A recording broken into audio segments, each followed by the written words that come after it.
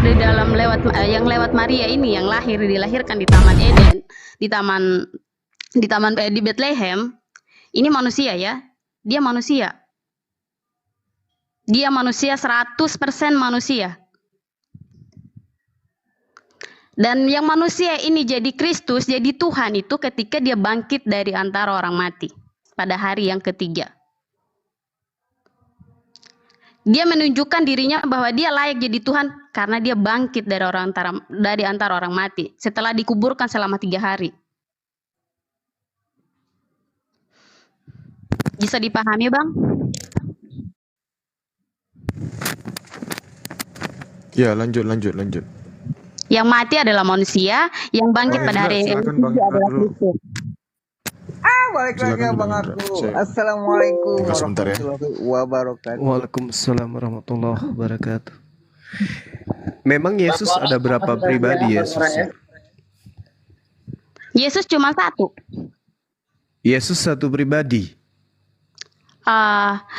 Yang kalian kenal kan ada Allah Tritunggal, mungkin itu yang kalian cari sekarang. Maksudnya ya kan? Enggak. Yang saya pertanyakan, Yesus itu ada berapa pribadi, Mbak? Satu. Tadi yang Dia cuma 100% satu, manusia, ya. Iya. Tapi katanya pada diri Yesus ada 100% Tuhan juga. Iya. Setelah dia bangkit dari antara orang mati. Oh, berarti sebelum bangkit dia 100% manusia dan 100% bukan Tuhan.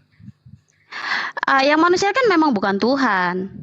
Nah, kenapa dia dapat gini aku jelaskan. Kenapa dia dapat melakukan banyak mukjizat sebelum dia mati? Karena Roh Kristus itu yang Kristus yang Tuhan ini sendiri ada di dalam Yesus itu. Saya rasa yang melakukan mukjizat itu adalah Yesus itu sendiri, bukan orang lain. Iya, benar. Yesus yang melakukan mukjizat karena Roh Allah ada pada Yesus. Oke, berarti kalau Yesus yang melakukan mukjizat ini 100% manusia atau 100% Tuhan? Ya, manusia. Tapi dia dapat melakukan mukjizat Allah. Dia dapat melakukan mukjizat Allah karena Roh Allah ada pada dia. Yang saya tanya, yang melakukan mukjizat ini Roh Allah atau Roh Yesus? Roh Allah lewat Yesus. Nah, yang manusia berarti berarti pada saat Yesus ini 100% manusia, dia juga 100% bukan Tuhan. Betul? 100% ada Tuhan di dalam dirinya karena Roh Allah ada pada dia. Tapi tadi katanya dia nggak disebut, maaf, sorry. Dia nggak disebut lagi manusia ketika dia bangkit. Dia 100% jadi Tuhan. Dia mengalahkan maut, sehingga dia dapat bangkit di antara orang mati. Oke. Lalu ketika dia bangkit, kemanusiaan yang 100% tadi itu kemana? Udah nggak ada, kan dia udah mati manusianya. Jadi tinggal Yesus, tinggal Kristusnya, tinggal Allahnya sendiri, Bapaknya sendiri yang tinggal di dalam tubuh itu. Tapi manusianya udah nggak ada. Manusianya ini yang mati atau gimana? Yang mati yang disalibkan itu adalah Yesus yang secara manusia. Oke, berarti secara manusia dia telah membatalkan hukum Taurat, betul? Enggak, dia nggak membatalkan dong. Loh, kalau dia nggak membatalkan, tapi kenapa Paulus kemudian memfitnah beliau? Di ayat mana? Galatia 3 nomor 3. Dia mati untuk membatalkan hukum Taurat dengan segala aspek yang ada di dalamnya. Nah, ternyata yang mati ini adalah kemanusiaannya. Manusia Yesus yang membatalkan perintah Tuhan itu upahnya tentu neraka, bukan?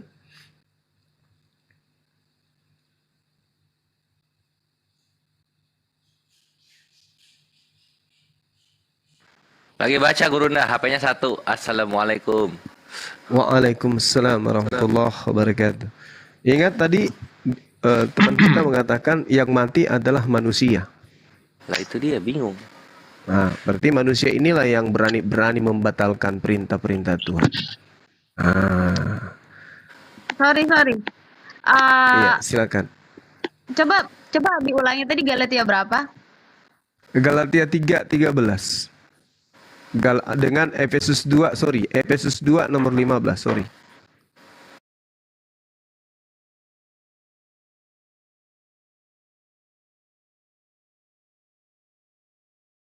Terakhir dari bangsa Arab, ada zaman akan diutusnya seorang nabi sudah dekat.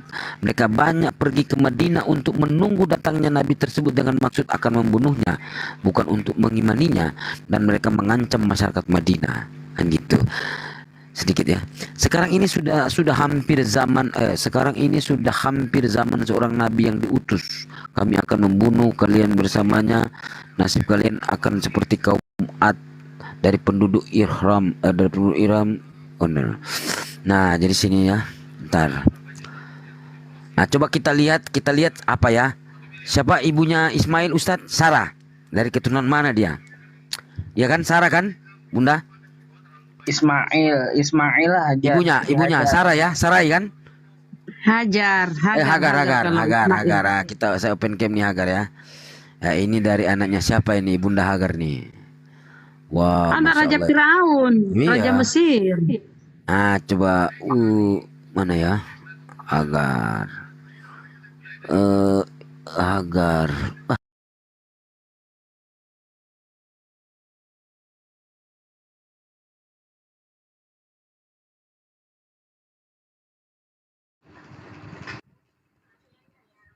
Mati lampu sebentar tadi. Ini lagi dicas ini HP-nya. Ya, dinaikkan aja tadi penyembah manusia mati durhaka. lampu tadi, Bang. Sorry. Ini pakai data, aku pakai data. Dijamin aman pakai data. Beli lagi terhitungnya. Iya, penyembah manusia durhaka Ini tadi ada udah di dinaikkan. bawah. Maaf ya Mina yang cantik, maaf ya. Oke.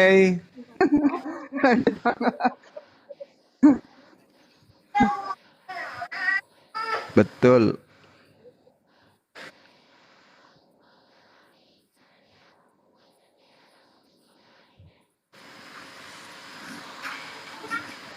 Iya, tapi kan Paulus memfitnah. Dengan matinya Yesus di atas tiang salib, Yesus telah membatalkan hukum Taurat dengan segala ketetapan yang ada di dalamnya. Sedangkan yang mati ini adalah manusia. Manusia yang membatalkan hukum Taurat. Nggak meniadakan, tapi dia datang untuk menggenapi. Coba Anda baca Efesus 2 nomor 15 tadi. Oke.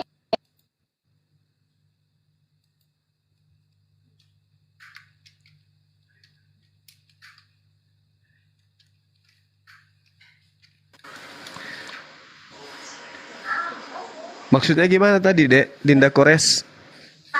Iya, rungkat tadi roomnya, kata hostnya 2 menit nunggu. Nah, ini rungkat lagi nih. Tuh, pada turun satu-satu tuh. Belum stabil. Ini pakai data, udah pakai data. Tadi kan pakai WiFi-nya mati lampu. Terus kalau pakai data aman. Sampai pagi juga aman. Aku belum makan. Lah ini. Lah itu makanannya tadi guru naik. Lagi turun sekarang. Itu makanya dia baca kitab tapi sambil lihat Google jadi mati itu. Makanya aku open cam deh, sini aku kasih lihat deh. Bantuin Bang Kor, bantuin. Daripada bolak-balik dia kasihan. Iya. Enggak sih, guru Mimin naik kasihan. lagi siapa sih tadi namanya? Assalamualaikum. Waalaikumsalam warahmatullahi wabarakatuh. Enggak diputusin ya Allah. Bang Kores, itu apa kepala burung lepas itu gimana? Bukan Ya, ini, nanti kepala burung kita lepas. masukin ke topiknya. Kenapa Bang Puci? Juma ini Bang Indra ada berita baru nih, burung ampun. kepala burung minta Nabi Nuh cium. lepas. Bang Juma. Bentar Bang Oriental. Bang Juma, kepala burungnya Nabi Nuh lepas. Kenapa kepala burung lepas? Kepala burungnya Nabi Nuh lepas. Ini Bang Juma sudah pernah dengar apa belum? Baru dengar ini. Kepala burungnya lepas. Nah, makanya ini kita tunggu Bang Kores, ini dia open cam ini. Burung apa ini? Kepala burungnya Nabi Nuh lepas. Mina jangan lihat Google. Bentar Bang Indra. Jangan lihat bentar lagi ini bantuin aja.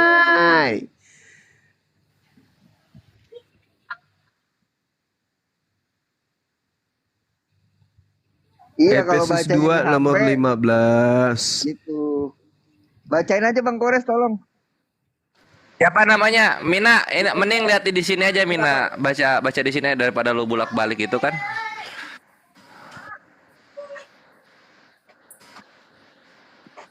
Izin Gurunda. Oke, nanti kita ke sana, kita baca dulu yang ini ya. Sebab dengan matinya sebagai manusia, ia telah membatalkan hukum Taurat dengan segala perintah dan ketentuannya. Ini. Nah, ternyata yang mati itu yaitu manusia. Manusia Yesus.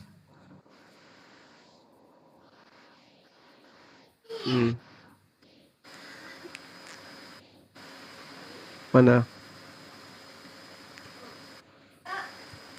Apa yang saudara ingin ini? Yang mau serahkan gitu. Apa yang saudari ingin perlihatkan? Datanya kan udah jelas tuh. Pengakuan Paulus bahwa Yesus mati, dengan kematiannya dia telah membatalkan hukum Taurat bersama dengan ketetapan yang ada di dalamnya. Kata siapa? Kata Paulus. Apakah ini fitnah atau ini adalah sesuatu yang benar sesuai dengan fakta? Ya silakan Anda baca Matius. Kalau Anda membawa Matius 5, justru itu membuktikan bahwa Paulus ini penyesat. Ayo, silakan. Saya sambil ini ya, sambil renang. Lanjut. Bang Kores, mana kepala burung? Ada, udah siap, tinggal buka itu. Topiknya lagi nggak di situ. Nanti kita ke sana. Orang yang ngebahasnya juga nggak ada ini. Orangnya siapa sih tadi yang ngebahas tuh?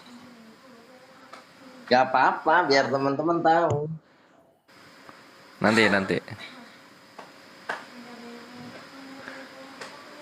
Batal hukum Taurat loh, Mina, buset, keren banget ini. Ini kenapa sih nggak pernah dibacain di gereja sih? Kenapa ini ditutup-tutupin? Kita kasih tekanan mental kepada Mina. Mina, hukum Taurat batal loh. Paulus ini siapa sih? Siapanya Tuhan Paulus ini?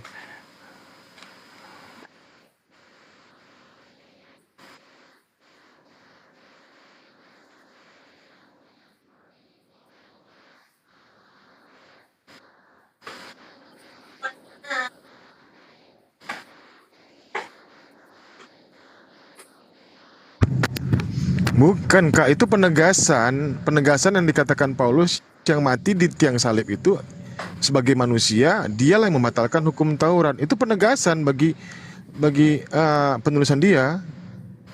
Bagi kalian yang mempercayai kepada tulisan-tulisan Paulus, itu ditegaskan dia situ. Dia menegaskan di situ, Mbak. Loh, kenapa suara Mina nggak ada di YouTube gua? Ini sih dia ambil lihat itu baca kitab di HP. Bang Laskar, selamat malam. Ya, salam. Nanti Ya, itu kan sudah aja ditampilkan baca. sama Bang Kores, Mbak. Itu aja di situ aja yang dibaca gitu. Nanti mentah. Enggak, maksudnya gini loh, Mina, lu di rumah nggak ada biblos cetaknya? Ada nggak biblos cetak?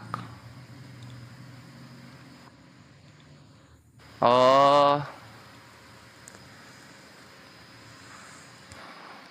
Nggak begini loh, saya mau ngomong sama Sapam tadi ya, Kepala Sapam. Gini Pak Sapam, kamu kan jalur hukum, meskipun kamu terendah di jalur hukum, jadi ada istilah rek generalis overat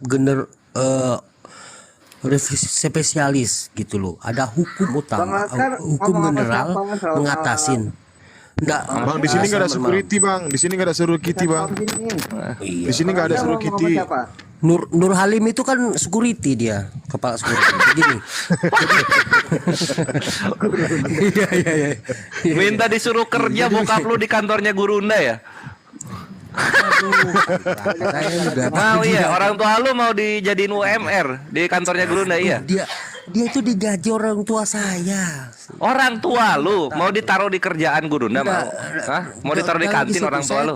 Saya tahu siapa ini si Nur Halim ini, saya tahu dia. Jadi begini. Jadi itu kalau kalian tahu rek generalis of spesialis itu dia kan hukum utama mengatasi hukum general kan begitu. Jadi bukan meniadakan, berarti hukum cinta kasih itu mengatasi gitu loh. Iya, ini jadi batal Jadi kan? bukannya Kasih menadakan, membatalkan Rasul. hukum Taurat loh. Iya, tapi karena ada biar saya deh. siapa? Ah, Gimana? cakep guru. Biar saya deh. Baik. Saya tanya dulu, Pak Sapam, saudara. silakan. Laskar Kristus, kamu tahu nggak bahwa yang membunuh Tuhanmu itu Sapam Romawi? Kok Sapam? Situ kan jadi. Sapam itu kan kamu. Wah, kamu bawa Sapam karena kamu Tentara Sapam Romawi gitu. loh itu. Nah, Tentara Romawi gitu itu dong. Sapam Iya, juga nya itu. Enggak. Satuan kamu keliru. keamanan. Jadi kalau Sapam itu satuan pengamanan, kalau tentara itu dah. Tuhanmu itu dibunuh Tentara Sapam, enggak. kamu nggak malu? Enggak, jangan gara-gara kamu Dieksekusi Sapam, sama kamu bawa Sapam. kamu jadi tentara. Di Enggak, Indonesia kamu tuh ini sebetulnya- ada jutaan Nur. Sapam loh di Indonesia Nur. ini. Kenapa kamu Nuralim, bawa-bawa itu? Nuralim, begini loh Nuralim, jangan karena kamu Sapam kamu setarakan kamu dengan tentara, nggak boleh begitu. Iya, tapi faktanya Iya kan, Tuhanmu baik, itu dibunuh oleh kesatuan keamanan. No problem. Kekaisaran Romawi. Nggak masalah dengan itu. Enggak nggak masalah bisa. dengan Tanpa itu, Satpam terus- Romawi kagak ada penebusan dosa. Gak ada Tuhan kamu. Bukan. Kenapa kau bawa-bawa Masalah kesatuan? itu bukan urusan Loh, iman. Saya Sapam, apakah itu urusanmu juga? Sama dengan Saya tanya dulu, Muhammad saya yang tanya dulu. disunat. saya Sama dengan Muhammad Sapam yang itu disunat dari apakah lahir urusanmu? lalu disunat lagi. Berapa kali Muhammad disunat kan begitu logikanya. Saya tanya samamu. Saya Sama Sapam, dengan saya kekuatan cleaning ngentot service, apa Muhammad. hubungannya Sebentar, sama Sapam. Oh, Kepala penghujat ini, Sapam. penghujat. Udah, turunkan. Kau ngomong apa di sini? Penghujat. Kau ngomong apa di Tuh, sini? tuh, pengecut. Penghujat, Kau turunkan. ngomong apa Tukang, di sini? tukang lagi. Tiga Tuhan orang lu pasti tukang pengecut nih. kawin Ya. di sorga, mending diem daripada gua buang bahas aja nih, nanti. buang aja, bang. Tengoklah ini ya, teman-teman yang memberikan data-data palsu kepada sesama penyembah manusia. Tengoklah mulut biadabnya ini teman-teman kau. Ya. Jadi mulut-mulut biadab penyembah manusia yang bawa-bawa kesatuan pengamanan untuk memfitnah dan seterusnya. Tengoklah ini akibatnya. Aku Kayak pernah gitulah. lihat dia bareng kiamat Gurunda ya. Seringnya makan kiamat. Lanjut Bang Asdar, selamat malam Bang Asdar. Sakit hati nih, Malam bang, assalamualaikum. Mana di bawah Gurunda? Waalaikumsalam warahmatullahi wabarakatuh. Oh Islam. Sakit hati nih, Biasalah Gurunda, Roh Kudusnya itu yang nuntun Lukas 12:12. Ya, nggak bisa Tadi diajak yang dialog. saudara Mina mana? Tahu tuh kemana dia? Kaget dia baru baca, jahat banget datanya. Baru tahu dia Torah dibatalin. Ya itu dia.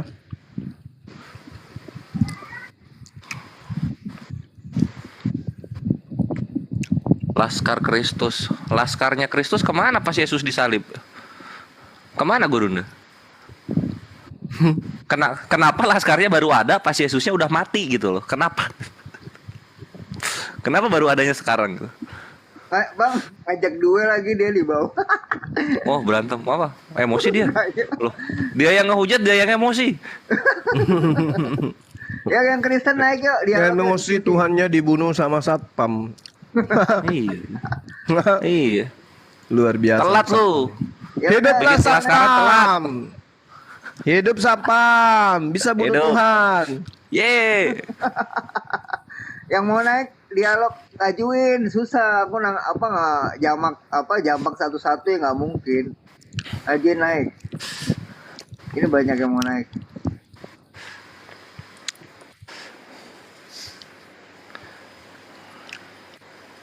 Mana tadi Ini ya. Sina? Iya itu kemana dia?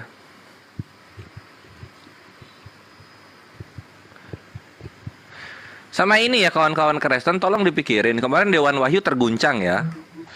Gara-gara gua tanya begini, itu kan di Matius 28 nomor 19 kan ada perkataan begini, kepadaku telah diberi kuasa surga dan bumi, kan gitu ya. Telah diberi kuasa gitu. Kalau udah diberi kuasa di sorga dan di bumi, ngapain balik ke sorga tuh ngapain? Diem di dunia dong. Standby. Gitu kan? Bikin gedung kerajaannya gitu. Apa kek memajukan kehidupan orang Yahudi yang tercerai berai, apa kek ngapain naik ke sorga? Kan gitu. Terus nanti kalau dijawab iya di berapa tuh di Korintus kalau nggak salah di Filipi atau di Korintus gitu ya. Iya, dia harus naik ke surga sampai waktu pemulihan. Gurunda, Edis di Ya. bawah, Edis nungguin. Jadi ngapain naik? Selamat malam. Ngapain Mbak naik Fani. gitu loh. Malam Mbak Fani. Apa kabar? Mbak Fani. Udah Apa belum? kabar Mbak Fani?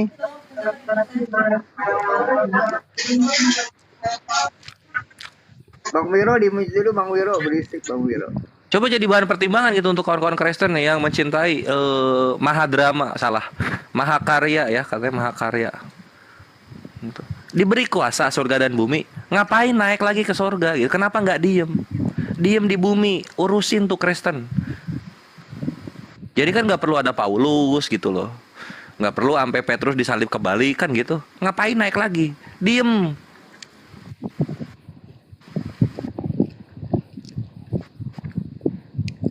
Mbak Fani mau dialog gak? Oh ada nih. Mbak Fani, Thank you. itu di mute. Ah. Saya dengar-dengar aja kalian ngobrol. Oh mau nanya boleh. Enggak, saya mau dengar-dengar aja kalian, kan kalian lebih pintar. Jadi saya mendengar saja. Boleh. Kalian lebih pintar, lebih Nah, ya udah aku nanya ya. Enggak, saya nggak mau aku ditanya, ini bego, saya aku menyimak mengosongkan aja. diri. Kalian ngomongin apa aja, saya nyimak aja. Ya udah nyimak aja deh kalau gitu. Ya. Oh, ya udah. Mudah-mudahan tercerahkan. Oh, Jadi- mudah-mudahan tercerahkan.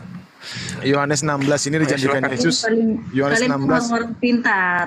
Iya Kak. Pintar, Di sejagat Yohanes raya. 16 di Yohanes 16 dikatakan Yesus bahwasannya akan datang roh kebenaran. Nah, ternyata akan datang roh kebenaran setelah nanti dia akan syaratnya dia harus naik dulu ke langit atau kembali kepada Bapa baru dia akan datang. Nah, ternyata yang datang nih Paulus, Kak. Apakah roh kebenaran itu adalah Paulus, Kakak? Tuh ngapain ngirim roh kebenaran coba? Yang diberi kuasa Yesus. Yesusnya malah kabur dari tanggung jawab ngasih roh kebenaran. Apa sih? Apa konsep apa ini? Bingung gua.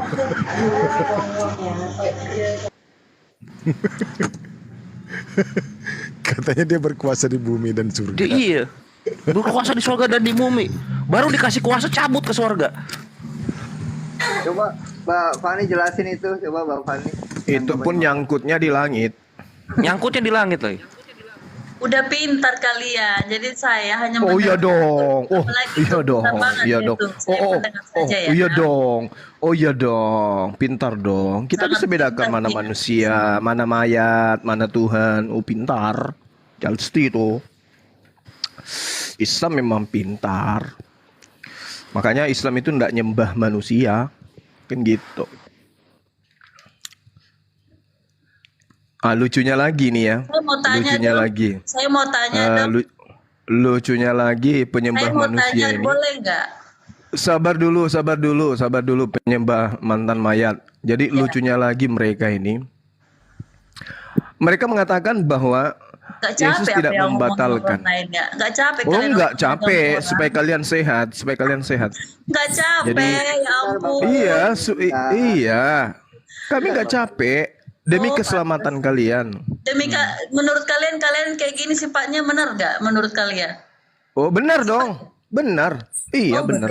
pantas. Oh. Benar. Pelihara lah Benar. pintaranmu itu ya, pelihara Iya, iya. semaksimalnya. Jadi menurut mereka ini yang berdasarkan 1 Korintus 4 ya nomor 10 yang mengaku bodoh gitu ya kan. Iyalah, kenapa Mereka kalau mengatakan, bukan rasa kamu dengar diam, kalian? Iya, nggak bakalan nyambung. diam, Diam dulu, diam. Kakak, Kamu diam dulu, aja Kakak. nyuri kitabnya Yahudi kok.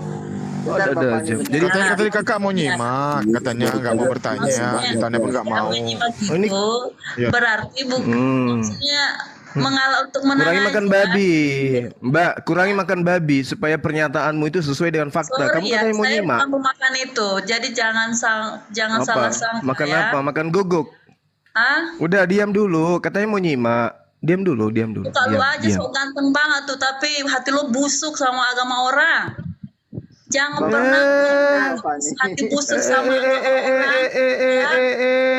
Periksa agama lo. Memelihara hati yang busuk sama agama orang dan kamu merasa kamu orang yang paling benar dan kamu tidak menyadari bahwa Bapak nih jangan pakai pribadi, dialog aja. Nah inilah ya kawan-kawan Kristen di bawah gitu kan, penghujat lu naik ke atas, bubuk yang sakit hati Kristen yang lain. Contohnya Fani nih, Laskar Kristus ya ongkang-ongkang kaki, tapi ketika dikonter bahasanya yang sakit hati siapa? Kristen-Kristen yang seperti ini. Nggak menyadari hatinya Itu nikmatnya di dunia apologet itu. Kalau busuk, kalau hati kami busuk itu kami nggak ada di sini. Laki-laki Kami biarkan kalian itu. Kami biarkan kalian. Membahas agama-agama orang. Lah kalian apa? Ngambil kitabnya agama orang. Lupa. Memang kalian itu Nggak masuk akal. Kitabnya agama Yahudi diambil, diakui sebagai kitabnya. Ceramahilah orang-orang yang tersesat yang di jalan sana, ajak sholat, itu yang benar. Kalau kamu seorang ustaz, ajak orang-orang bersolat, ajak orang-orang bersolat, itu yang benar. Di sini tempatnya bukan nangis. Di sini bukan tempatnya nangis. Tempat untuk menghina agama orang. Siapa yang menghina? Siapa yang menghina? Siapa yang menghina? Siapa yang menghina? Siapa yang menghina? Siapa yang menghina? Kamu menghina agama orang, kamu tidak menyadari. Mana buktinya? Mana buktinya saya menghina? Banget hatimu itu sama agama orang. Mana buktinya saya menghina? Agamamu paling benar, pintar banget kamu. Mana buktinya saya menghina? Mana buktinya? Kamu kayak Paulus. Kamu itu kayak Paulus menuduh Yesus yang tidak-tidak. Kamu mencari orang-orang Kristen yang apa? Yang apa? Yang apa? Orang-orang Kristen yang tidak tahu bagaimana isi memang Alkitab ada itu. Memang ada Kristen yang tahu tentang kitabnya. Dia ngerti, tapi kamu memang ada Kristen yang tahu kitabnya. Enggak, kamu mencari lawan bicaramu dengan orang-orang yang tidak memperdalam Alkitab, yang hanya. Ya, memang ada yang memperdalam Alkitab dari kalian ada. Nama Alkitab aja kalian tidak dalami. Kamu memanfaatkan orang-orang Kristen yang hanya mereka tidak tahu apapun di Alkitab itu, yang jarang membuka Alkitab. Terus? Makanya semuanya menerangkan sama kamu itu hal-hal yang tidak benar. Jadi kamu jangan telusuri. Ya itu makanya saya bilang kalau nggak masuk akal, pelajarilah agamamu sendiri, perdalam, ajak orang sholat. Justru ini adalah bagian daripada agamaku. Udah agamamu lah kamu ini maksudnya. Ya, ini agamaku ini yang sedang kubahas. Jangan ini agamaku yang sedang kubahas. Jangan pernah membahas agama orang dan kamu merasa kamu udah pintar ya. Jangan nangis di sini, Mbak. Enggak nangis saya. Saya hanya mengingatkan bagusnya kamu ke gereja, kamu pertanyakan pendetamu, dasarnya perpuluhan itu mana? Tanya mereka. Itu mana Tuhan itu tanya dimana? dulu. Kamu itu menurut kamu aja. Kalau saya tanya bilang, pendetamu, apa dasar perpuluhan dibayar di gereja? Masuk akal gak? Masuk akal gak kalau orang tanya Kristen itu ngomong sama kamu? Kalau tidak masuk akal, pelajarilah agama. Kamu jangan curhat di sini. Jangan pernah mempelajari agama orang ya. Karena tidak masuk tanya akal pendetamu, perpuluhan di gereja itu dasarnya dari mana? Itu kamu tanya. Tanya itu. Kamu tanya aja. Kenapa kamu suruh saya? Kamu yang tanya pendetamu, Pak Pendeta. Dasar perpuluhan kami bayar itu apa? Kamu pergi ke perpuluhan itu kan hukum Yahudi. Menteri Pemerintahan Agama, Menteri Agama, kamu tanya sana. Kamu tanya, kenapa ada Kristen terus kamu kenapa nangis di sini? Kamu tanya ke Menteri Agama itu, kenapa ada agama Kristen sih di dunia ini? Ya sebenarnya nggak cocok di Indonesia, karena Indonesia itu berkonsep ketuhanan satu. Kamu Tuhanmu tiga, nggak cocok sebenarnya. Kamu tanya dulu ke Menteri Cuma Agama. negara kita ini baik. Kristen di dunia ini gitu, tanya dulu. Hapus agama lain apa urusannya? Apa urusannya? Apa urusannya? Apa urusannya? Enggak, kamu aja nggak sadar diri. Satu, ketuhanan yang Maha Esa. Maha Gila lu. Maha 3 itu nggak cocok. Maunya lu di sini aja berani ngomong, ngoceh-ngoceh, sambil cari duit aja lu manfaatin agama lu. Manfaatin agama lu, menghina agama orang, manfaatin Ini agama, kayaknya sudah 3 bulan suaminya nggak pulang. Turunin aja, Sudah 3 menghujat bulan suaminya nggak pulang kayaknya.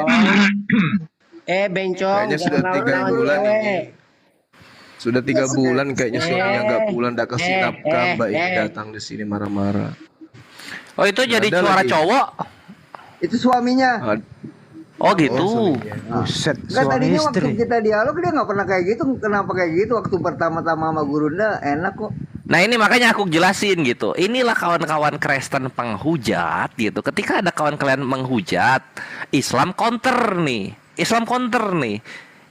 Udah kalian bubuk nggak bisa ngebantah, yang di bawah yang mendengar sakit hati jadinya, gitu loh. Gara-gara kita counter, satu Kristen, satu komunitas Kristen di bawah sakit hati. Kayak si Fani itu, ya, itu korban-korbannya tuh itu tuh, gitu. Iya, bawa-bawa sapam. Terus kalau saya sapam kenapa? Kamu lebih mulia gitu. Saya sapam. Nama saya Nur Alim. Terus apa masalahnya? Cobalah itu. Paulus aja tadinya namanya Saulus, ganti nama. Emang kenapa rupanya? La haula wala quwata illa billah. Apa masalahnya dengan akidah? Oh, Nur Alim itu sapam, Zulkifli Emabas sapam, cleaning service, hansip. Terus apa hubungannya dengan dialog kita? La haula wala quwata illa billah. Daripada Tuhanmu dibunuh orang. Itulah aku bilang, gila orang-orang ini. Kamu tahu nggak? Kau cederai jutaan sapam di Indonesia loh, bawa-bawa ke sini. Kau tahu itu orang jadi sapam sekarang puluhan juta biayanya untuk pendidikan, dan itu dibawa naungan Polri. Bawa-bawa sapam kesatuan. Itu kesatuan itu. Negara ini juga adalah bagian dari mereka. Negara kita ini aman. Perbankan sapam, pegadaian sapam, apalagi dinas-dinas sapam. Terus kenapa kamu bawa-bawa yang kayak gitu-gitu? Perumahan juga dijaga security. Iya. Tuhanmu Kristen juga itu ya? berdoa, dijaga, diamankan. La haula wala quwata illa billah. Lucu orang-orang ini. Selamat datang kembali Bang Jo. Apa kamu diajarin gitu? Menghujat Selamat malam, pribadi Victor. kayak gitu. Menghujat Apa kabar? pekerjaan. Bang Wanor lagi ngomong, biarin aja, jangan diucapin dulu kayak gitu. Jangan. Lucu ya teman-teman kita ini. Kalau Iya, udah frustasi gitu. Padahal saya Nggak cuma peduli. ingin mengatakan, iya, saya hanya ingin mengatakan, kalau Taurat itu tidak dibatalkan oleh Yesus, Kristen itu nggak ada. Kristen ini dari mana coba? Ayo, Kristen ini dari mana? Kalau Taurat tidak dibatalkan, Kristen ini dari mana?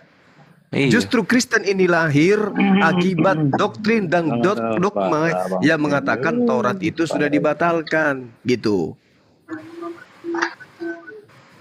Andai saja doktrin itu nggak ada, ya maka Bang Suma ini bernarasi nggak pakai logika, nggak pakai akal nih kedengarannya.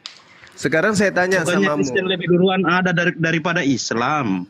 ya sudah, oke, Kristen lebih duluan ada, oke. Iya, Sekarang saya, terus kenapa oke. bilang Kristen itu nggak ada? Lah, Kalau Kristen di Yahudi itu udah sekarang ada dari gini, dulu, sekarang sebelum Islam begini, lahir. sekarang begini. Apakah Taurat Apa itu untuk Enggak, ngomong itu non-Yahudi? berlogika, Bang. Saya Jangan tanya dulu. pikir orang semua bodoh. Saya tanya dulu, apakah Taurat itu untuk non-Yahudi? Nah, keluhkan lidah kau kan? Nah, sampai apa ususmu itu? keriting Gimana? jadinya. Ya memang orang Yahudi. Nah, terus Kristen dari mana? Bukan untuk orang Arab. Nah, terus nggak? Kristen Itu dari bukan mana? Orang Arab. Terus Kristen dari mana? Kalau Taurat itu untuk Bani Israel, Kristen ini dari mana? Ya memang Yesus itu Bani apa? Saya tidak tanya Yesus, kampret. Saya tanya kau, Kristen. Lo yang kampret. Ngomong aja kayak apa orang ini? Katanya nggak pakai logika. Katanya sekarang, Ustaz. Masa sekarang ngomongnya saya kayak begitu tanya. sih? Ya nggak Seperti- apa-apa, Fred. Ya modern sedikit, Kampret Fred. lo. Lo yang kampret. Fred. Ditanya baik-baik, Ustaz ngomongnya kayak jawabannya gitu. baik-baik. Siapa Parah. bilang saya Ustaz? Gimana? Hah? Gimana apanya? Gimana jemaahnya mau percaya Ustaz kayak gini? Kurang ajar. Kurang ajar apa? Parah. Kau yang kurang ajar. Nggak bisa bantah kurang ajar. Gimana Utusan jemaahnya mau Tuhan percaya kok orang gitu. kayak gini? Udah, Ngomongnya aja nggak usah maki-maki. ngawur. Sekarang saya tanya samamu. Maki-maki orang. Sekarang saya tanya samamu. Kalau Enggak, Taurat sekarang itu, enggak usah saya bertanya sekarang. Abang jawab. Bang Suma, kalau pintar. Takut ya ditanya ya. Takut ditanya ya. Siapa yang mau mau jawab nih? Takut nih ya. Enggak, saya Agamamu mau itu tanya dari nih. mana? Itu dulu agamamu dari mana? Kristen itu agama dari mana? Itu dulu jawab. Yahudi. Keselamatan berasal dari Yahudi. Yesus. Yahudi. Iya. Yahudi Iya, Yesus orang mengajarkan. Yahudi. Yesus Di orang mana Yesus Yahudi. mengajarkan? Di mana Yesus Lah. mengajarkan Kristen? Di mana? Ya pengikut Yesus itu kan Kristen. Pengikut Yesus itu Lah, Kristen. parah orang ini masa Ustaz kayak gini. Siapa muridnya Yesus yang makan babi? Coba sebutkan. Pengikut Kristus kita. Iya. Coba Iya, sebutkan kalau- satu nama pengikut Yesus yang makan babi. Enggak berdalil. Dalilnya gimana? Sebutkan Kalau orang satu kita- murid Yesus ibadah hari Minggu. Bang ini ngomong aja. Ibadah Coba hari dalilnya Minggu di itu mana? kita memperingati Itu Yesus dilarang bangkit. makan babi. Saya tidak tanya Eh, itu parah ibadah minggu hari itu. Minggu. Saya Makanya kalau nggak tahu minggu. jangan ngomong. Yesus ibadah hari Sabtu. Bang Yesus Cuma mengaku ini, untuk parah. Bani Dan Israel. memperingati kebangkitannya hari sekarang Minggu. sekarang saya Enggak gini sekarang loh, saya gini tanya loh, sama gini loh, Bang kalian. Suma, Bang Kristen Suma. ini dari Gini mana? loh. Kristen ini dari mana? Gini loh Bang Saya Suma, saya tanya mau dulu. nanya nih Bang Dulu, Suma. dulu. Oh Pengikut Suma, Kristus. saya mau tanya ya abang ini. Kristen ini dari diam dulu, mana? saya mau tanya abang ini. Ajarannya Enggak, saya mau Kristen tanya ini Suma. dari mana? Oh Suma. Ajaran saya mau Immanuel nanya ya udah nih. kalau mau nanya tunggu dulu ya. Iya, Mas saya dulu mau Immanuel. tanya. Victor mau jawab itu. Suma, saya mau tanya. Menurut abang ini kepercayaan orang Kristen salah? Salah dong. Ah, Masa manusia dituhankan? Tuh, Singkat bahaya. jelas. Daripada batu yang dituhankan?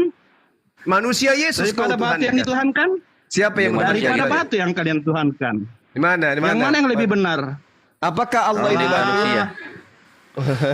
Wah, Kan? parah lu. Parah lu. Tuhankan batu. Tuhankan batu. Wah. Di Immanuel, mana? ini tuh baru pertama loh. Lu tuh baru manusia, udah manusia disembah, salib disembah, batu penjuru disembah, semua Ada barang batu disembah. disembah. Wah, parah. Udah diturunkan yang nggak ada ilmu kayak gini, turunkan. Nah, Diturunkan. Hilangkan dulu Rasulullah julukan Yesus bersabda. batu penjuru, Turunkan. baru naik lagi. Victor, silakan Bang Jul, mendingan Bang Jul ada ilmu. Ya, jawab. Kristen ini dari mana, Saudara Victor? Jawab, silakan.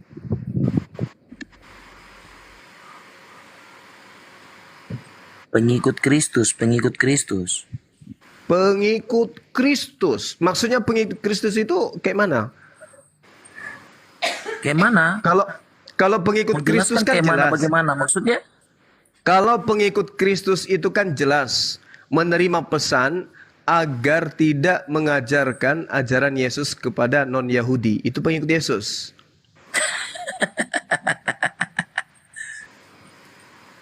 Kenapa nangis? Bukan nangis, aku rasa lucu. Lucu ya? Jadi Matius 10 itu salah? Nomor 5, nomor 6, salah?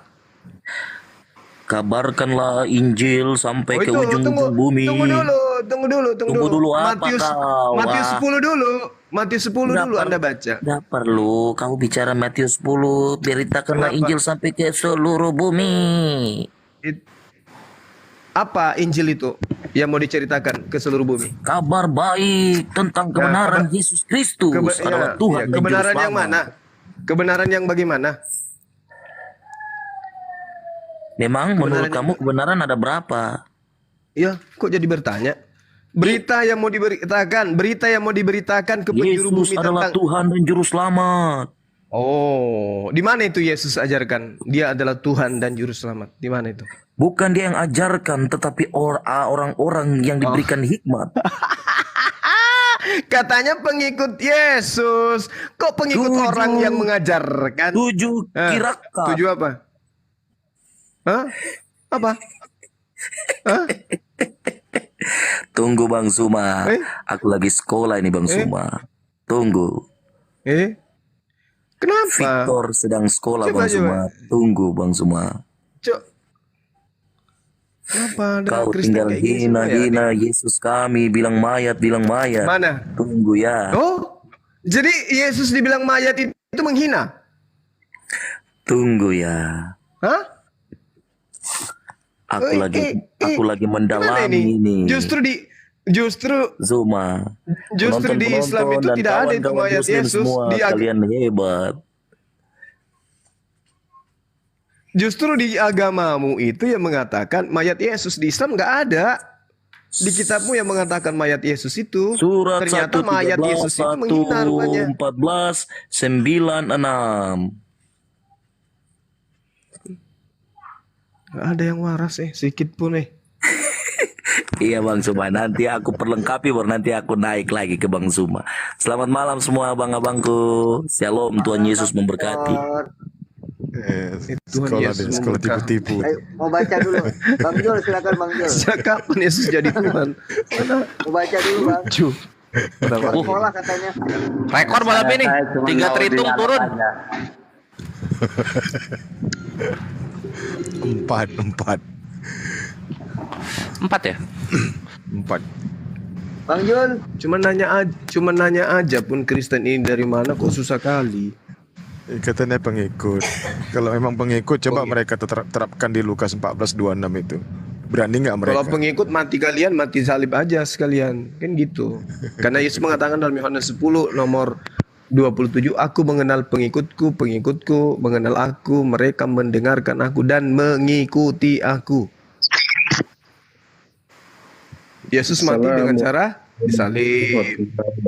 Kalau kamu jadi pengikutnya, harusnya juga kamu mati disalib. Gitu. Bang Hos, kalau mau kasih naik orang itu, kalau mau kasih naik orang itu yang berilmu biar kita ya bisa dicerahkan. Itu yang naik itu tidak punya ilmu semua, tidak usah diladenin. Hah? Yang oten-oten dari Islam Kristen. Aku Islam, aku Muslim. Yang oten-oten yang tidak berilmu itu tidak usah dinaikin. Ya kalau yang ada ilmu bukan oten Bang. Enggak, maksudnya kan setidaknya kan mereka bisa memahami sedikit. Ini yang naik ini pada ngawur, makanya tidak jelas. Dialognya jadi tidak beredukasi gitu nah. Oke, makasih ya Bang. Oke. Dibawa dulu ya. Oke. Ya. Yuk.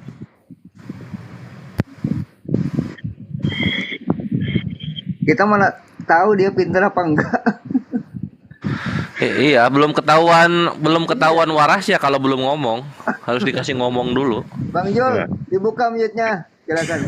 Bang Laskar dibawa dulu ya. Makasih ya sarannya. Yo, Assalamualaikum. Waalaikumsalam warahmatullahi wabarakatuh.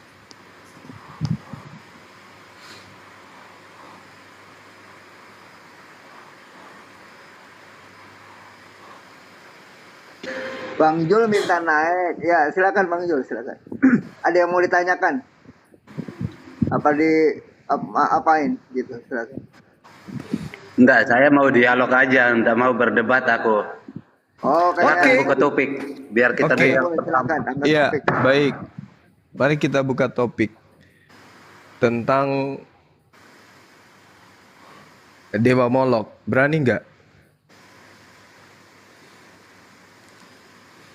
Kenapa dengan Dewa Molok? Silakan. Ya, Dewa Molok itu adalah sesembahan orang-orang dahulu, di mana mereka orang-orang yang mengimani Dewa Molok ini senantiasa mempersembahkan darah manusia sebagai korban persembahan. Nah, agama saudara itu berbeda dengan agama Yahudi dan Islam. Kalau di dalam ajaran Islam, jelas sekali itu seirama dengan Imamat 1 nomor 2, bahwa Tuhan ketika menginginkan persembahan kepada manusia, maka Tuhan kemudian meminta persembahan berupa hewan ternak. Itu diterangkan di dalam Al-Quran surah Al-Hajj ayat 34. Walikulli ummati ja'alna mansakal liyazkuru smallah ala ma razaqahum min bahimatil an'am. Jadi hewan ternak yang kemudian dipersembahkan. Itu pun dipersembahkan kemudian sebagai bukan penebus dosa waris, tetapi dosa perbuatan. Begitu juga di dalam kitabnya orang Yahudi, Imamat 1 nomor 2, berbicaralah kepada orang Israel dan katakan kepada mereka, apabila seseorang di antara kamu hendak mempersembahkan persembahan kepada Tuhan, haruslah persembahanmu yang kamu persembahkan itu adalah hewan ternak. Sama dengan Islam. Hewan ternak. Dewa Molok, darah manusia. Kristen, saya mau tanya kepada saudara, yang korban di atas salib itu hewan atau manusia menurut saudara? Silakan.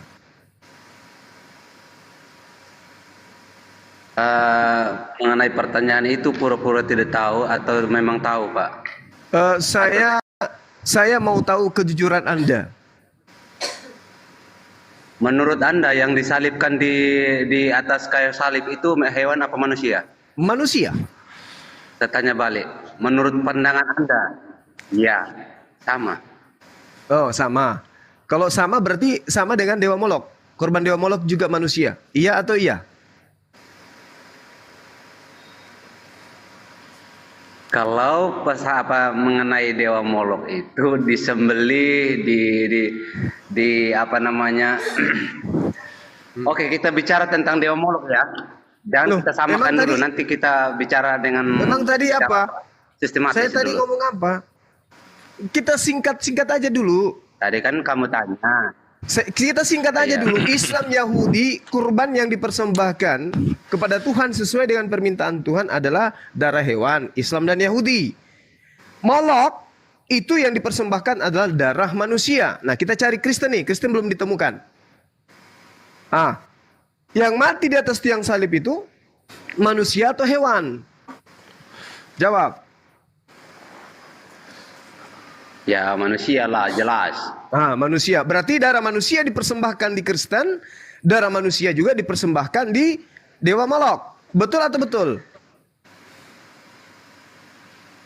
Persembahan yang kita Bang Zuma.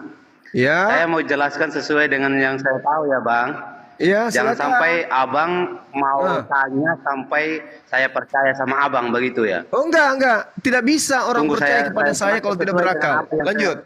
Silakan. Oke. Berbicara tentang Dewa Molok, pada zamannya Israel, mereka mempersembahkan suatu persembahan untuk membangkitkan hawa nafsu mereka melalui persembahan. Bahkan bukan hanya mempersembahkan manusia, mereka mempersembahkan anaknya mereka. Nah, kalau Anda baca semua di kitab-kitab ini, menjelaskan secara detail bagaimana mereka mempersembahkan anak mereka sendiri. Untuk apa? Untuk memuaskan hawa nafsu mereka, untuk dijawab oleh dewa-dewa mereka. Tapi kalau persembahan Yesus bukan berarti untuk memuaskan hawa nafsu manusia, Bang. Justru persembahan yang dipersembahkan Yesus itu di kayu salib itu untuk menebus dosa. Nah, persembahan kalau kita yang Anda kutip tadi di Imamat sebenarnya bukan hanya persembahan korban bakaran, itu banyak hal yang dipersembahkan di Imamat ini. Korban bakaran, korban sajian, korban apa lagi? Korban keselamatan, korban penghapus dosa, dan sebagainya. Berbicara tentang korban, Allah sudah menjanjikan bahwa keselamatan itu harus ada korban.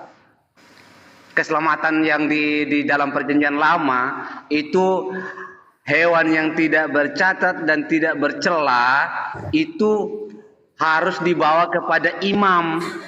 Nah, pada imam-imam pada saat itu mereka dipercayakan untuk menyembelih korban yang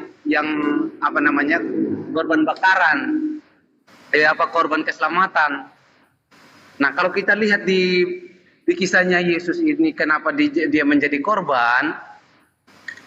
Dia menggenapi janji Allah bahwa akan ada keselamatan dari Allah, bukan dari manusia, bukan dari manusia sendiri yang berbuat dosa lalu diselamatkan diri sendiri. Tidak bisa, karena Allah itu sendiri yang dapat menyelamatkan sesuai dengan janji.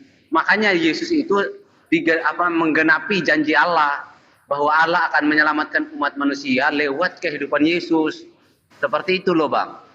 Harus ada darah. Dalam imamat itu harus ada darah untuk menghapus dosa manusia. Nah, seperti itu Bang Juma. Iya. Jadi tadi saya narasikan kepada saudara, Tuhan kami, Yahudi dan Islam, persembahannya itu adalah persembahan darah, tapi hewan.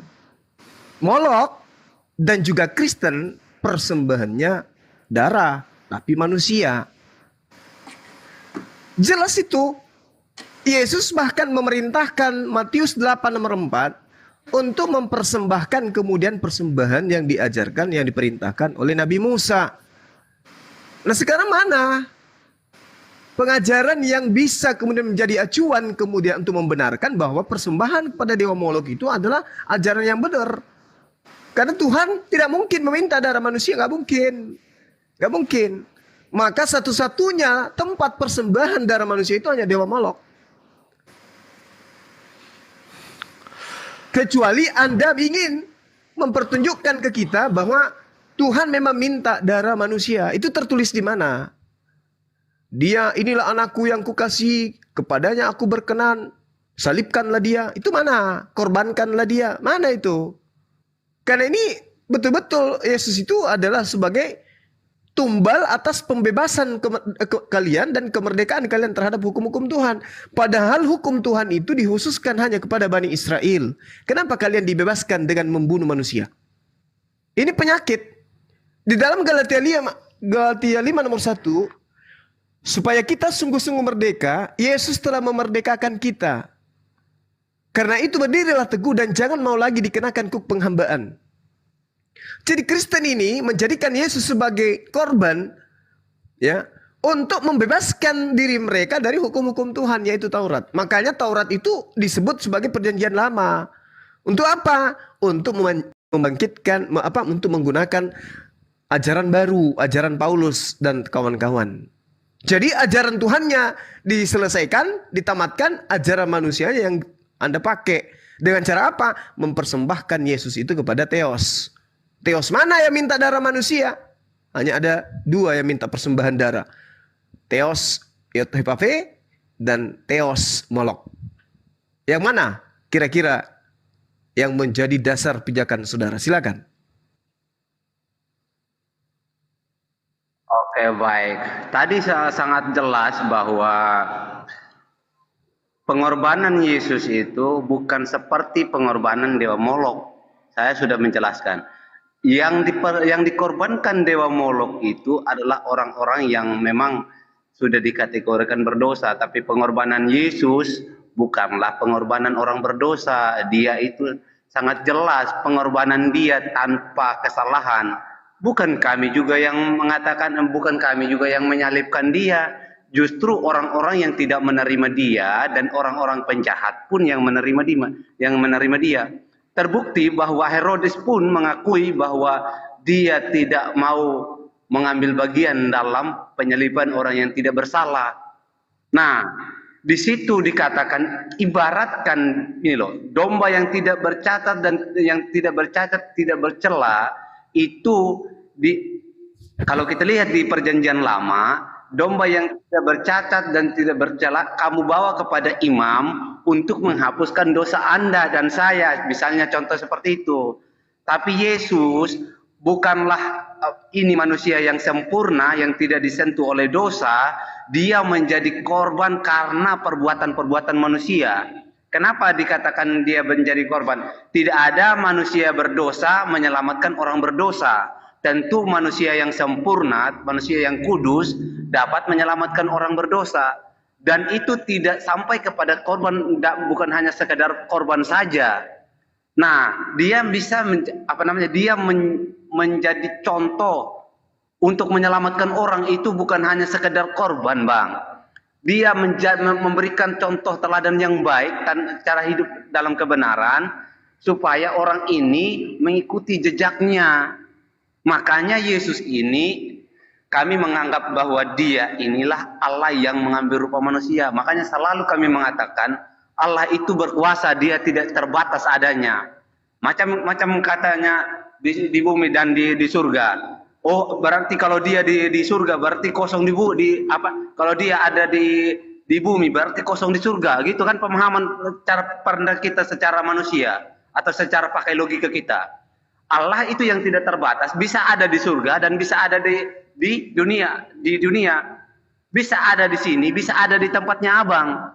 Itulah ketidakterbatasan Allah. Tapi kalau Anda mengatakan, wah, kalau misalnya di surga kosong, berarti Allah di dunia. Tidak seperti itu pemahaman kita, Bang. Tidak sampai pada hal itu. Makanya Allah itu kami meyakini bahwa Allah itu tidak terbatas. Berdasarkan tadi pengorbanan Allah itu adalah wujud dari belas kasihan. Tidak ada seorang pun yang dapat menyelamatkan dirinya sendiri tanpa dari Allah sendiri yang menyelamatkan. Seperti itu loh, Bang. Kalau kita berbicara tentang korban, itu menjelaskan tentang belas kasihan. Kasih Allah. Kenapa dia belas kasihan kepada kita? Karena manusia ini, Abang ini adalah orang yang berharga di mata Tuhan, yang berharga di mata Allah, yang mulia di mata Allah. Makanya dia mengambil rupa manusia untuk menyelamatkan Abang dan saya dan semua orang yang ada di sini. Itu maksudnya sebenarnya tentang pengorbanan. Bukan hanya sekedar datang kayak jalan-jalan lalu pulang. Itu kemanusiaannya kita, tidak seperti itu yang kita pandang. Begitu dari saya sih, Bang, yang terbatas ini. Mungkin silakan Abang jelaskan secara dari pandangan Islam kah? Kalau dari pandangan saya sebagai orang Kristen yang terbatas, ya itulah yang saya bisa sampaikan. Oke, jadi kalau di Al-Quran itu kan sudah sangat jelas itu. Laqad kafaral ladzina qalu. Ya, kafirlah orang yang berkata bahwa Allah itu adalah Isa. Itu kafir itu. Artinya ketika kemudian Tuhan di tengah rai datang menjelma, inkarnasi, menjadi manusia, maka hukumnya kafir. Nah, kenapa kemudian dalam konsep agama saudara, seperti yang saudara narasikan barusan, bahwa tidak seperti Molok, beda. Ini yang datang Tuhan sendiri. Loh, kayak mana ceritanya Tuhan datang jadi korban? Siapa dan di mana agama itu? Ada agama para nabi, Tuhan menjadi korban. Ini lebih parah lagi nih. Makanya dikatakan oleh Yesus bahwasanya 2 kali lebih jahat.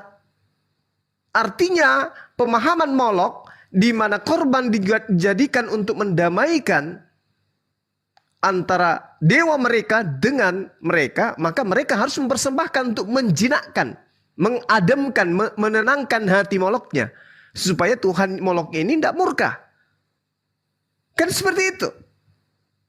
Lalu kemudian apa yang terjadi dalam agama saudara? Coba Anda baca di Galatia 5 nomor 1 tuh. Supaya kita sungguh-sungguh merdeka. Kalau di terjemahan lain dikatakan, maka dengan kemerdekaan Kristus Yesus telah memerdekakan kita. Sebab itu hendaklah kamu berdiri tetap dan jangan kamu dikenakan kuk penghambaan itu sekali lagi. Coba. Jadi agama Anda mengajarkan untuk tidak tunduk kepada hukum penghambaan. Dan Anda dimerdekakan dari aturan-aturan Tuhan. Sehingga Anda bebas melakukan sekehendak hati. Ini dalil, Bung. Anda dimerdekakan. Anda dibebaskan. Dibebaskan dari manakah Anda? Dari aturan-aturan Tuhan. Dan dimerdekakan dari mana? Kemanakah Anda? Dimerdekakan dari penghambaan kepada Tuhan. Mana dalilnya? Galatia 5 nomor 1.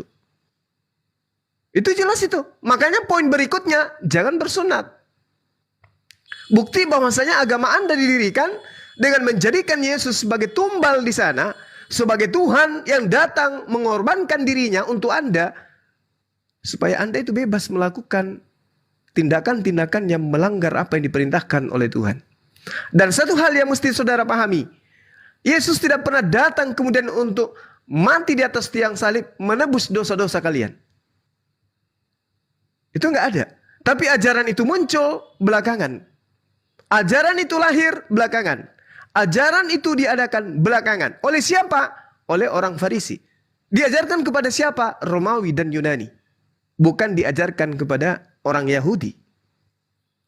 Makanya saya mengatakan bahwasanya Anda tidak bisa mengelak agama Anda mengajarkan konsep seperti yang diajarkan oleh penyembah-penyembah dewa Molok.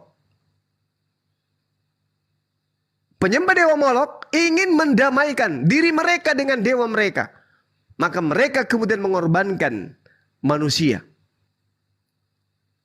Ya sama. Seperti di dalam agama saudara. Ada korban di sana. Apasnya korbannya adalah manusia. Untuk apa? Untuk nebus manusia. Agar apa? Mendamaikan. Antara siapa? Antara Theos dengan manusia. Jadi nggak ada bedanya. Bang. Sudah? Nggak ada bedanya. Silakan. Ya, dewa Molok itu Bang, kalau kita lihat dalam tradisi atau dalam liturgi ibadahnya mereka, pada saat mereka mempersembahkan korban atau mempersembahkan anaknya kepada dewa Molok, mereka itu beribadah dengan telanjang Bang, mereka beribadah dengan seksual. Itu perbedaannya. Kalau kita mengatakan wah ini dewa Molok seperti apa, dewa Molok juga mempersembahkan manusia, jangan sekali-kali jangan samakan dengan dewa Molok yang dipersembahkan oleh Yesus, mempersembahkan dirinya Yesus menjadi korban baru diibaratkan seperti dewa Molok. Itu tidak sama Bang. Nah, berbicara tentang korbannya Yesus, kalau kita lihat di Yesaya itu sebagai penggenapan, sudah dinubuatkan 700 tahun sebelum Yesus datang, bahwa Yesus akan datang dalam penderitaan demi menyelamatkan manusia. Yesaya sangat jelas. Kalau kita lihat di Nabi Yesaya di pasalnya 63 ayatnya yang ke Yesaya 63 ya, saya bacakan ya Bang.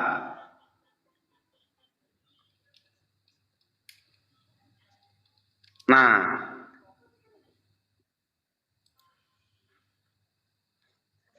Yesaya 53, sorry. Ya, saya bacakan Yesaya 53. Itu nubuatan Nabi Yesaya.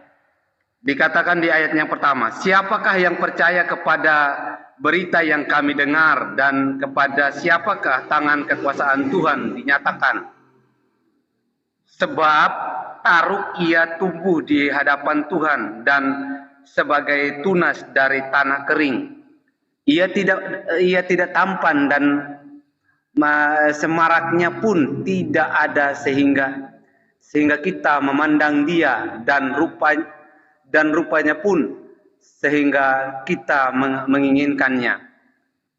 Yang ayatnya ketiga, ia dihina dan dihindari orang, seorang yang penuh kesengsaraan dan yang binasa menderita kesakitan. Yang biasa menderita kesakitan, ia sangat dihina sehingga orang menutup mukanya terhadap dia, dan bagi kita pun dia tidak masuk hitungan. Tetapi sesungguhnya penyakit kitalah yang ditanggungnya, dan kesengsaraan kitalah yang dipikulnya. Padahal kita mengira dia kena tulah, dipikulnya dan ditindas Allah. Tetapi dia tertikam oleh karena pemberontakan kita. Dia diremukkan oleh karena kejahatan kita. Ganjaran yang mendatangkan keselamatan bagi kita ditimpakan kepadanya. Dan oleh bilur-bilurnya kita menjadi sembuh. Itu bagian dari nubuatan. Kenapa kami mengatakan pengorbanan Yesus itu suatu penggenapan yang dari Allah. Yang disampaikan, Allah menyampaikan kepada Nabi Yesaya. Itu 700 tahun sebelum Yesus datang. Makanya abad pertama diakui. Kenapa dikatakan satu Masehi? Itu awal mulanya kedatangan Yesus. Sampai saat ini kita mengatakan abad itu tidak bisa kita tidak bisa menghilangkan waktu tentang abadnya. Nah itu 700 tahun sebelumnya, itu sebelum Masehi itu sudah dinubuatkan bahwa Yesus ini akan menderita karena pemberontakan kita yang berdosa ini, bukan karena kesalahannya. Makanya Yesus mengatakan bahwa dia datang dari surga, bukan datang dari dunia ini. Seperti itu, Bang. Oke, ya jadi itulah yang dikatakan oleh Yesus bahwasanya agama yang didirikan oleh orang Farisi itu penganutnya adalah ahli neraka dan 2 kali lebih jahat daripada orang Farisi itu sendiri. Anda mencoba menarasikan bahwa Tuhan pencipta langit dan bumi itu datang, dinistakan, ya, dihina, dibunuh, dan seterusnya. Coba telaah dulu deh. Yang pertama, ini kitabnya agama lain. Ini kitabnya orang Yahudi. Orang yang menerima Yesus sebagai nabi tidak, apalagi sebagai Tuhan. Ini kitab agama orang, di mana orangnya yang mempunyai kitab tidak pernah kemudian mengatakan ini untuk Yesus. Dan mereka tidak pernah menunggu bahwa yang diceritakan dalam Yesaya 53 ini adalah cerita tentang Tuhan yang datang menjadi manusia. Gak ada, Bung. Seketika pintar-pintarnya orang Farisi mengambil kitabnya orang Yahudi lalu dijual keluar. Oh ini cerita yang ada di dalam Yesaya 53 itu untuk Yesus Tuhan kalian. Berani enggak pengarang kitab Anda Perjanjian Baru yang mengatakan ini untuk Yesus, ajarannya itu dijual kepada Yahudi? Berani enggak? Enggak berani. Makanya tidak ada surat-surat Paulus itu untuk orang Yahudi, enggak ada. Surat Paulus itu hanya untuk orang di luar non-Yahudi. Kenapa? Karena Paulus, pendiri agama Kristen, tahu betul bahwasanya tidak mungkin ajaran yang saya ajarkan ini bisa diterima oleh orang Yahudi. Coba Anda lihat, saya kasih data satu aja datanya. Di dalam Yesaya 53 nomor 11. Sesudah kesusahan jiwanya, ia akan melihat terang dan menjadi puas. Dan hambaku itu sebagai orang yang benar. Hambaku itu adalah orang yang benar. Jadi kalau ini Yesus hambaku itu adalah orang yang benar. Sebagai orang yang Bang, benar, dilanjut sabar. dulu bacanya. Lanjut dulu, Bang. Lanjut bacanya. Jangan langsung dijeda. Langsung baca satu ayat itu harus langsung dihabiskan bacanya. Nah, ada lanjutannya itu. Anda komplain padahal ini bukan kitab saudara. Coba, bagaimana deh? Sabar. Sedangkan yang empunya kitab aja tidak pernah komplain ketika kita membahas ini. Anda yang bukan punya kitab, Anda bahas, Anda komplain. Sesudah kesusahan jiwanya, Yesus akan melihat terang dan menjadi puas. Dan Yesus hambaku itu sebagai manusia yang benar akan membenarkan banyak orang oleh hikmatnya dan kejahatan mereka dia pikul. Terus mana poinnya bahwa Yesaya 53 ini adalah untuk pencipta langit dan bumi? Mana poinnya? Nggak ada.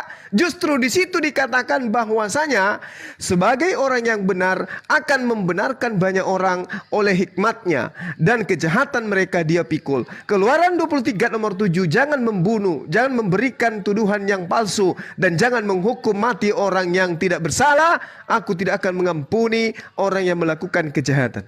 Di sini dijelaskan jangan kau membunuh orang yang benar.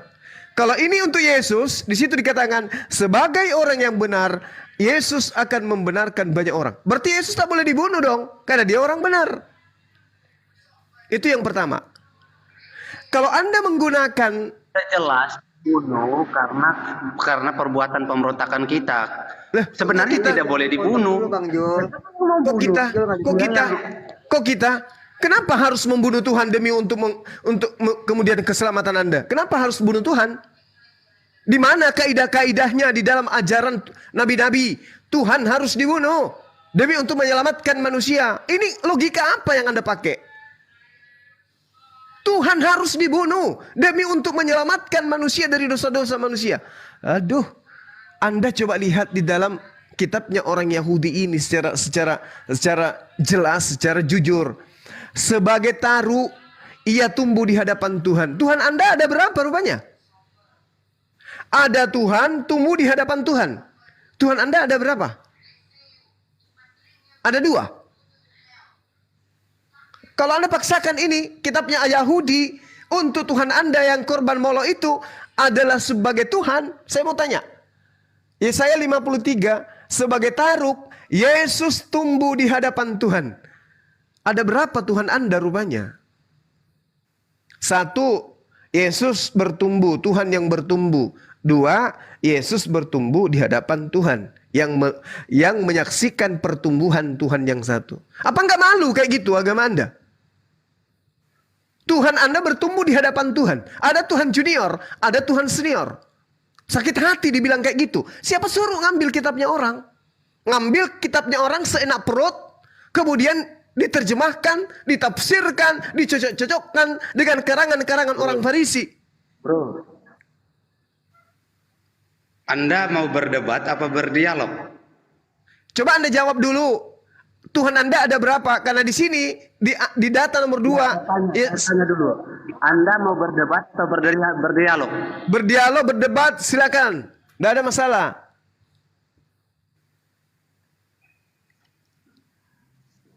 Ini Tuhan Anda ada berapa? Sebagai taruk ia tumbuh di hadapan Tuhan. Tuhan Anda ada berapa? Jawab dulu itu, silakan.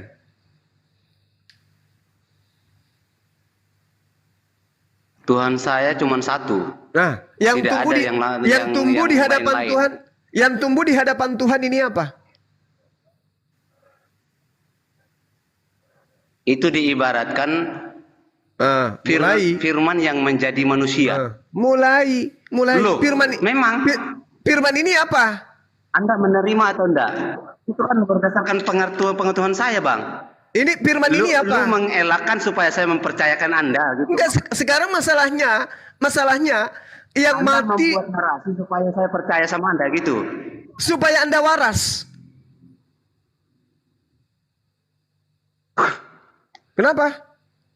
Ini bukan dialog, bukan lagi dialog, ini perdebatan, Bang, kalau begitu. Ya sudah, sekarang lu mau membuat narasi. Sekarang saya tanya, yang tumbuh di hadapan Tuhan ini apa? Tuhan atau bukan Tuhan? Silakan.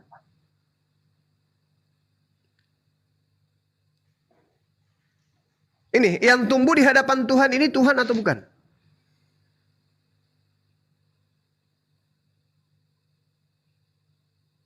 Pertanyaan saya sederhana. Yang tumbuh di hadapan Tuhan ini Tuhan atau bukan?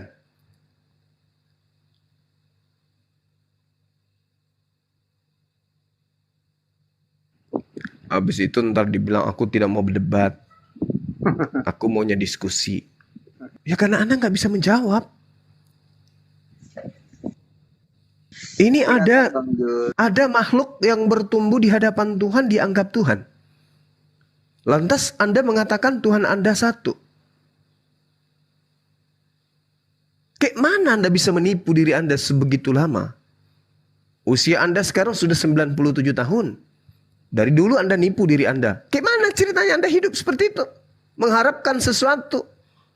Dengan mengambil kitab agama orang, lalu kemudian mengatakan itu adalah nubuatan untuk Yesus. Mana buktinya? Jadi intinya dari kesemua ini, gugur Yesaya 53. Kesimpulannya, Yesus dipersembahkan kepada Theos. Theos mana yang minta darah manusia? Itu PR saudara, silakan.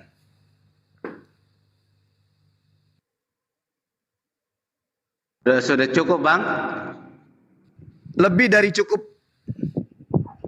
Oke. Nanti jangan disangka ya, Bang. Saya selesaikan dulu pembicaraan saya, baru Anda bisa jelaskan nanti ya. Bisa? Lebih dari bisa. Oke. Ya, di sini dikatakan bahwa Di Yohanes direferensikan di Yohanes 12 ayatnya yang ke-28 tentang yang Anda sanggah itu. Saya bacakan Yohanes 12 ayat 38 ya. Yang nanti supaya Anda lebih mengerti. Yohanes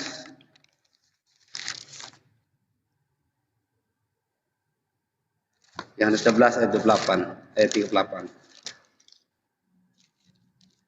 Nih, Yohanes 12 ayat 38 tentang yang Anda pertanyakan ini, supaya genaplah firman yang disampaikan oleh Nabi Yesaya. Tuhan, siapakah yang percaya kepada pemberitaan kami? Dan kepada siapakah tangan kekuasaan Tuhan dinyatakan? Nah, ini merujuk pada apa yang disampaikan Yesaya telah digenapi oleh Yesus Kristus. Dialah yang dianggap bertumbuh, yang tumbuh, yaitu tadi kembali kepada firman. Pada mulanya adalah firman, firman itu bersama-sama dengan Allah, dan firman itu adalah Allah. Makanya firman itu, ketika firman itu menjadi hidup, dikatakan di Yesaya ini, genaplah firman yang telah disampaikan oleh Nabi Yesaya. Tuhan, siapakah yang percaya kepada pemberitaan kami? Menunjukkan bahwa ketika firman itu telah hidup,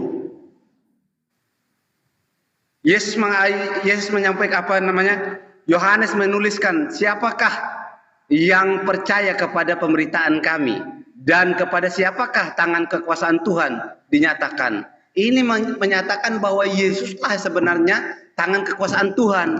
Dalam arti kita tidak mengatakan konteks ini adalah beda dengan Bapa dengan anak, enggak. Kalau kita melihat di Yohanes 1 Yohanes 5 ayat 7 dikatakan di sini supaya kita tidak salah sangka ya. 1 Yohanes 5 ayatnya yang ke-7. 1 Yohanes 5 ayat yang ke-7, sebab ada 3 memberikan kesaksian di dalam surga, yang memberikan kesaksian di dalam surga, Bapa, Firman, dan Roh Kudus, dan ketiga-tiganya adalah satu. Tidak bisa dipisahkan dari yang Anda paham, yang Anda pikirkan bahwa Tuhan orang Kristen adalah 3. No, itu satu hakikat dan mereka tidak bisa dipisahkan. Contohnya Anda punya tubuh, Anda punya mulut, Anda punya pikiran. Itu tidak bisa dipisah. Oh, ini mulut sendiri, pergi sendiri. Tidak bisa. Dia tidak bisa berpisah. Anda punya tangan. Oh, tanganmu sakit, kakimu sakit. Oh, kakiku saja yang bekerja, tanganku yang nggak usah. Tidak bisa begitu, Bang. Artinya ini mempunyai kesatuan yang punya hakikat dan punya kealahan yang berkuasa, yang berdaulat, seperti itu, Bang.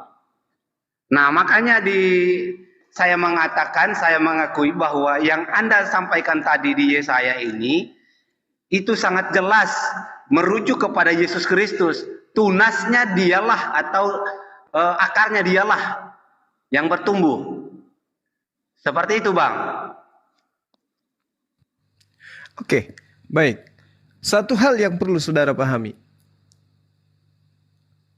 Pernyataan saya tadi, bahwa pandai-pandaiannya orang-orang Farisi mengambil kitabnya orang Yahudi, lalu kemudian menjajakan ke Romawi dan Yunani, demi untuk menyatakan Yesus itu Tuhan. Saudara lihat apa yang Anda sedang pertontonkan barusan. Yohanes 12, poin 38. Itu bukan pengakuan Yesus. Catat itu. Itu bukan pengakuan Yesus. Dan meskipun Yesus mengadakan begitu banyak mujizat di depan mata mereka, namun mereka tidak percaya kepadanya. Tidak percaya sebagai apa? Tidak percaya sebagai perantara Tuhan yang datang kepada Bani Israel. Ini menurut keterangan penulis kitab Yohanes. Dan itu bukanlah pernyataan Yesus. Nah, sekarang ketika Anda menggunakan embulat secara keseluruhan daripada Yesaya 53, di situ sama sekali tidak menyatakan bahwa yang diceritakan itu adalah Tuhan yang datang dalam rupa manusia. Itu adalah manusia. Kalau itu Anda paksakan untuk Yesus, tetap aja itu adalah manusia yang bertumbuh di hadapan Tuhan. Sesuatu yang bertumbuh di hadapan Tuhan bukan Tuhan. Dan ini kalau Anda paksakan bahwa itu adalah Yesus, artinya Yesus bukan Tuhan. Kalau Anda paksakan yang mati di atas tiang salib itu sudah dinubuatkan, matinya pun kemudian matinya bukan Tuhan. Tetapi Anda akan masuk ke dalam satu lingkaran yang akan mengantarkan Anda bahwa agama Anda itu dihasilkan daripada rekayasa iblis yang menginginkan kemudian Yesus itu mati. Anda baca di Matius 36, 59. Bagaimana imam-imam kemudian bersekongkol untuk mengambil kesaksian-kesaksian palsu demi untuk membunuh Yesus. Sementara di dalam kitabnya orang Yahudi kan sudah jelas tuh. Sesudah kesusahan jiwanya, ia akan melihat terang dan menjadi puas. Dan hambaku itu, coba. Tuhan Anda yang Yesus itu dipanggil hamba. Kalau Anda memaksakan kitabnya Yahudi itu untuk Yesus. Kitab Anda sendiri yang mengatakan Yesus itu adalah hamba Tuhan. Yang kalian Tuhan kan kemudian. Gimana ceritanya? Ada Tuhan yang diperhamba oleh Tuhan lain.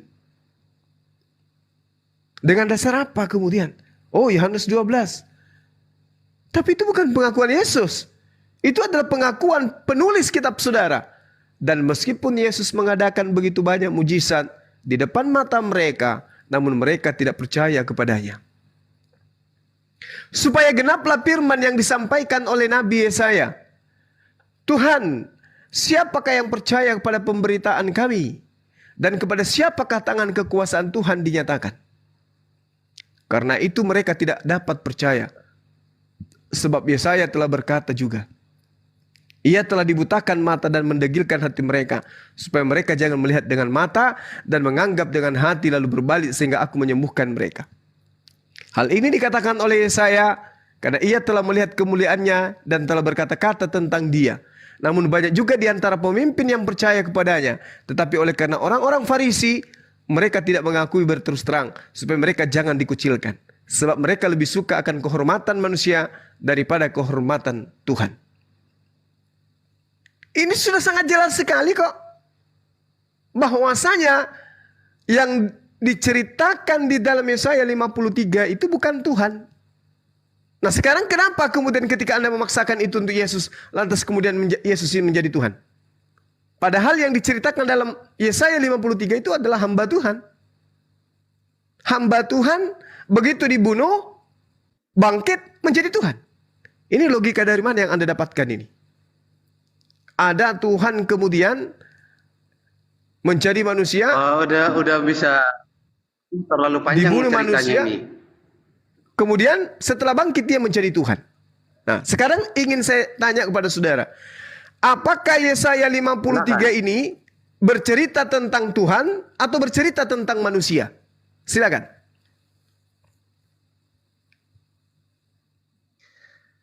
Ya, Yesaya 53 ini bercerita tentang kemanusiaannya Yesus yang menjadi contoh dalam kehidupan, ya. Yang menjadi contoh dihina itu sudah jelas. Jangan dulu sebentar. Udah Sebentar, poinnya Bang. sudah sampai. Poinnya sudah Dia sampai. menceritakan tentang Sisi kemanusiaannya kan? Ya, dia menceritakan sisi kemanusiaannya kan? Sabar Bang, Anda tadi berbicara saya Anda bantah loh. Iya, tidak usah terlalu panjang lebar. Abang lebih panjang daripada saya, tapi Anda menghentikan saya ngomong. Sekarang kita sudah sepakat bahwa yang diceritakan di dalam Yesaya 53, yang diceritakan dalam Yesaya 53 ini adalah manusia. Sepakat kita di situ. Oke? Nah sekarang saya tanya kepada saudara, yang mati membatalkan hukum Taurat itu manusia atau Tuhan? Jawab.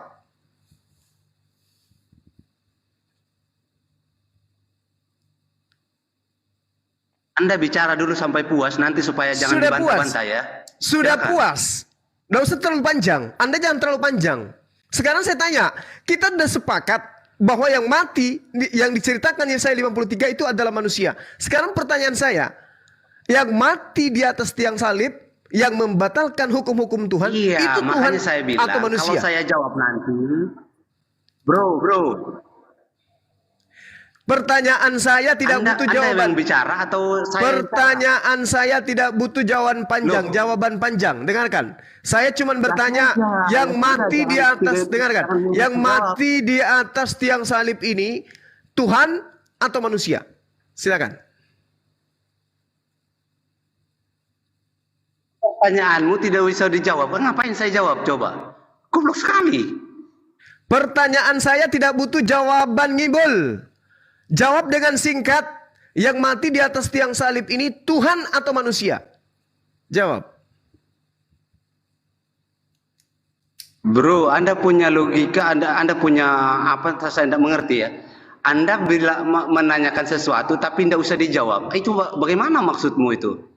Jawab tapi jangan panjang ngibul, asumsi, doktrin, dogma, pembodohan, penyesatan. Saya tanya, yang mati di atas tiang salib ini Tuhan atau Anda manusia? banyak bicara tapi Anda tidak memperbolehkan orang bicara. Anda lebih banyak bicara tadi, nggak masuk akal Anda mutar-mutar ke sana kemari.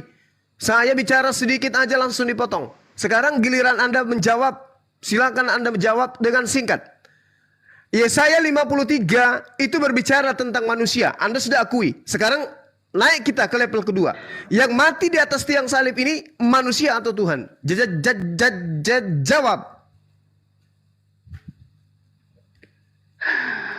Kalau bicara sama Anda ini, Anda adalah seperti kuda liar ya. Karena Anda tidak bisa kalau saya bicara, Anda langsung pantah. Baru 1-2 kalimat, Anda langsung ngomong. Itu bukan lagi dialog ini, bukan lagi diskusi ini. Ini namanya Anda maunya ikut pemikiran Anda, kayak gitu. Susah jawabnya. Membuatkan suatu narasi. Susah jawabnya, susah. Anda gitu. Susah jawabnya pertanyaan saya. Susah. Saya enggak susah jawab. Sudah jawab. Sebenarnya saya tidak susah jawab. Tapi Anda punya cara saya enggak suka gitu loh. Susah jawab pertanyaan saya. Bukan berarti berdebat. Pertanyaan saya susah. Silakan Anda ceritakan secara sampai puas. Kalau mau berdebat, saya punya pertanyaan udah selesai. Apakah yang mati di atas tiang salib ini manusia atau Tuhan? Jawab. Silakan.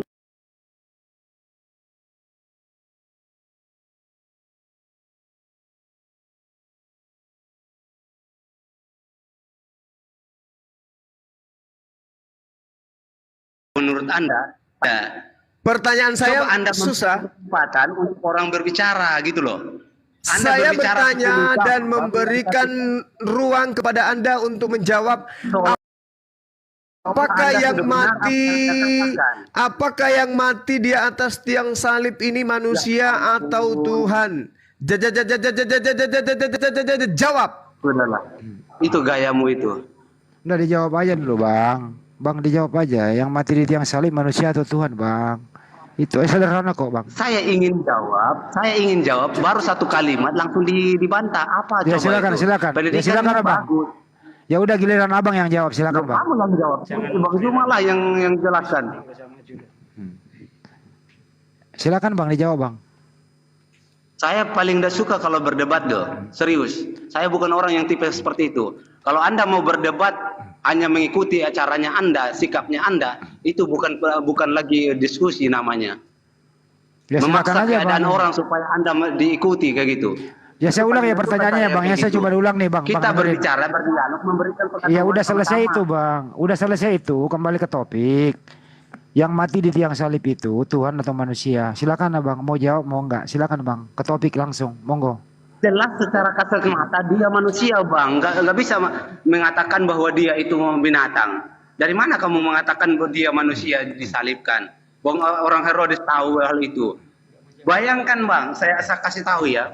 Bayangkan di dalam Al-Quran 99% menyatakan tentang orang-orang Yahudi, tentang cerita orang-orang Arab. Kenapa panjang sekali Bang? Jadi yang mati manusia ya? Anda menyangkal hal itu? Bang, jangan terlalu panjang Bang. Yang mati manusia iya ya? jelas. Manusia. Oke, manusia yang mati. Udah Bang Iya Juma, jelas manusia. Ya kasih Banyuma lagi ya, manusia yang mati Banyuma, silakan. Oke. Jadi tadi nggak usah saya nggak mau bicara sama Bang Juma itu. Terlalu banyak elaknya dia itu. Jadi tadi di Yesaya 53 bercerita tentang manusia. Yang mati di atas tiang salib juga adalah manusia. Lalu apa hukumannya bagi manusia yang membatalkan perintah Tuhan?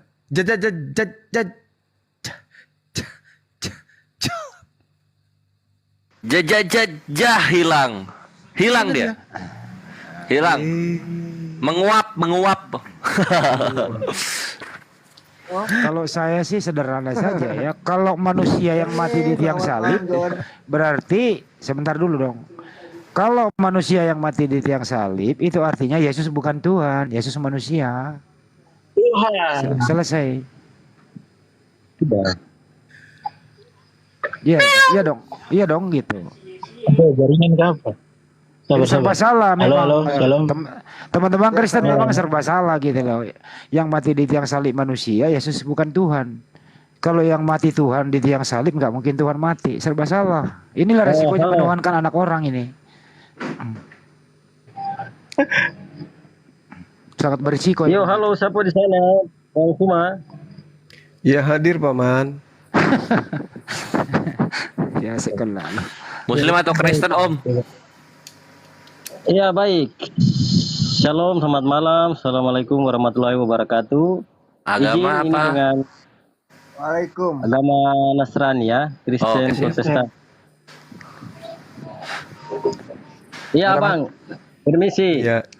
Ya silakan. Ini masuk. Dari Papua. Saya ingin memberikan narasi sedikit terkait dengan. Sabar. Ya sudah. Borja, sebelum memberikan narasi, dengarin dulu topiknya. Yang mati di tiang salib itu manusia atau Tuhan? Itu topiknya. Silakan beri narasi. Saya sudah ikuti pembahasan dari awal, sudah ikuti semua. Silakan. Di sini saya cuma mau memberikan narasi saja, artinya pemahaman secara logika. Kita sebagai orang yang mengerti tentang logika, artinya dewasa, berpikir, wawasan yang baik, supaya jangan terlalu banyak argumen atau berdebat. Ya langsung ke topik Bang, yang mati manusia atau Tuhan di tiang salib. Langsung Bang. Ya, sebelum saya jawab, saya ingin bertanya dulu ke Bang Suma. Yang pertama pertanyaan saya. Apa tuh?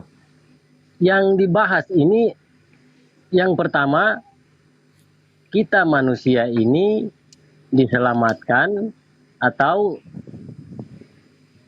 menyelamatkan terhadap agama atau terhadap Tuhan? Itu pertanyaan yang pertama. Yang pertama aja dulu, jangan dua-dua. Dan kita manusia ini apa pertanyaannya? Atau Tuhan? Pertanyaannya apa Bang? Yang menyelamatkan kita, artinya yang kita percaya imani ini agama ataukah Tuhan? Tuhan melalui agama. Iya, yang kedua, agama itu menyelamatkan atau tidak? Yang menyelamatkan adalah sumber dari agama. Iya, sumber apanya? Sumber dari segala sumber. Ikuti jawaban. Kenapa ikuti jawabannya teman saya? Ya, karena memang itu sudah benar itu. Ya baik, terima kasih Bang Suma. Ya oke. Kita sama-sama umat. Justru saya ingin tahu kenapa dia tahu isi pikiran saya. Iya itu sudah. Itu sudah. Ya terus begini Bang Suma. Kita sama-sama orang percaya yang bertakwa kepada Tuhan, pemeluk agama. Jadi walaupun berbeda agama, tetapi kita tetap satu tujuan. Ya. Apa itu tujuannya? Ya tujuan keselamatan. Ya. Jadi narasi saya singkat saja, tidak perlu kita banyak berdebat atau berdialog tentang apa perbedaan agama ini yang benar, itu yang salah. Tidak sebenarnya, karena inti daripada semua itu hanya satu. Tapi persoalannya saya potong dulu. Persoalannya bro adalah cuma agama Islam. Cuma agama Islam saja yang diridhoi oleh Allah, yang lain bukan. Bagaimana itu urusanmu kalau begini jadinya? Iya, jadi sebenarnya kita tidak boleh membedakan agama. Agama apapun ya itu intinya satu. Nggak bisa. Nggak bisa. Enak di situ. Nah di situ mau ajarin orang nyembah manusia gitu. Ini Bang Suma, agama itu kan dibangun, dibentuk oleh manusia dalam sebuah lembaga. Buset. Oh enggak. Untuk agama itu dari Tuhan. Iya, dengan demikian saya bilang tadi, agama tidak menyelamatkan. Yang menyelamatkan kembali pada pribadi Anda sendiri, pribadi kita sendiri. Sekarang Anda menuhankan Yesus itu karena agama atau bukan? Ya karena Tuhan. Di mana Anda mendapatkan informasi itu? Informasi apa? Anda mengatakan mengenai Tuhan. Tuhan diajarkan itu di mana? Di agama atau di buku matematika? Ya Tuhan itu ya kita belajar lewat lembaga agama ya. Agama, berarti agama. Udahlah, jangan konyol lah.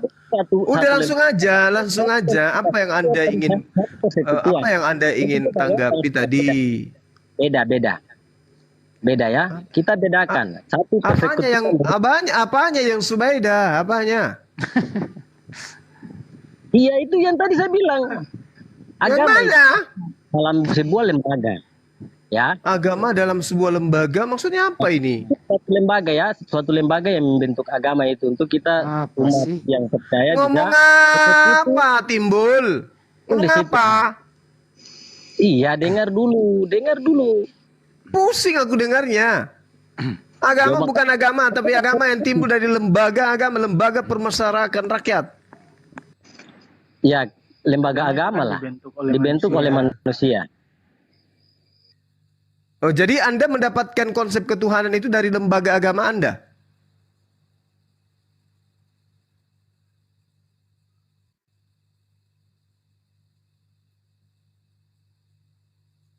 Halo Bang, nge-lag tuh Bang. Jangan terima telepon Google. Bentar. Ternyata Bang Zuma masih lapar ya Bang Kores ya. Iyalah, libur 2 hari nggak makan terhitung. Nemu bentuk yang kayak gimana aja digaras pasti itu. Bang Sandro, Bang John, malam. Malam. Bang Juma. Bang Andi apa kabar? Seminggu Bang Andi nggak makan. Saya masih seminggu nggak makan. Mana dong? Kabur juga. Jadi begini, semua agama itu agama sumbernya jadi lembaga. Lembaga apa itu agama dan lembaga adalah lembaga kan begitu. Jadi dengarkan saja. Nyambung kan? Mantra anak muda. Mantra sokok nabaje. Jadi sepertinya tadi dia tuh mau mengiring semua agama itu sama. Jadi kalau dia menggiring hal seperti itu, ya manusia tidak mengenal haram dan halal. Jadi di mana ada perintah larangan, dia lari ke tempat yang tidak ada larangan gitu jadinya. Susah jadinya kita. Halo, selamat malam. Malam Bang Sandro, silakan. Ya, Bang Handi, gantian Bang Handi. Oh iya boleh. Ya, izinnya bicara ya. Ya bicara kan tadi sempat singgung soal. Panjang apa pendek Bang? Ya kan karena berdiskusi kan seperti itu. Oke, saya bicara ya. Ya, berdiskusi sekaligus kita memberikan edukasi kepada teman-teman di bawah ya Bang. Oke, siap. Jadi seolah teman-teman di bawah ini bisa lebih memahami mana kebenaran itu, kan begitu. Silakan Bang. Begitu, kebenaran. Nah, jadi kan sempat disinggung tadi bahwa semua sama si Pace tadi itu ya. Dia mengatakan semua agama sama. Ya, entahlah mungkin cara pandangnya yang bagaimana, tapi saya sebagai orang Kristen tidak melihat bahwa semua agama itu sama. Karena dari prinsip atau dasar saja dari setiap kitab suci yang ada. Ya baik contoh seperti umat Muslim, kitab suci mereka itu kan tidak bercerita tentang Yesus Kristus yang adalah Tuhan. Ya, tetapi mereka lebih kepada Muhammad, ya Nabi Muhammad kan. Tetapi kalau kekristenan sendiri, justru itu berbicara ya dasarnya juga adalah Yesus Kristus. Nah kami meyakini Yesus Kristus itu adalah Tuhan. Jadi ya mungkin saya mau luruskan juga kalau memang sifat jangan udah panjang-panjang Bang. Sifat tadi. Bang, jangan panjang-panjang. Nah saya kan masih jelaskan. Ya kita ini aja TikTok saya masih jelaskan. pendek. Kalau jangan, misalkan jangan dijelaskan, nggak ada yang nanya. Nanti kalau sudah ada topik ya, baru ini, Anda menjelaskan. Ya ini saya belum selesai. Saya belum selesai. Tapi panjang banget banyak. Dikit lagi udah mau titik nih. Dikit lagi udah mau titik. Buset. Iya iya. Sedikit lagi mau titik. Iya iya. Masih koma. Oke, jadi silakan. Masih koma dan spasi ya. Okay. Sabar dulu, Pak. Ya, jadi mungkin kalau si Pace bilang semua agama itu sama, saya rasa ada beda. Tidak sama sih, semua berbeda. Oke, cukup ya. Nah, nih begini nih bahasa Indonesia, dengerin bahasa Indonesia. Kalau sembahannya umat Islam itu satu, Tuhannya umat Islam itu satu, Allah Subhanahu wa taala. Semua sepakat. Nah, sekarang ini kalau Tuhannya Kristen itu berapa dan siapa? Bisa Anda jawab tuntas, praktis to the point pakai bahasa Indonesia, tidak berlete-lete begitu. Saya ulang. Tuhannya Kristen itu berapa dan siapa? Silakan coba dijawab to the point. Oke. Intinya dalam kekristenan kami meyakini satu hakikat, 3 pribadi, yaitu Allah Tritunggal. Kenapa jadi begini jawabannya? Ya memang seperti itu. Berapa? Ya, Katanya saya ulang ya. Saya ulang ya. Tuhannya Kristen itu berapa? Dan namanya siapa? Ya. Silakan. Tuhannya Kristen ya satu. Satu namanya? Satu hakikat. Satu itu siapa yang satu itu? Yang satu itu siapa? Tetapi di dalam ada tiga pribadi. Saya nggak minta menjelaskan. Kalau Tuhanmu satu, siapa namanya?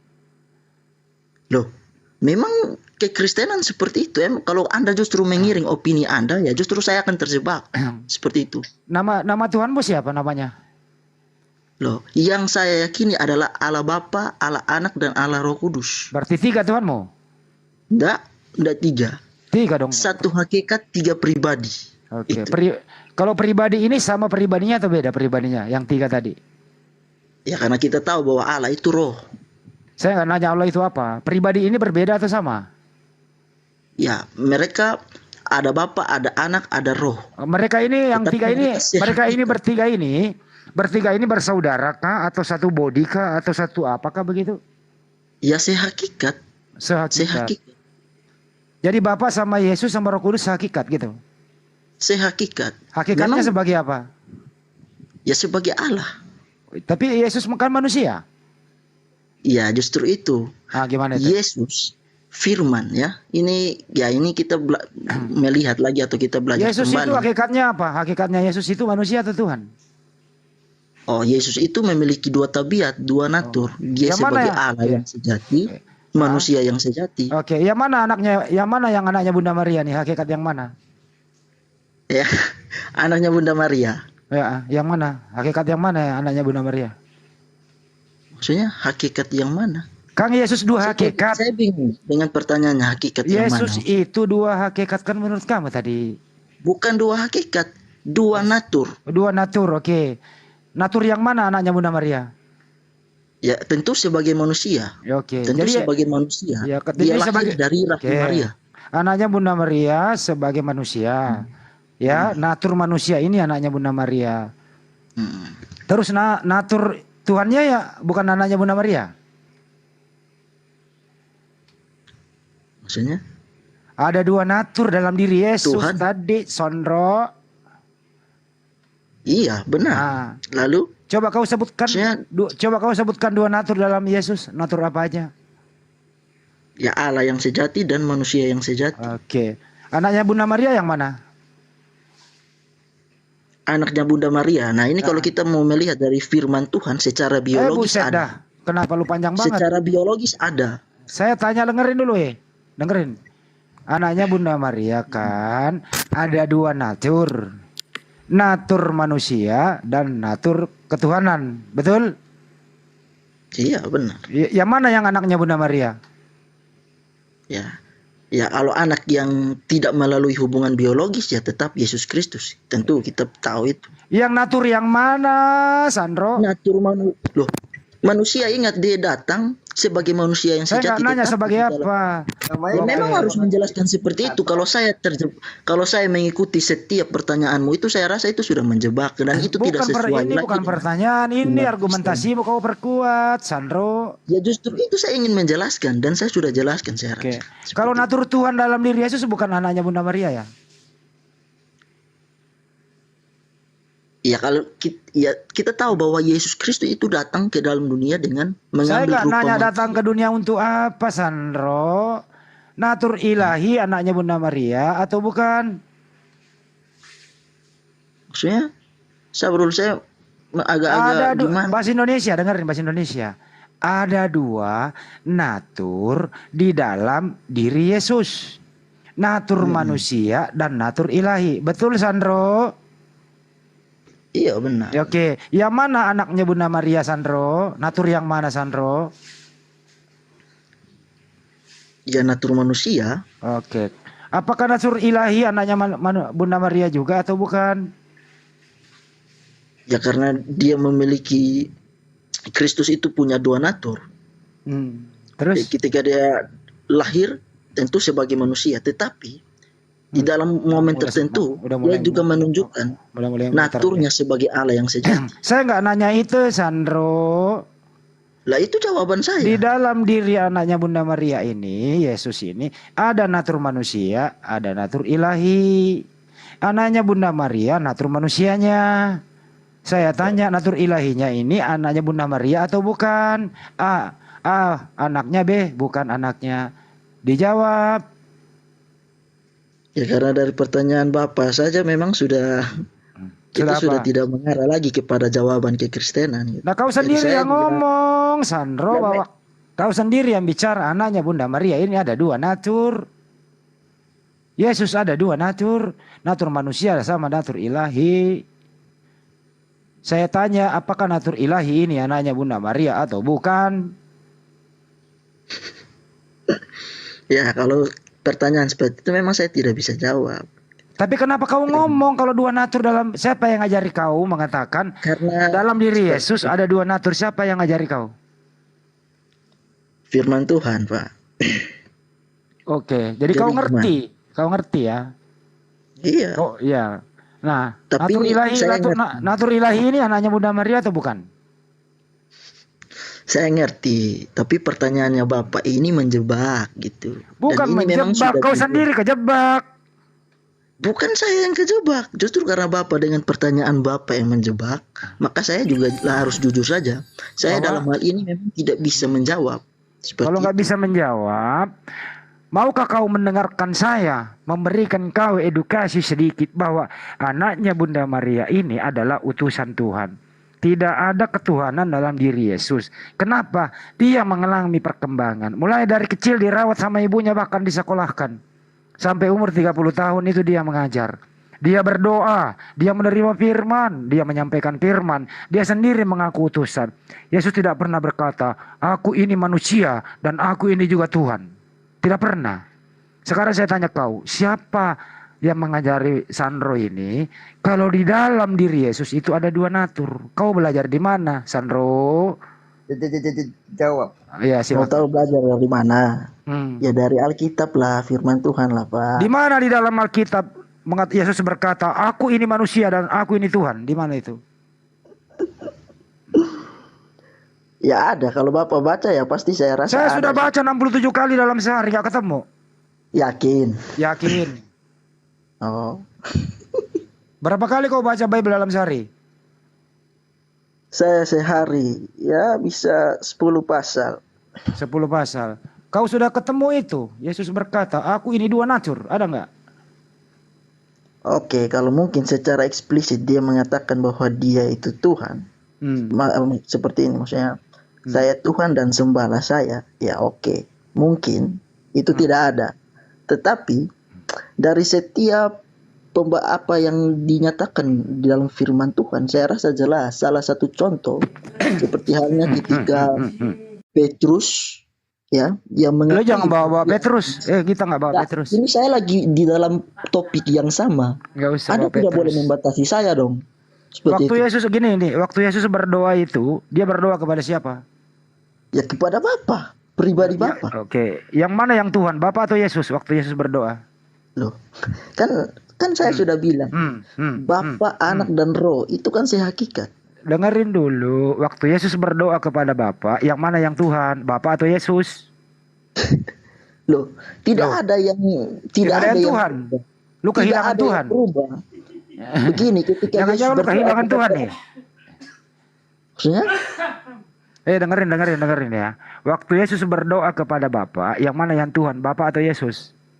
Ingat, pada waktu Yesus berdoa bukan berarti dia kehilangan ketuhanannya. Saya nggak Itu nanya aja. kehilangan atau tidak. Ini Ya, kalau saya harus kehilangan menjelaskan namanya. jawabanmu. Iya, waktu Yesus berdoa kepada Bapa, yang mana yang Tuhan, Bapa atau Yesus?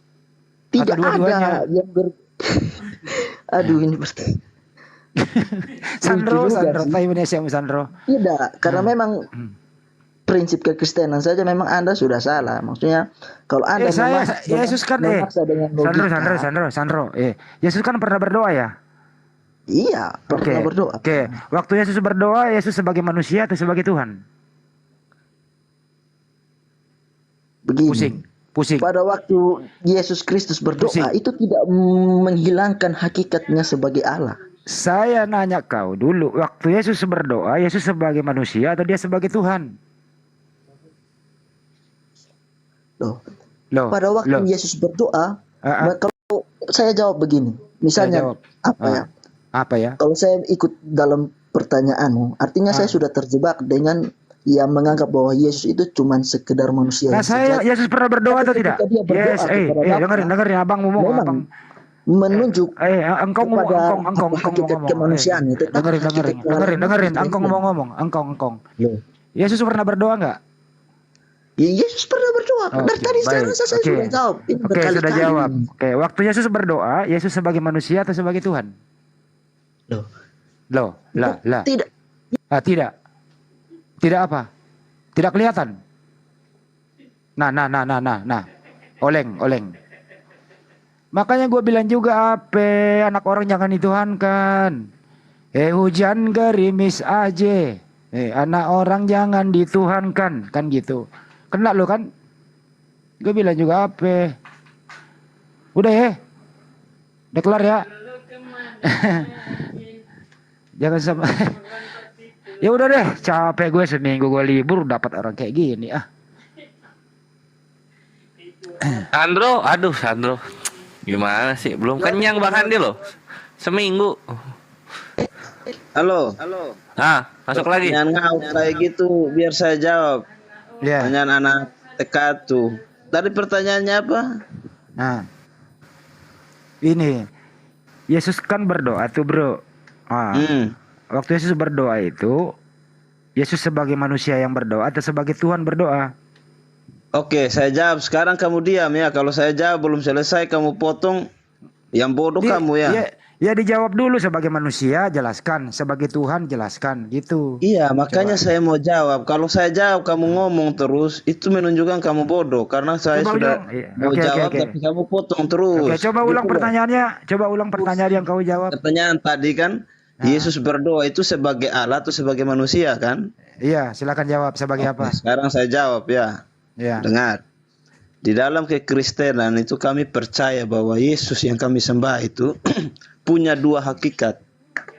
Yang pertama sebagai manusia dan yang kedua sebagai Allah. Jadi dia bukan manusia, hanya manusia tetapi dia juga Allah. Itu kepercayaan dasar kami. Di dalam kitab suci mengajarkan demikian.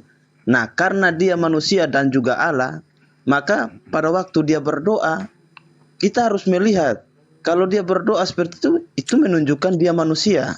Tapi nanti kalau kita melihat, ya ini saya belum jawab habis. Kau udah dijawab sebagai manusia. Iya, makanya kamu dengar, kamu bodoh atau apa? Tadi kan saya jawab tadi dua hakikat.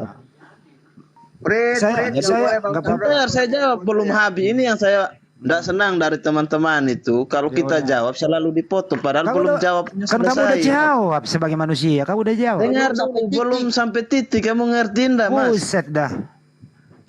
Sudah mau titik tadi, cuma kamu potong, makanya ini yang sering terjadi perkelahian tuh karena gini orang-orangnya. Nah, kau sekarang saya terlalu jawab lanjut panjang. lagi. Sebagai manusia ya, udah ya. Nggak bisa pendek. Lu kamu belajar dimanapun jawaban itu panjang. Apalagi Ini agama kan yang begini ya. urusannya sensitif. Yesus Kamu ngerti itu, nggak? Yesus waktu berdoa sebagai Tuhan atau sebagai manusia, Anda sudah jawab sebagai manusia. Saya Udah cukup. jawab sekarang. Kamu belum jawab habis. Kamu sudah potong. Aduh. Nah, terus lu mau apa lagi sekarang? Lu mau pakai Ini titik? mau jawab tadi. Jadi tadi dia sebagai manusia dia berdoa. Tapi kalau kita melihat di dalam kitab suci yang lain, itu menunjukkan dia Allah. Jadi tidak heran kalau Yesus berdoa, ya tidak apa-apa dia berdoa, toh dia manusia. Tapi kalau kita lihat di dalam yang lain, dia melakukan hal-hal yang memang hanya Allah yang bisa. Dia mengampuni dosa, melakukan banyak hal. Jadi kita percaya itu, bro, Yesus itu bukan hanya manusia, tapi juga adalah. Oke, cukup ya. Ya. Waktu dia berdoa sebagai manusia, ya, apakah ada ketuhanan dalam diri Yesus waktu ada berdoa? Pada Muhammad kok. Lu diam dulu, bro. Kalau aja berselawat pada Muhammad kok. Satu-satu. Bang San, bentar Bang San. Ya udah, bantah balik aja, jangan jawab, muter dia. Ntar dulu Bang, sebentar Bang ya. Daripada ada Bantah balik aja. Dia yang hanya mampu berilusi dan mendongeng. Daripada saya turunkan gimana? Kalau masih ngomong. Ya, kamu kan hanya punya ilusi, ngapain berilusi dan mendongeng? Sudahlah, kamu bicara Tuhan, kamu tidak punya Tuhan kok. Daripada kau sembah titit, daripada Tuhan punya titit, kau sembah. Enakan lu hajar. Bang Jansan diam dulu. Turunin dulu tuh sebentar. Iya tunggu Jansan, nanti lo sama gua kalau mau keras sama gua nanti. Kalau main-main keras bahasa sama gua ntar. Aku standby. Dia maunya ini orang ini Tuhan ini. Membalas ini. Ini aku nih Bang ya. Ini tim pembalas hujatan ini. Aku terakhir. Mati. Lanjut. Aku terakhir ya. Dia maunya Jansan ini. Dia maunya Jansan ini Tuhan itu harus kelihatan punya fisik, punya alat kelamin, baru percaya itu Tuhan. Nanti gua kasih fotonya Bang Andi. Iya. Titik Tuhan kayak gimana gua kasih fotonya nanti. Sandro, waktu Yesus berdoa sebagai manusia, terakhir dari saya ya. Sebentar yang lain tolong diam. Terakhir. Iya. Waktu Yesus berdoa sebagai manusia, apakah ada ketuhanan dalam diri Yesus? Oke, saya jawab ya. Ada atau tidak?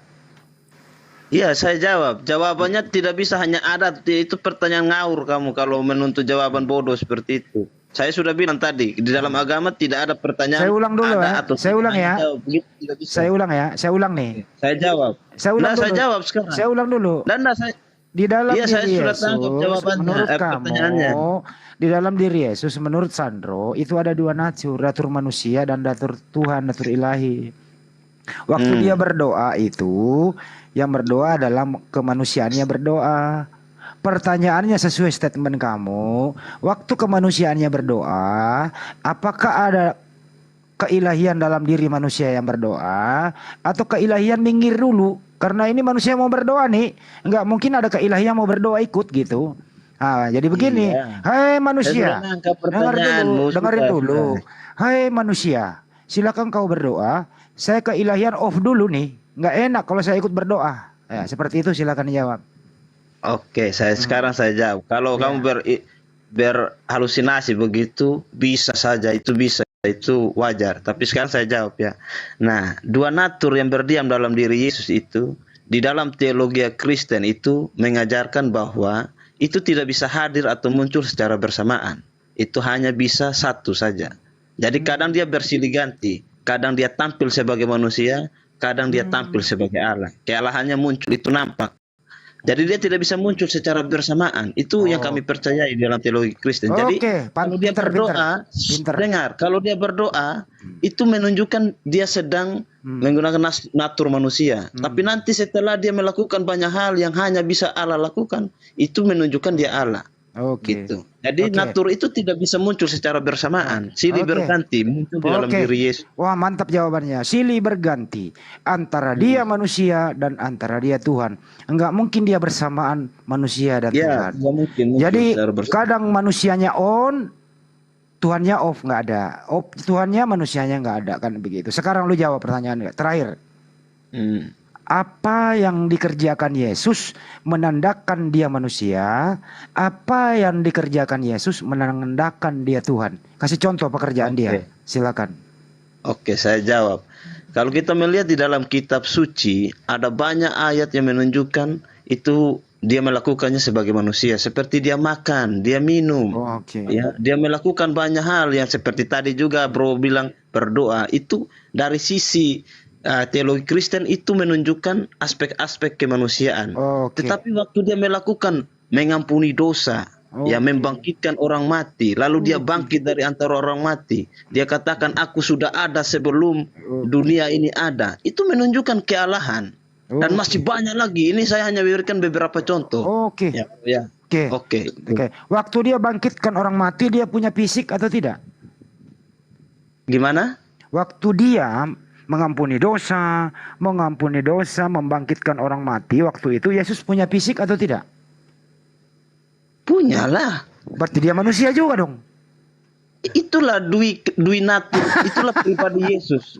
Kamu dengar, tidak ada yang lucu dari pertanyaan itu kan tadi kan saya sudah bilang itu pribadi manusia yang berdiam di dalam satu pribadi itu dua natur. Kamu ngerti enggak? Katanya silih berganti bro, bergantian.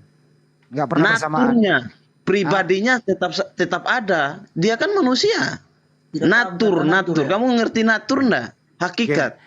Begini ya, waktu dia dengerin. Nah dulu, kita harus jelas dulu di sini. Kamu ngerti natur atau hakikat tidak? Ngerti hakikat itu. Hakikat itu keadaan yang sebenarnya inti dasar. Natur itu alami, gitu ya. Keadaan kamu ngomong itu aja kita sudah beda di situ, makanya. Apa itu arti? Coba kau jawab dulu apa arti hakikat. Coba kau jawab dulu. Nggak bisa. Kau jawab dulu apa arti hakikat. Ngawur kamu, makanya saya bilang. Dari situ saja sudah beda. Ya, kau makanya jawab dulu apa itu arti hakikat. Jawab dulu apa itu arti hakikat itu kau apa? Sudah ngawur di situ. Iya, hakikat itu apa? Sandro, hakikat itu apa? Kamu sudah ngawur. Iya, saya sudah jawab tadi. Hakikat adalah inti dasar keadaan yang sebenarnya. Kau bilang saya ngawur, saya BODOH gitu ya. Kau coba jawab apa itu arti hakikat? Dasar dari apa? Keberadaan. Apa arti hakikat? Hakikat itu zat yang membentuk sesuatu. Hakikat itu zat. Iya, misalnya begini. Coba lu buka KBBI. Coba kau buka KBBI. Itulah bedanya. Kalau kita menjelaskan hal-hal teologi itu tidak bisa berdasar pada KBBI, bro. Ada kamus teologinya sendiri. Ada kamus sendiri. Lu nggak boleh bahasa Indonesia. Pakai, tetapi kadang-kadang dia tidak mewakili. Pakai, tapi kadang-kadang kamus bahasa Indonesia itu tidak mewakili sepenuhnya dari apa yang mau kita jelaskan dalam teologi. Sehingga ada kamus-kamus teologi itu di dalam Al-Quran juga ada itu. Saya bacakan ya KBBI ini. Nih. Kalau kamu pakai dasar KBBI dulu. Kalau kamu pakai dasar KBBI saja itu tidak mewakili apa-apa, baik dalam teologi Kristen maupun Islam itu tidak mewakili. Itu ngawur kamu. Hakikat artinya intisari atau dasar, inti dasar. Kenyataan yang sesungguhnya atau yang sebenarnya. Benar tadi saya ngomong itu.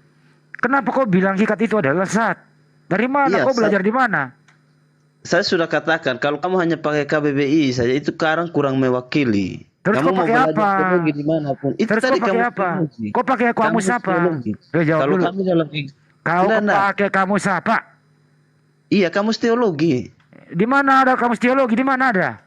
Loh, kamu ini saja kamu sudah ngawur. Di dalam semua teologi itu ada kamus teologi. Mana buku apa judulnya? Apa berapa duit? Berapa harganya? Di mana dibeli? Di mana? Coba kamu cari aja di toko. Kagak ada, kagak ketemu. Gak ada. Kamu searching aja di Google. Coba kamu cari kamus teologi. Cari dah. Ngarang aja lu Kamu oke, sekarang kita buka Google dulu supaya kamu coba kau buka. Mana itu artinya? Kamu yang buka. Kalau kami kan sudah ada. Nggak ada. Ini saya buka tidak ada. Nggak ketemu. Nggak ada. Ngarang kau. Buku kamus teologi, Mas. Nggak Itu ada, itu. nggak ada. Ada. Jadi kau nggak percaya KBBI? Jadi kau nggak percaya KBBI? Saya sudah bilang tadi, bukan tidak percaya, tapi kata-kata dalam KBBI itu kadang kurang mewakili. Karena dia kurang mewakili agamamu ya. Tanya KBBI sama dia, ya. di kekasih dalam KBBI apa? Muhammad katanya kekasih Allah. Tanya aja, tanyain. Jansen gue gampar congormu. Kamu tanya KBBI-nya kekasih itu apa? Kan Muhammad kekasih Allah. Ini si Itu penghinaan pada Allah itu. Perawan suci Yahweh artinya apa? Perawan suci Yahweh. Perawan suci Yahweh artinya apa? Perawan suci Yahweh. Turunkan ini kekasih yang dikasihi. Kalau perawan suci yang apa? Yang diperawani. Saya selesaikan dulu ya. 2 Korintus 11 nomor 3 Jansan. Saya selesaikan dulu ya. Itu 2 Korintus 11 nomor 3. Nah, itu penghinaan pada Allah. Perawan suci Yahweh, woi. Tuhan lu doyan kawin di surga nanti. Berarti kapan Tuhan lu doyan kawin nanti di surga lu. Tuhan lu doyan kawin ntar. Nggak boleh kayak gitu. Iya. Emang tulis Bang Andi, Wahyu 19 nomor 9 gitu. Sebagian Kristen melihat Tuhannya mengawini ciptaan. Nah gitu. Kerjaan penyesat itu ya. Serius ada. Nggak percaya. Jangan mulai makanya. Kan jangan mulai. Jadi gua bongkar-bongkar aib lu di surga sana. Lanjut Bang. Teman-teman, kami tidak heran. Saya tidak heran kalian ribut karena memang kambing itu tidak bisa diatur. Bang Sandro mending nunjukin datanya aja deh. Tadi katanya ada teknologinya. Kalau kamu main data, kalau kamu main data itu di tempat seperti ini tidak sportif.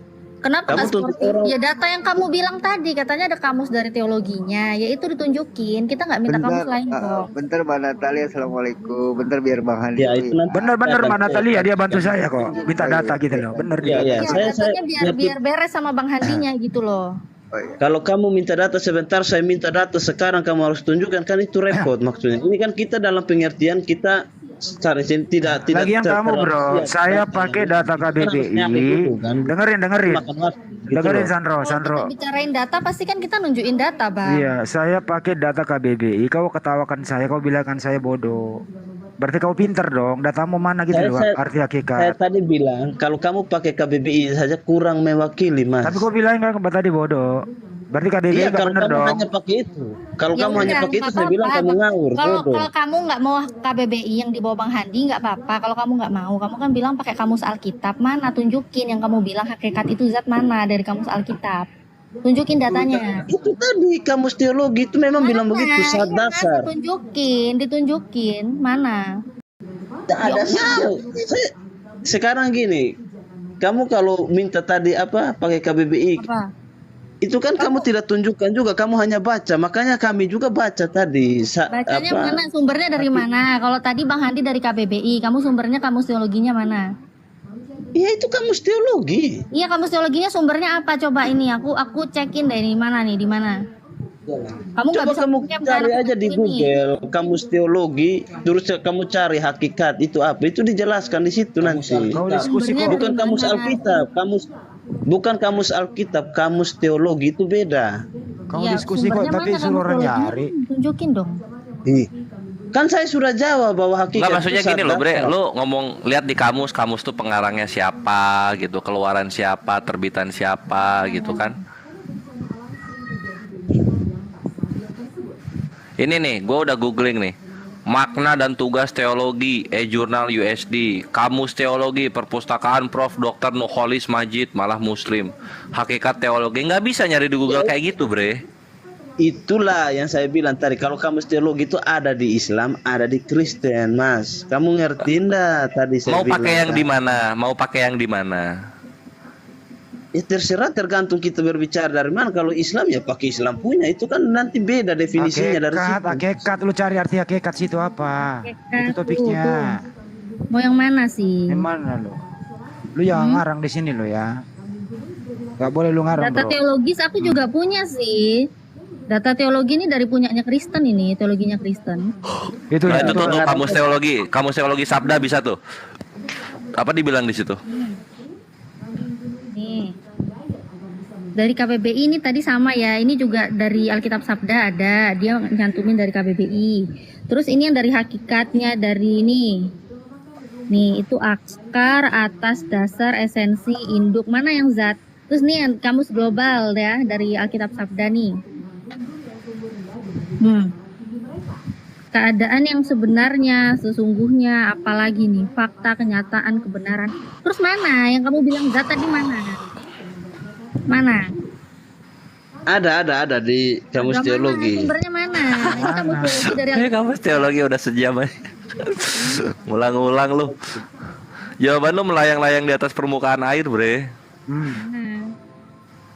Oke, lanjut. Kita pakai definisi kalian saja. Oke. Enggak, jadi lu tarik dulu ucapanmu.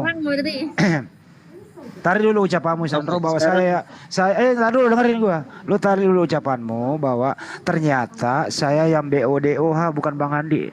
Cabut dulu ucapanmu. Nah, kamu tetap ngawur dan bodoh menurut saya. Tapi oke lah kita lanjut. Bagaimana ceritanya lu nggak ada data, gua punya data, lu bilang gua bodoh, gimana ceritanya? Saya punya kamus teologinya sendiri. Yang mana? Mana kamus teologimu mana? Bisa. Mana? Baru mau bikin. Kamus teologinya lagi ngeprint di fotokopian. Pakai definisi kalian boleh juga, oke lah. Kita taruh ya. Ya kalau pakai definisi saya tadi, berarti yang BODO siapa? Yang botol siapa ya, yang tetap botol? Kamu dong, kan definisinya tetap. Kalau saya yang botol kenapa kau pakai argumentasi saya, Tompel? Argumentasi saya lu pakai, data saya lu pakai, lu bilangin gue botol, padahal lu yang botol. Gimana kamu? Gimana kamu, Bro? Udah minta maaf Sandro supaya berkembang. Minta maaf. Gak usah minta maaf. Tetap saya pakai definisi itu saat ya. Tapi karena kita mau lanjut diskusi, bolak-balik. Nah, tetap saya pakai definisi itu. Lalu melayang-layang di atas permukaan air ah. Saat yang membentuk sesuatu itu ya. Ya udahlah. Saya tetap pakai itu karena ya itu definisi. Gini. Sekarang kalau gua tanya gini lu bingung nih. Hakikatnya zat apa? Saat itu kan hakikatnya apa? Itu tadi kalau kamu mau bola balik hakikat itu saat itu hakikat ya bola balik. Iya, hakikatnya zat apa? Tergantung apa itu. Makanya hakikat dengan zat itu berbeda. Zat itu keberadaan, hakikat itu kenyataan dari keberadaan tersebut gitu loh. Nangkap nggak sampai sini? Saya sudah bilang saat itu sesuatu yang membentuk sesuatu itu. Kamu ngerti enggak? Nah, hakikatnya yang lu nggak nyambung, kan yang ditanya itu hakikat. Iya, hakikat itu saat yang membentuk sesuatu itu. Jadi kalau kamu bilang hakikat dari apa? Oke. Lo hakikatnya apa lo? Lo hakikatnya apa? Iya, coba. Ya manusia yang tergantung yang terdiri dari saat yang membentuk saya, yang membentuk saya. Zat lu apa zat lu? Zat lu apa? Ya, tubuh dan jiwa roh. Oh loh, zatnya jadi 3. Itu hakikat. Loh, tadi hakikat apa? Manusia. Zatnya apa? Yang membentuk manusia itu apa? Yang membentuk manusia itu apa? Manusia sperma. Dari apa? Sperma. Nah, itu ngawur. Ya iyalah, ya, sperma apa? Dari yang membentuk zat lu sperma manusia, berarti. Zat lu sperma. Yang membentuk manusia atau seseorang disebut manusia itu kan dia terdiri dari. Udah gini aja deh, lu bingung. Lu makin kesini makin melayang-layang. Minta maaf aja supaya lanjut. Nah, bagi saya kalian tetap ngawur kalau mau berbicara tentang zat atau hakikat itu. Lah, lu aja nggak bisa ngebedain hakikat lu manusia, zat lu apa? Yang membentuk manusia itu apa? Ya apa? Jawab. Ya bagi saya tubuh dan jiwa rohnya. Nah itu zatnya. Zat lu ada 3. 2 loh. Nah, tadi ada tubuh dan jiwa dan rohnya. 3 dong zat lu. Jiwa atau roh itu sama. Kamu ngerti nah? Gini ya, kalau Islam zat lu itu keberadaan lu itu manusia. Hakikat lu itu adalah ciptaan. Itu, Bre. Ngawur lagi nih hakikat. Saya sudah hakikat apa? Itu apa? Kalau kita berbicara ciptaan itu bukan berbicara hakikat. Kamu ngerti enggak? Zat lu manusia, hakikat lu adalah ciptaan. Bukan ciptaan, salah lagi. Oh, lu pencipta kalau gitu? Bukan. Lah terus lu apa? Pokemon. Iya, mau Pokemon. Nah, kalau berbicara ciptaan itu kan berbicara lain. Hakikatnya kan zat dasar yang membentuk Ya, kita. Itu kenyataan lu sebenar-benarnya apa? Kenyataan lu sebenar-benarnya itu apa? Kan bingung lu. Kalau kamu mau bilang ciptaan, ya bilang aja ciptaan. Jangan bilang hakikat itu adalah ciptaan. Itu ngawur Ciptaan itu hakikat sebenar-benarnya manusia. Kalau ditanya manusia itu apa, ya ciptaan. Itu hakikat. Bukan. Kalau kita Ya udah hakikat lu kalau bukan ciptaan pencipta kalau gitu. Catur tunggal lu. Tuhan keempat lu, iya. Ngawur. Kamu bicara hakikat nyambung dengan ciptaan itu. Ya terus hakikat lu apa? Gua tanya hakikat lu apa? Kalau hakikat lu manusia, zat lu apa? Tubuh, jiwa, dan roh. Kan gitu lu bilang. Zat lu 3, hakikat lu 1 gitu. Kalau kamu bilang hakikat saya sebagai manusia adalah ciptaan, iya. Tapi kalau kamu bilang ujung-ujungnya suntangan. Udah minta maaf aja lah. Ya udah nggak apa-apa, nggak usah minta maaf. Gini aja bro, Sandro dengerin. Sandro dengerin. Hakikat Yesus itu kan ada hakikat manusianya Yesus ya, betul ya? Iya. Iya. Siapa yang menciptakan hakikat manusianya Yesus? Nah, ini saya jawab ya. Dari kamus teologi. Kamus teologi. Enggak, ini saya jawab. Oh enggak, oke sip. Tadi pertanyaannya apa? Kemanusiaannya Yesus Kemanusiaan gitu. Iya, kemanusiaan Yesus ini kan adalah ciptaan. Siapa yang menciptakan kemanusiaannya Yesus? Ya tentu kealahan. Yang mana? Kealahannya. Allah yang mana? Karena kami percaya Tritunggal. Ya, jadi tentu kamu sudah tangkap. Ya udah. Apakah di dalam kemanusiaan yang ciptaan ini ada pencipta di dalam ciptaan? Gimana? Saya ulang bahasa Indonesia ya. Yesus ini kemanusiaannya ciptaan yang diciptakan oleh Allah begitu. Oke. Apakah ada pencipta di dalam diri manusianya Yesus yang diciptakan ini? Ada atau tidak? Mumet lu. Mumet lu sama gue lu ya. Sandro enggauk. Sandro.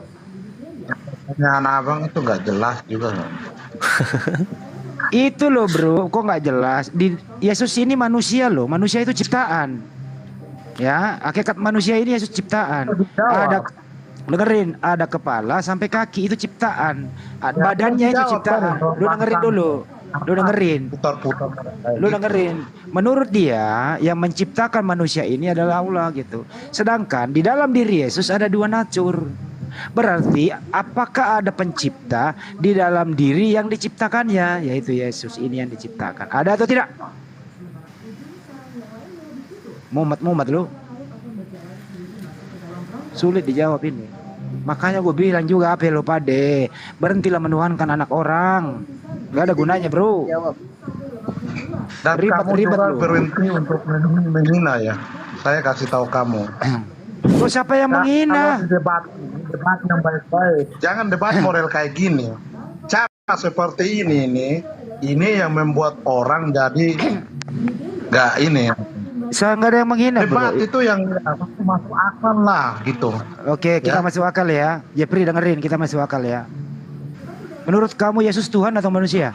Kamu dari tadi pertanyaan kamu tuh saya dengar. Lu diam Sandro. Jawab. Sekarang saya jawab. Pertanyaannya tadi apa?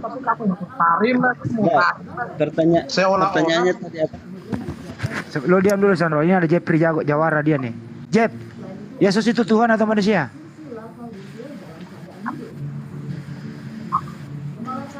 Jepri. Jep. Mens, sinyalnya mens. Oh merah dia. Ya udah kembali ke Sandro. Sandro.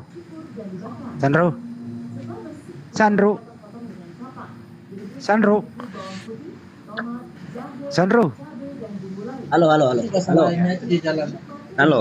Iya. Yesus ini kan manusia. Apakah manusia Yesus diciptakan? Kau bilang tadi diciptakan toh? Ya, diciptakan. Ya. Yang penciptanya siapa? Ya, penciptanya Allah. Oke, apakah ada pencipta dalam diri manusianya Yesus? Ya, ada. Berdiam 2 natur itu, hakikat itu tadi. Oke. Kira-kira masuk akal nggak pencipta masuk ke dalam ciptaannya? Kalau kamu berbicara dari sisi akal, memang duinatur Kristus itu tidak masuk akal. Tidak masuk akal. Nah, itu tidak masuk akal. Tetapi Salut itulah. sama lu. Ya, betul. Sebentar. Salut sama lu. Dari sisi keakalan kita manusia memang tidak masuk akal, dan Tidak itulah masuk yang kami juga percayai bahwa memang itu tidak masuk akal, dan itulah keajaiban. Ya. Jadi tidak Sesuatu perlu yang sukar kita jelaskan. Jadi menjelaskan Tetapi itulah fakta kitab suci. Jadi Gitu. menjelaskan tentang Tuhan lu tidak perlu berakal gitu ya. Bukan tidak perlu berakal. Kalau kamu bisa menjelaskan Tuhanmu dengan akal, berarti itulah kebodohanmu. Atau itulah keterbatasan Tuhanmu. Kalau Tuhan kami susah dijelaskan dengan akal. Sudah perlu pakai akal. Dengar. Kenapa Tuhan kami tidak bisa dijelaskan atau terbatas pada akal? Karena dia di atas akal. Kamu ngerti? Kalau Yesus sendiri, kalau Yesus sendiri, kalau Yesus dengerin. Kalau Yesus iya, ini saya mau katakan begini. Kau usah dijawab, orang nggak nanya kau. Begini ya. Pertanyaanmu tadi kan, dengerin dulu. Kalau Yesus sendiri berkata begini, ini mempoles. Dengerin. Dia di atas akal. Oke. Kalau Tuhan kami bisa dijelaskan. Jepri, kau diam Jepri. Tadi aja kau ngomong dulu Sandro, begini ya, kalau memang nggak bisa masuk akal, dengar dulu. Kan tadi kamu apa? Ini si JP kamu memberikan klaim, lalu orang mau menjawab tidak boleh. Itu bagaimana? Kan sudah kau jawab, gantian kan? Lalu ya, gantian. Saya belum jawab tadi pertanyaanmu. Kau udah jawab tadi tidak masuk akal. Kau tuh udah jawab tidak masuk akal. Iya, sekarang saya jawab. Kau nggak ditanya, kenapa kau jawab? Nggak ditanya. Dengerin dulu. Klaimmu itu yang bodoh yang tadi bilang Tuhanmu itu berarti tidak bisa dijelaskan dengan akal. Saya mau jawab itu maksudnya. Kamu ngerti enggak? Nah, saya belum jawab. Kamu sudah langsung potong gitu loh. Kenapa? Ya kenapa tidak masuk akal? Kenapa? Mengapa Tuhan kami tidak bisa dijelaskan dengan karena memang kita terbatas, tidak bisa memahami yang tak terbatas itu. Kalau kalian memang bisa masuk akal semua karena memang Tuhan kalian tidak terbatas. Gitu. Itu bedanya. Kalau sendiri Yesus itu berkata begini, ingin mempoles otakmu berdua ini gitu. Yesus berkata begini nih. Mudah-mudahan tidak masuk akal juga nih. Yesus berkata, dengarlah wahai orang Israel, Tuhan Allah kita itu esa. Tuhan kita itu satu. Menurut Yesus Tuhan itu satu. Ini masuk akal atau tidak? Gimana? Saya ulang ya. Yesus berkata, dengarlah wahai orang Israel, Tuhan Allah kita itu satu. Esa, kata Yesus. Ini masuk akal nggak kata-kata Yesus nih? Kok gitu? Ya memang masuk akal. Ini mau lari kemana lagi ini? Ya kalau masuk akal berarti masuk akal itu Tuhan satu. Kenapa tadi kau nggak mau masuk akal? Yang kami percaya, kan saya sudah bilang kami itu percaya Tritunggal. Kamu mengerti tunggal itu apa? Kalau Yesus berkata begini ya tadi ya, Sema Israel Adonai Elohim Adonai Ehad. Dengarlah wahai orang Israel. Oh ya dengerin. Ulangan 64. Tuhan kita itu satu kata Yesus. Nah kalau Yesus berkata Tuhan itu satu esa, itu Trinitas apa bukan? Kami percaya Tritunggal. Kamu ngerti dulu Tritunggal itu apanya yang tri, apanya yang tunggal. Kamu paham nggak di situ? Yesus berkata, dengerin ini saya bawa kata-kata Yesus nih. Makanya saya jelaskan ini juga. Kamu yang harus dengerin saya kalau pertanyaan bodoh seperti itu. Orang saya nggak tanya kau mengenai Tritunggal. Dengerin baik-baik pernyataan Yesus. Dengarlah wahai orang Israel, Tuhan Allah kita itu esa, satu. Kau setuju nggak pernyataan Yesus nih? Ya setuju, memang Tuhan itu Allah itu satu. Iya satu. Kalau satu siapa? Satu apanya yang satu? Iya satu. Jangan dulu ke sana. Iya jangan dulu ke sana. Ini kata Yesus lu masuk akal atau tidak? Kami percaya Allah itu memang esa. Apanya yang esa? Itu kan pertanyaan selanjutnya. Apanya yang esa? Ya, terus dia ngomong percaya tapi masih nanya apanya. Gimana? Kalian ini lucu, kami itu percaya Allah Tritunggal. Allah itu ada tri, ada tunggalnya. Pertanyaan kalian harusnya apanya yang tri, apanya yang tunggal, kan itu ya, maksudnya. Begini aja, kau yang bertanya, kau yang jawab sendiri, coba nyambung nggak? Coba kau jawab sendiri. Kamu ini bodoh, memang benar-benar bodoh. Kan kamu tanya Allah itu esa, kami percaya Allah itu esa. Tetapi dalam teologi Kristen ada pertanyaan lanjutan. Esa artinya apa, bro? Itu Sandro, apanya yang esa? Sandro, esa artinya apa? Kamu ini ngawur sekali loh. Kami sudah bilang, kami itu percaya Allah itu esa, memang kami percaya. Esa artinya apa? Ya satu. Ya, kalau satu Tuhan, siapa itu Tuhanmu? Kalau satu. Kamu ini memang Lu marah deh. Marah dia. Kau jangan marah-marah, bro. Ini santai aja apa? Nggak ada yang marah. Kami hanya lucu kebodohan kalian itu terlalu. Kata-katanya. Kalau Tuhan kami bukan marah. Kami sama sekali tidak marah. Kami hanya merasa lucu dengan orang-orang bodoh yang pertanyaannya ngaur. Kan kalian sudah bilang kami itu percaya Allah itu esa seperti yang kamu katakan. Ya kalau esa, dengerin kalau esa siapa yang esa? Esanya itu esa apanya? Dengerin. Kalau esa siapa yang esa itu? Dengerin.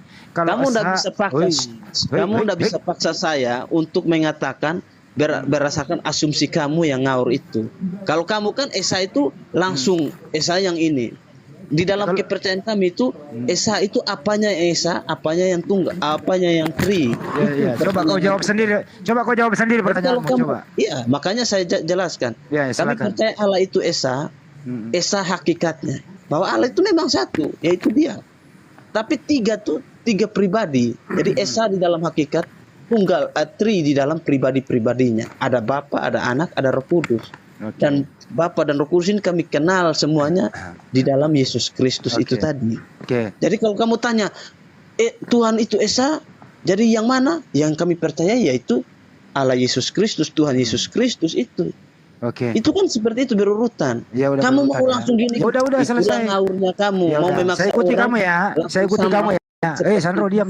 Gitu. Saya ikuti kamu ya, Bapak, Putra, dan Roh Kudus. Kamu sudah gini nanti pertanyaan. Itu yang saya bilang, kita saja gantian bicara Sandro. Kau panjang sekali kau ngomong. Yang tertentu. Sandro diam dulu, gantian bicara. Nah, kalau kamu mau debat teologi itu harus tentukan satu topik, selesaikan itu. Tidak bisa kamu lalu kaitkan ini lah. Diam dulu, gantian bicara dulu bentar. Kenapa? Itulah mental kadrun, mental kambing yang sukar diatur gitu loh. Iya. Bapak. Iya kadrun. Bapak, Putra dan Roh Kudus. Apakah ketiga ini sama atau beda, Sandro? Beda atau sama? Sandro. Kamu ini ngaur. Kalau kamu tangkap omongan saya tadi harusnya sudah tahu. Tapi kalau kamu nanyanya kayak gitu kan buang-buang waktu saya menanggapi orang ngaur. Kalau bisa, kalau begitu kau ada bantal nggak buat pakai tidur? Ada, ini lagi tiduran malahan. lagi santai hadapi orang ngaur seperti kalian ini. Oke, kalau begitu yang siapa sih yang menciptakan? Sandro, dengerin dulu kan. Iya. Makanya kalau kau mau bicara, dengarkan dulu orang selesai. Tiga pribadi itu nggak perlu kamu tanya lagi pribadi beda-beda, sudah pastilah. Makanya saya bilang ngaur saja kita buang-buang waktu.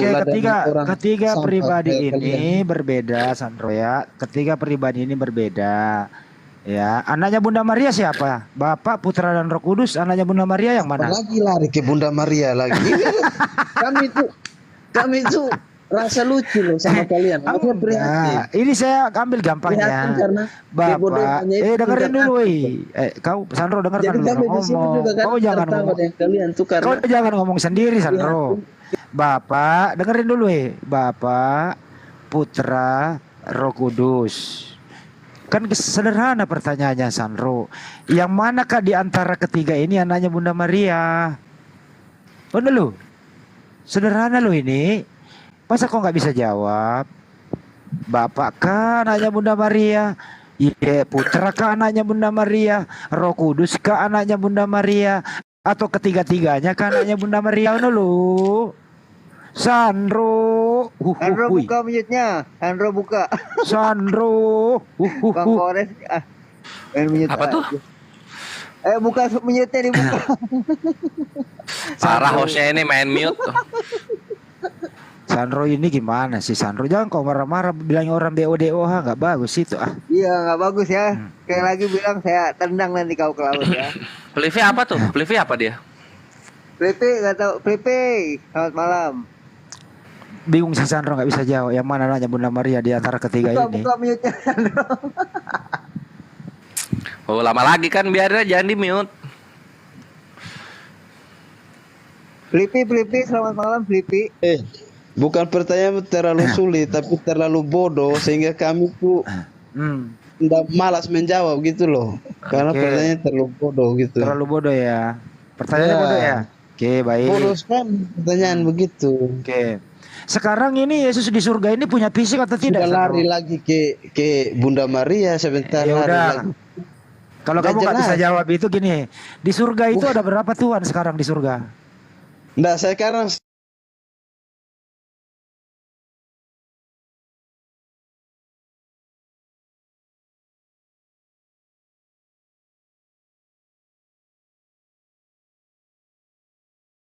Tujuh puluh dua, bro.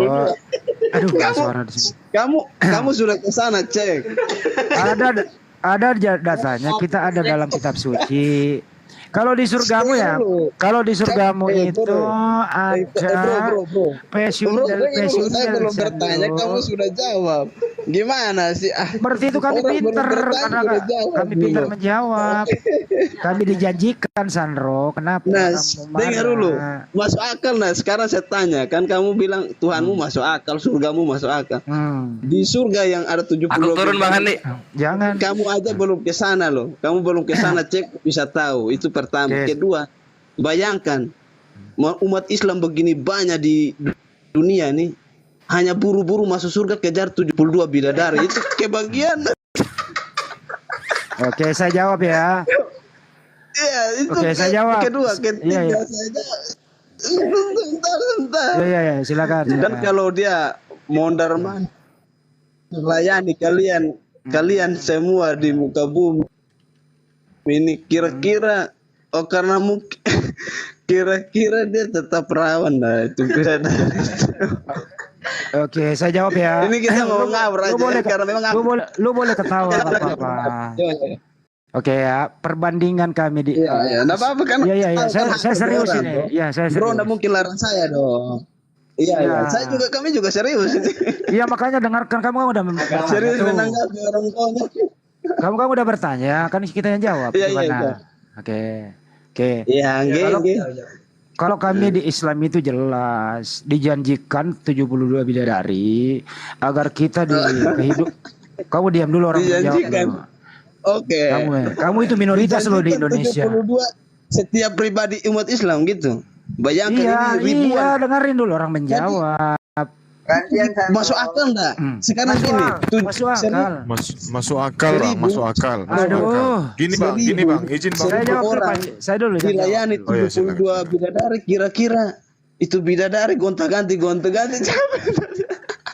Oh iya, kamu diam dulu, orang jawab. Ya gantian bro, jangan ketawa. Di-mute dulu biar jangan apa. Kalau mau ketawa sendiri aja.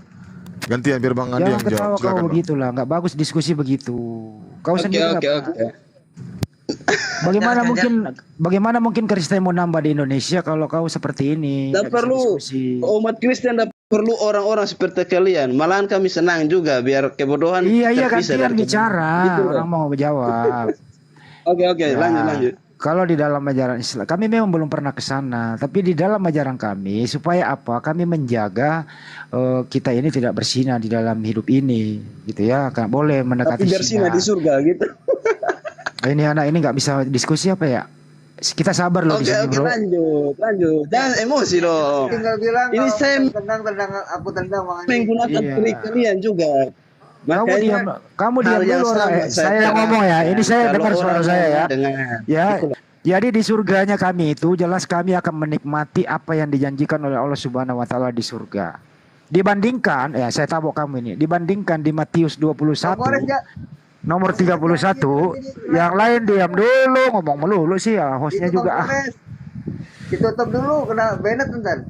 Aduh. Ya lanjut. Dibanding dengan di Bible kamu bro ya, kita bandingkan yang manakah di surga yang bagus, bidadari atau saya baca nih datanya nih. Matius 21:31. Siapakah di antara kedua orang itu melakukan kehendak ayahnya? Jawab Yesus yang terakhir. Kata Yesus kepada mereka, aku berkata kepadamu, sesungguhnya pemungut-pemungut cukai dan perempuan-perempuan sundal akan mendahului kamu masuk kerajaan surga. Jadi bro, yang menunggu kau di surga bukan bidadari bro, tapi perempuan sundal. Data yang ada di Biblemu. Pertanyaan sekarang, berapa tarifnya perempuan sundal per jam di surgamu itu? Coba jawab. Malah nanya balik lagi. Malah nanya balik lagi. Kena kalau ya. Kena kan lo? Nggak ada. Dan lucu bro. Kena kan lo? Dengar dulu. Nggak lucu pertanyaan bodoh lagi. Seperti itu. Oke sekarang. Itu ada perempuan sundal di surgamu bro. Ada perempuan sundal di surgamu bro. Sekarang begini aja pertanyaannya. Perempuan sundal itu gunanya apa? Bro, biar perempuan sundal. Kau apakan nanti perempuan sundal itu? Perempuan sundal mau yang pelacur pun masuk surga. Kena dia kan? Kena dia. Makanya lu PLAECU itu nggak boleh tuh, aduh. Makanya lu jangan jawab bertanya sembarangan lu ketawa-ketawa. Karena setiap lu menista ketawa-ketawa, gua akan kasih datamu di Bible yang lebih sadis. Malam Bu Darni. Gitu ya. Silakan Jeffrey. Aduh, Jeffrey sinyalnya 1. Inilah namanya 1 Korintus 4 nomor 10. Kita yang dikatakan begitu ternyata di Bible-nya ada yang kayak gitu.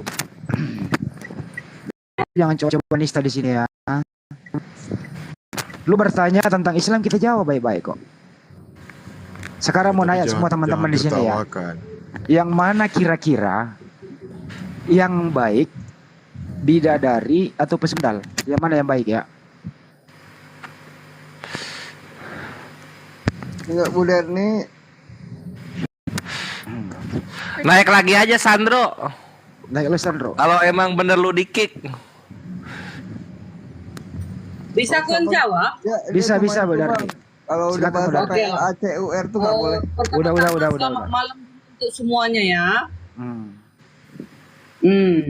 Tadi Bang Handi, bukan pelacur yang menunggu para pria di kerajaan surga.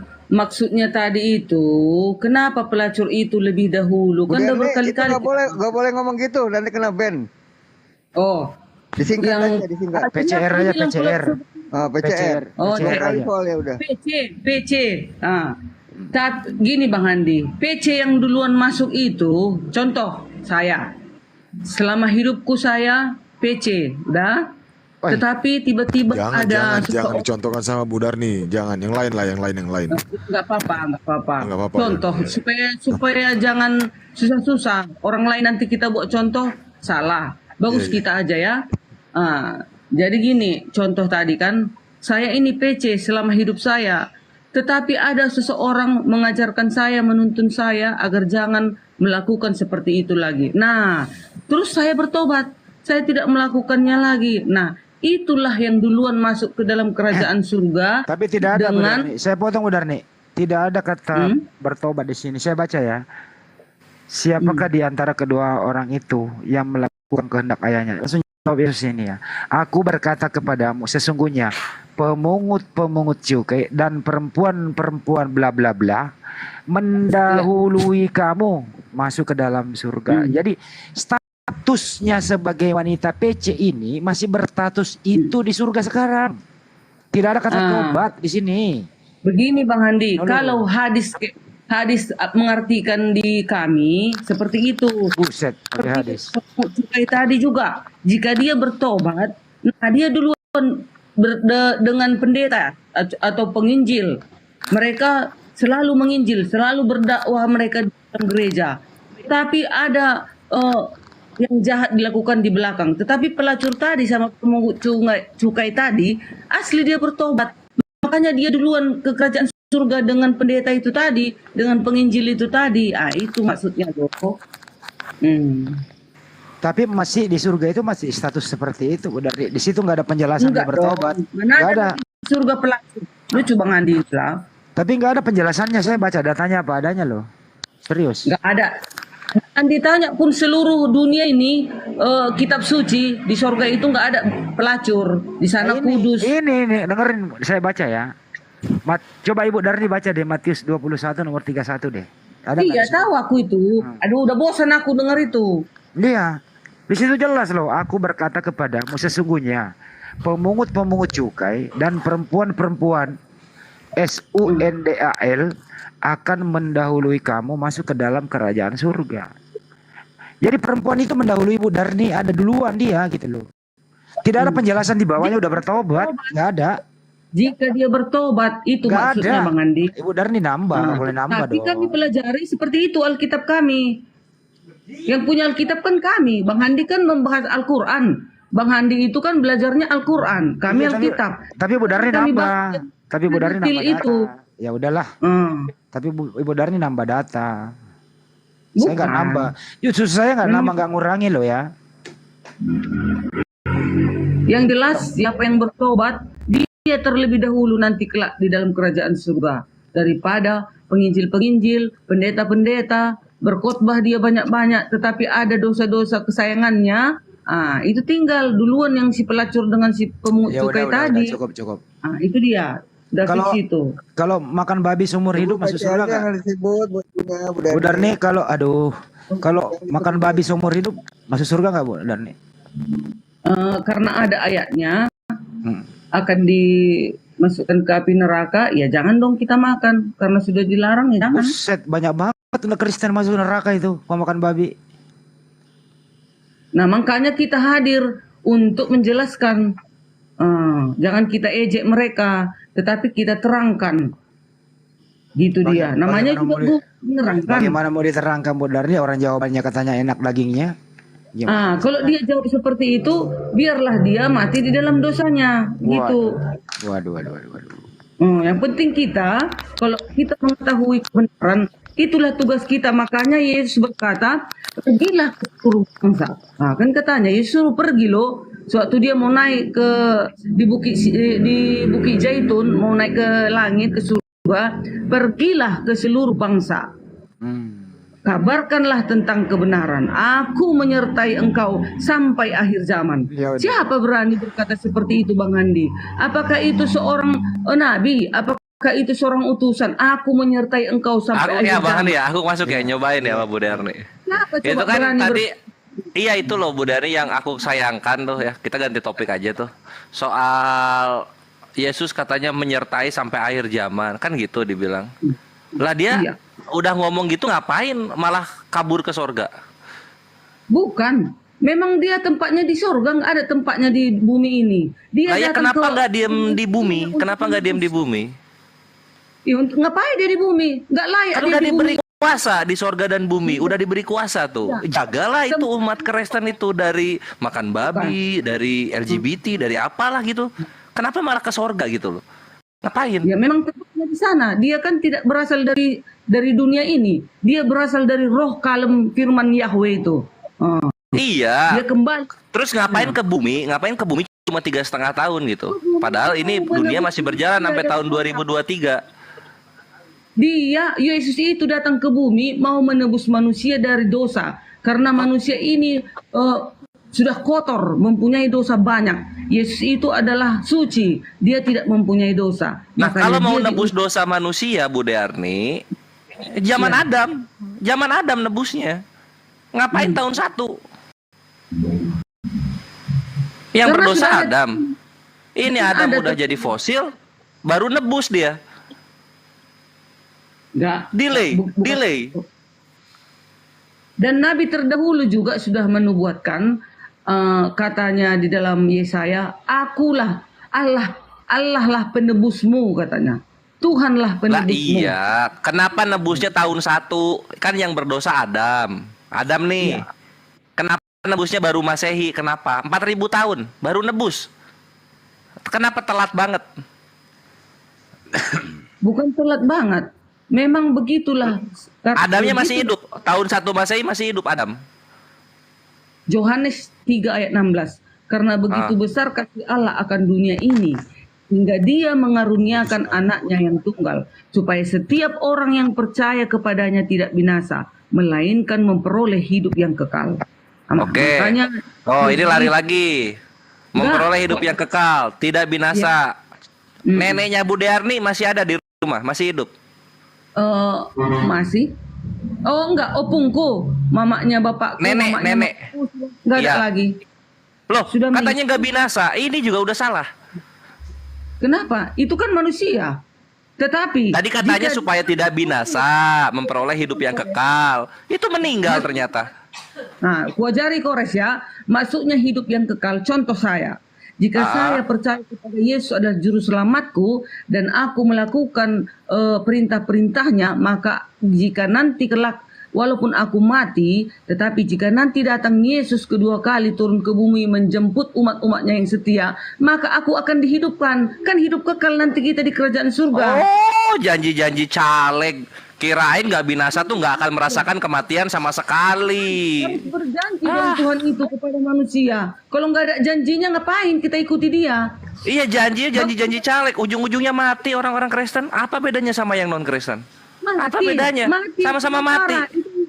Bukan, Bang Kores. Sementara manusia di bumi ini mati, beristirahat sementara. Nanti jika kelak Tuhan itu datang menjemput kita-kita yang percaya ini, itulah yang dibawa ke surga. Ya itu janji-janji caleg yang aku bilang. Nih, ngomongnya nggak binasa. Ternyata masih mati-mati juga sama kayak yang non Kristen. Ngapain? Kan kata Yesus, Bang Kores, aku akan pergi ke sana. Aku akan kembali datang menjemputmu. Di mana aku berada, engkau pun berada. Kan kata Yesus. Siapa yang berani berkata seperti Dia ngomong itu? ke murid-muridnya. Iya. Murid-muridnya naik ke sorga atau mati disalib terbalik murid-muridnya? Walaupun murid-muridnya itu matinya sengsara. Oh, janji-janji caleg dibilangin, aku akan datang kembali menjemput kalian. Murid-muridnya Itu kan mati. Bang Kores, yakinlah kau Bang Kores, orang-orang itu sudah Gimana mati gua mau sanggup. yakin? Yesus aja nggak jemput murid-muridnya, janji ke murid-muridnya loh bakal dijemput. Kan belum datang Yesus. Nah itu belum datang bilangin. Nebus dosa delay. Jemput itulah murid-muridnya delay juga. Orang Kristen Bang Kores, makanya kami tetap yakin bahwasanya kami akan kembali hidup kekal jika kami nanti mati, dan jika selama hidupku melakukan kebaikan dan kebenaran, maka setelah Yesus nanti kembali datang maka saya akan diangkat ke kerajaan surga. Iya, diangkat ke kerajaan sorga. Mati dulu tapi berarti apa? Gagal penyaliban. Matilah dulu. Dosa waris nggak gagal ditebus dosa waris. Bodoh banget sih jauh. Loh, dosa waris maksudnya sewaktu Adam dan Hawa itu pertama kali berbuat dosa, tetapi karena sudah menebus manusia dari dosa supaya memperdamaikan manusia itu kepada Allah, maka Ya kalau damai harusnya nggak merasakan kematian. Harusnya gitu, nggak merasakan kematian. Gagal ini penebusan. enggak kok gagal. Bagi kalian, kalau bagi kami enggak gagal. Neneknya Budi Armi udah meninggal. Bodoh kue. Iya. Iya gagal berarti. Orang-orang masih merasakan kebinasaan. Nanti dihidupkan. Bang Kores, nanti dihidupkan yang meninggal Ya semua itu. agama juga gitu. Semua agama juga gitu. Nanti akan hidup kembali gitu. Biasa itu. Ya udah, lakukan. Islam ada akhirat, Yahudi ada olam haba gitu. Apa bedanya gitu? Ya udah, kalau memang benar, kalau samanya pelajaran itu, mari kita sama-sama mencapai keselamatan itu. Waduh, gitu ngajak loh. remis. ngajak remis. Kalau udah ngajak remis susah ini. Ya udahlah. Ayo, kita Intinya gitu capai Bode Armi. Aku tuh bingung tuh gitu Bode Armi. keselamatan itu. Iya, kalau aku udah nemuin alhamdulillah gitu. Nah, Bang Kores, iya. kita nggak mau di dunia ini kan Bang Kores selama-lamanya kan? Nggak mau. Menderita. Ya, cuma kan janjinya Yesus itu tidak akan merasakan binasa. Taunya orang Kristen binasa semua. Nanti bangkit lagi, kan? Bodoh. Bukan binasa, maksudnya mati sementara, beristirahat sementara karena sudah selesai umurnya. Di mana Yesus menjanjikan kamu akan hidup selamanya tapi mati sementara dulu? Ada nggak? Kan sudah dikatakan, akulah kebangkitan. Yohanes 11 Walah, ayat 20. buset ini jauh banget ini. Akulah kebangkitan dan hidup. Udah, siapa yang percaya kepada aku akan hidup walaupun sudah mati. Itu janjinya. Udah ada yang hidup lagi? Ya. Loh, nanti belum saatnya. Waduh, Yesus. janji caleg lagi ini. Aduh. Susah. Nggak bisa gue percaya janji-janji caleg. Nggak bisa. Nah, itu. Janji-janji caleg. Percaya padaku akan hidup. Mati Mati seminggu lah minimal, mati seminggu. Ya saya hidup lagi karena saya percaya Yesus Tuhan dan Juru Selamat. Enggak ternyata. Sampai sekarang masih mati. Datang Bang Kores. Nah itu lagi gitu. Udah itu lagi yang bikin bingung. Udah diberi kuasa sorga dan bumi, pergi, malah pergi. Udah dikasih kuasa malah pergi. Dikasih kuasa surga dan bumi. Nanti akan datang kepadamu roh kebenaran. Woi, mangkir dari tanggung jawab. Udah dikasih kuasa nyuruh orang lain. Udah Army udah biar Nah itu kesalahan kalian satu. Kalian bilang Yesus itu tidak bertanggung jawab. Lah iya. Sekarang di mana dia? Sekarang di mana dia? Di mana dia? Enggak ada di muka bumi ini, Bang Kores. Nah itu dia gitu. Manusia hidupnya di sorga, di bumi manusia. Hah? Manusia di bumi. Nah, ngapain Yesus di sorga? Ngapain? Yesus itu Tuhan dan Juru Selamat. Dia harus kembali. Ngapain di sorga? Ya, itu kerajaannya di sana. Ngapain di sorga gitu? Nah kalau kerajaannya di sorga, diam di sorga aja, nggak usah invasi bumi. Bumi udah ada wilayah-wilayahnya, nggak usah lu menjajah. Kerajaan sorga nggak perlu menjajah bumi, diam aja di sorga sono.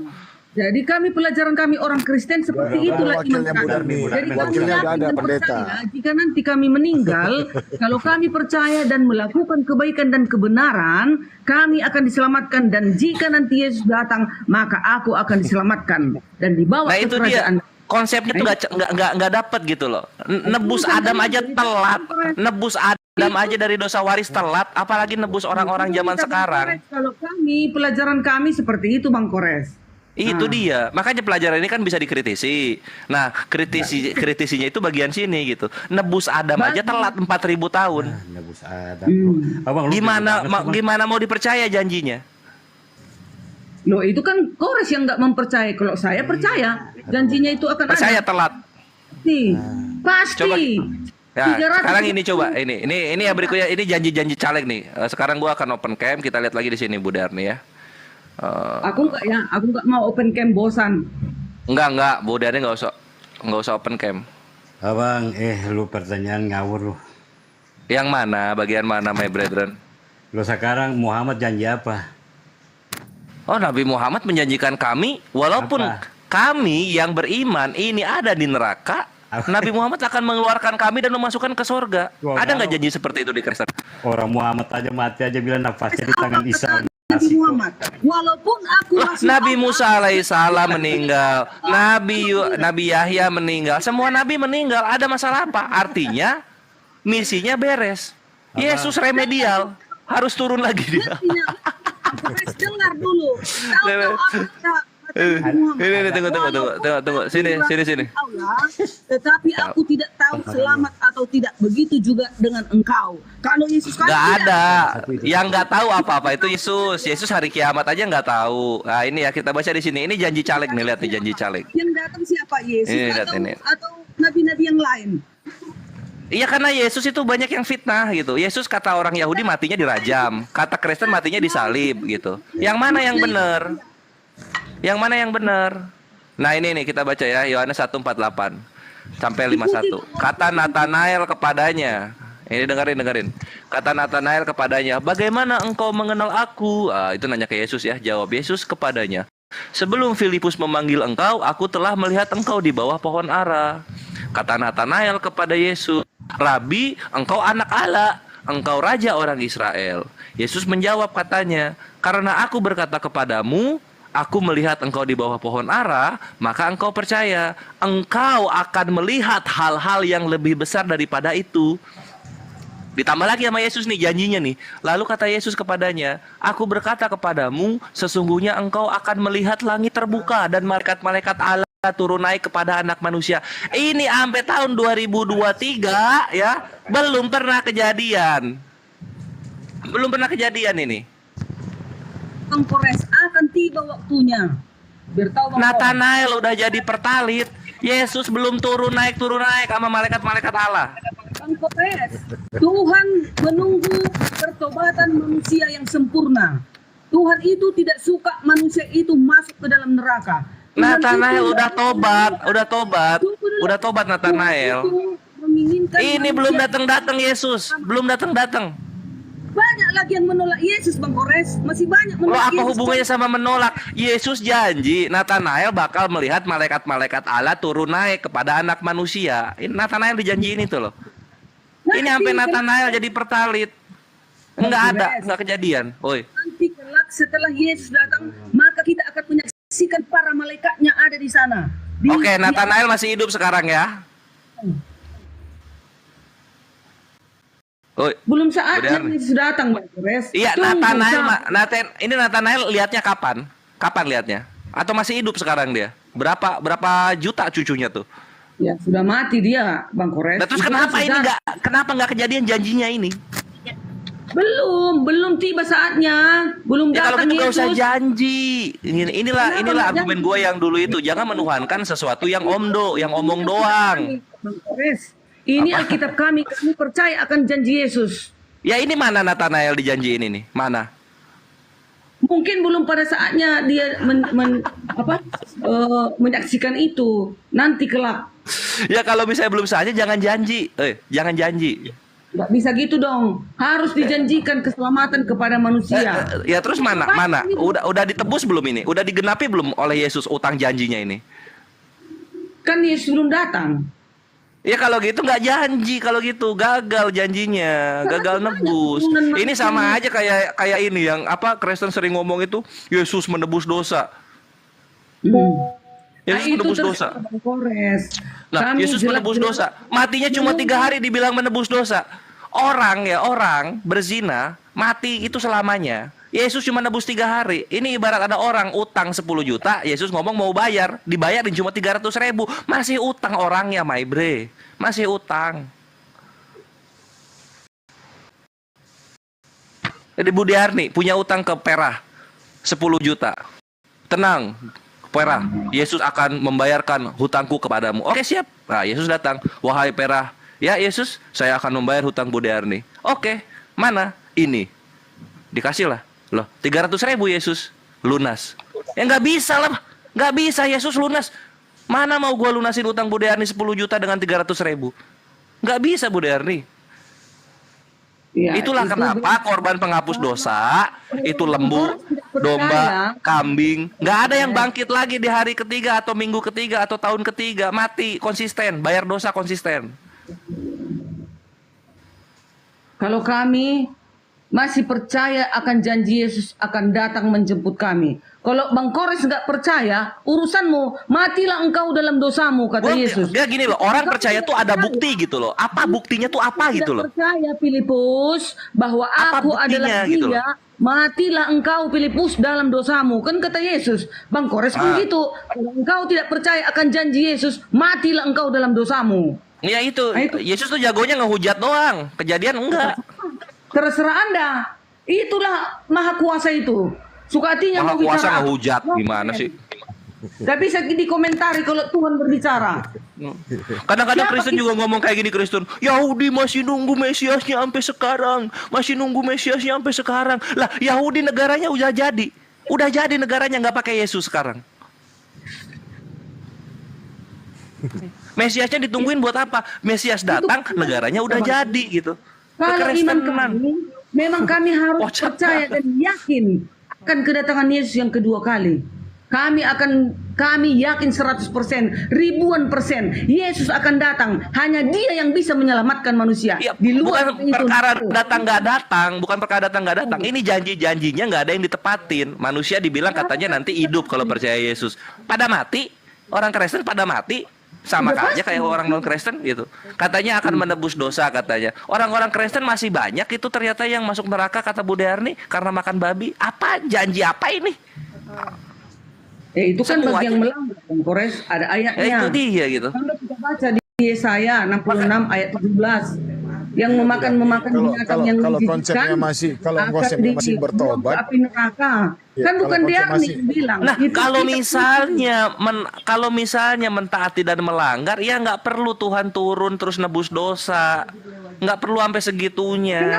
Kenapa sih Bang Kores ini yang seot Yesus datang turun menebus dosa? Siapa rupanya Bang Kores? Sampai kau masih anak kecil kau sudah berani menyangkal Yesus. Siapa dirimu? Lah bukan menyangkal gua mengkritisi. Emang Yesus nggak tahan kritik apa? Apanya yang gua hujat? Iyalah. Dari cara-cara mau berbicara dari tadi. Nggak mana janjinya, mana itunya. Ya kami memang itu kami. Kami harus yakin dan percaya bahwa Ya janji kalau udah cuma yakini saja percaya saja ya susah gitu ya susah Iya. kalau udah kayak gitu. Jadi sekarang kita di sini diskusikan agamamu. Ya diskusi itu ya jangan yakini saja, imani saja ya nggak bisa begitu Bu Derni. Kasih penjelasan yang membuat kita tuh legowo gitu, membuat kita itu lega gitu. Jangan Oh, memaksakan bukan. aku mengikut Bang Kores, tidak bisa. Bukan ngikut, jawab. Bukan ngikut, jawab. Kan pertama nih, kan gue tuh kan selalu menyimak kalau Kristen menjelaskan, iya kita ini hidup ini di dunia ini karena dosa waris, kita mati itu karena dosa gitu, upah dosa adalah maut, dosa itu dimulai dari Adam yang melanggar perjanjian dan Yesuslah yang membatalkan. Nah, dan di situ tuh timbul pertanyaan-pertanyaan, kalau dosa dimulai dari Adam, kenapa Yesus nggak turun zaman Adam? Nah, tuh kan telolet gitu dibilang. Coba bingung kan kekristenan? Bingung kekristenan kan? Yang berdosa Adam turun zaman Herodes. Bang Kores, aku paling santai aku menghadapi Kristen. Sedikit pun aku, setitik pun aku nggak bingung. Biar tahu Bang Kores. Teman-teman yang bingung. Kalau ada teman-teman yang bingung sampai meninggalkan Yesus, itu bodoh, tak belajar dia. Tak Ya udah membaca kasih pelajaran dong, kasih paham para mualaf ini kenapa? Bu Darni. Tuh Uhti Natalia tuh. Coba Uhti Natalia, Mualaf coba hadir konsepnya. nih, mualaf hadir. Mualaf nih hadir nih langsung nih dialog. Nih aku kasih topiknya ya. Uhti Natalia pernah nggak waktu zaman Kristen mikir gitu, kalau memang Yesus itu menebus dosa waris, menebus dosa yang dilakukan oleh Adam, kenapa Yesus nggak turun zaman Adam, disalib zaman Adam, nebus dosa zaman Adam? Yang para laki-laki diam dulu. Aku dulu berhadapan sama si Uti ini. Ayo kita. Pertanyaan gua dihindari mulu. Udah lanjut silakan Uhti Natal. Iya. Uhti Hadijah salah. Gimana? Aku boleh Kenapa ngomong dulu sampai nggak nih? Kenapa sampai setega itu dirimu meninggalkan Yesus yang akan datang kelak? Waduh, Ibu Darni bilang saya meninggalkan Yesus, Bu Darni. Iya. Gimana bisa ceritanya dibilang aku ninggalin Yesus, Bu? Tapi kamu katanya sudah mualaf. Iya, mualaf. Nah, sementara yang datang memberikan keselamatan adalah Yesus kelak. Sekarang kau tinggalkan dia. Kau tidak mempercayai lagi dia Tuhan dan Juru Selamatmu. Dasar apa kau itu? Secepat itukah engkau melupakan Tuhanmu itu yang luar biasa itu yang akan datang menyelamatkan engkau? Luar biasa dia memang akan datang bersama. Dengar ya, Matius 25 ayat 31 dan 32. Yesus akan datang bersama para malaikatnya di awan-awan dan dia akan mengumpulkan segala bangsa di hadapannya. Bayangkan itu, siapa berani nabi berbicara seperti itu? Siapa berani manusia berbicara seperti itu? Kalau enggak dia adalah Tuhan. Aku bayangin nih, aku bayangin nih. Jawab dulu itu. Iya. Ada kandungnya ini perkataan Yesus itu? Suruh jawab nih ngomong mulu, nih gimana sih nih Bu Darni nih? Nah, coba jawab dulu yang aku bilang itu. Nah, aku jawab ya, satu-satu ya. Aku tuh dituduh terus ya, difitnah meninggalkan Yesus ya, difitnah terus dari dulu mualaf itu difitnah ninggalin Yesus. Padahal ya nggak mungkin lah mualaf itu ninggalin Yesus, Bu Darni. Yang ada itu mualaf itu malah nurut apa yang Yesus bilang. Yesus bilang, dengarlah hai orang Israel, Tuhan Allah kita, Tuhan itu Esa. Yesus sendiri juga bilang, inilah hidup yang kekal itu, bahwa engkau mengenal satu-satunya Allah yaitu Bapa, dan mengenal Yesus Kristus yang telah engkau utus. Ya udah kan, aku malah mengenal Yesusnya sesuai dengan apa yang dia bilang. Yesus bilang dia cuma utusan, Yesus bilang Tuhannya itu Allah, terus Esa bukan Tritunggal. Terus ninggalinnya di mana gitu? Yesus sendiri berdoanya kepada Bapa, dia berdoa kepada Tuhan yang menciptakan dia. Aku ngikutin Yesus. Terus dibilang apa lagi? Nuduh apa? Yesus yang memberikan keselamatan. Bu, udah bisa aku ngomong? Belum Jadi, bisa. Tadi belum, udah sabar Bu Darni, sabar. Bu Darni bilang Yesus yang memberikan keselamatan. Sekarang gini Bu Darni, setiap nabi yang diutus oleh Tuhan itu pasti dia menunjukkan cara-cara bagaimana umatnya, kaumnya bisa selamat. Jadi ikutilah nabi-nabi yang diutus oleh Tuhan. Nah, Karena nabi terakhirnya ini adalah Nabi Muhammad, ya udah aku ikut. Jadi saya tuh bukan ninggalin Yesus, justru saya meneruskan apa yang Yesus perintahkan, saya ikut. Karena Yesus itu Muslim, dia punya Tuhan. Dia berdoa kepada Tuhan yang mengutus dia. Yesus Muslim. Udah? Iya. Udah? Iya, Udah boleh aku kan? Boleh. Udah kejang ya, Sekarang udah gini, kejang. siapa tadi nama adik ini? Natalia. Natalia. Gini Natalia, mana yang kau pilih perkataan Yesus atau Muhammad? Yesus berkata, aku adalah kebangkitan dan hidup. Siapa yang percaya kepadaku akan hidup walaupun sudah mati. Aku akan menyediakan tempat bagimu. Di mana aku berada, engkau pun berada. Dengan perkataan Nabi Muhammad. Walaupun aku Rasul Allah, tetapi Natalia, aku nggak tahu kau selamat atau tidak. Begitu juga dengan aku, katanya. Mana kau pilih di antara yang dua ini? Yang sana mengatakan nggak tahu dia selamat atau enggak. Yang sana mengatakan dia pasti tahu akan dikasih tempat kita di kerajaan surga. Disediakannya tempat bagi kita. Mana kau pilih? Seru nih, seru. Aduh, ini dia bilang bandinginnya kalimatnya Yesus sama yang mana? Ini yang kita besar-besarkan. Nabi Muhammad dengan Yesus. Sekarang mana kau pilih yang tadi yang berkata itu? Satu mengatakan saya bisa bantu menjawab nggak? Enggak. Saya boleh menjawab Yang nggak? satu mengatakan, aku akan menyediakan tempat bagimu di kerajaanku, katanya. Jangan nanti lagi recording. Akhirnya. Bu Darni, level pertanyaannya ini sedang membandingkan pertanyaan antara memilih seorang nabi dengan nabi yang lain atau membandingkan. Enggak, perkataan yang dua ini tadi pilih mana? Yang selamat entah kau pilih atau yang memberikan keselamatan? Bentar, gini ya Bu Darni, ini karena ada dua perspektif yang berbeda nih dari Bu Darni dan saya. Bu Darni bertanya ini membandingkan Yesus dan Muhammad. Nah, jadi Bu Darni ini membandingkan sosok Tuhan atau sosok Nabi, atau kedua-duanya sama-sama Nabi gitu loh. Kan kalian membilang kan Yesus itu hanya manusia biasa, Nabi. Sementara si manusia biasa ini, yang Nabi ini berjanji akan menyediakan tempat baginya di kerajaan surga, manusia-manusia. Nah, sementara Nabi yang satu lagi mengatakan, aku nggak tahu Natalia selamat atau tidak. Begitu juga dengan aku dan kau, nggak selamat kita dua, katanya. Mana kau pilih? Bu Darni gak usah ngotot gitu dah kalau nanya marah. Bu Darni.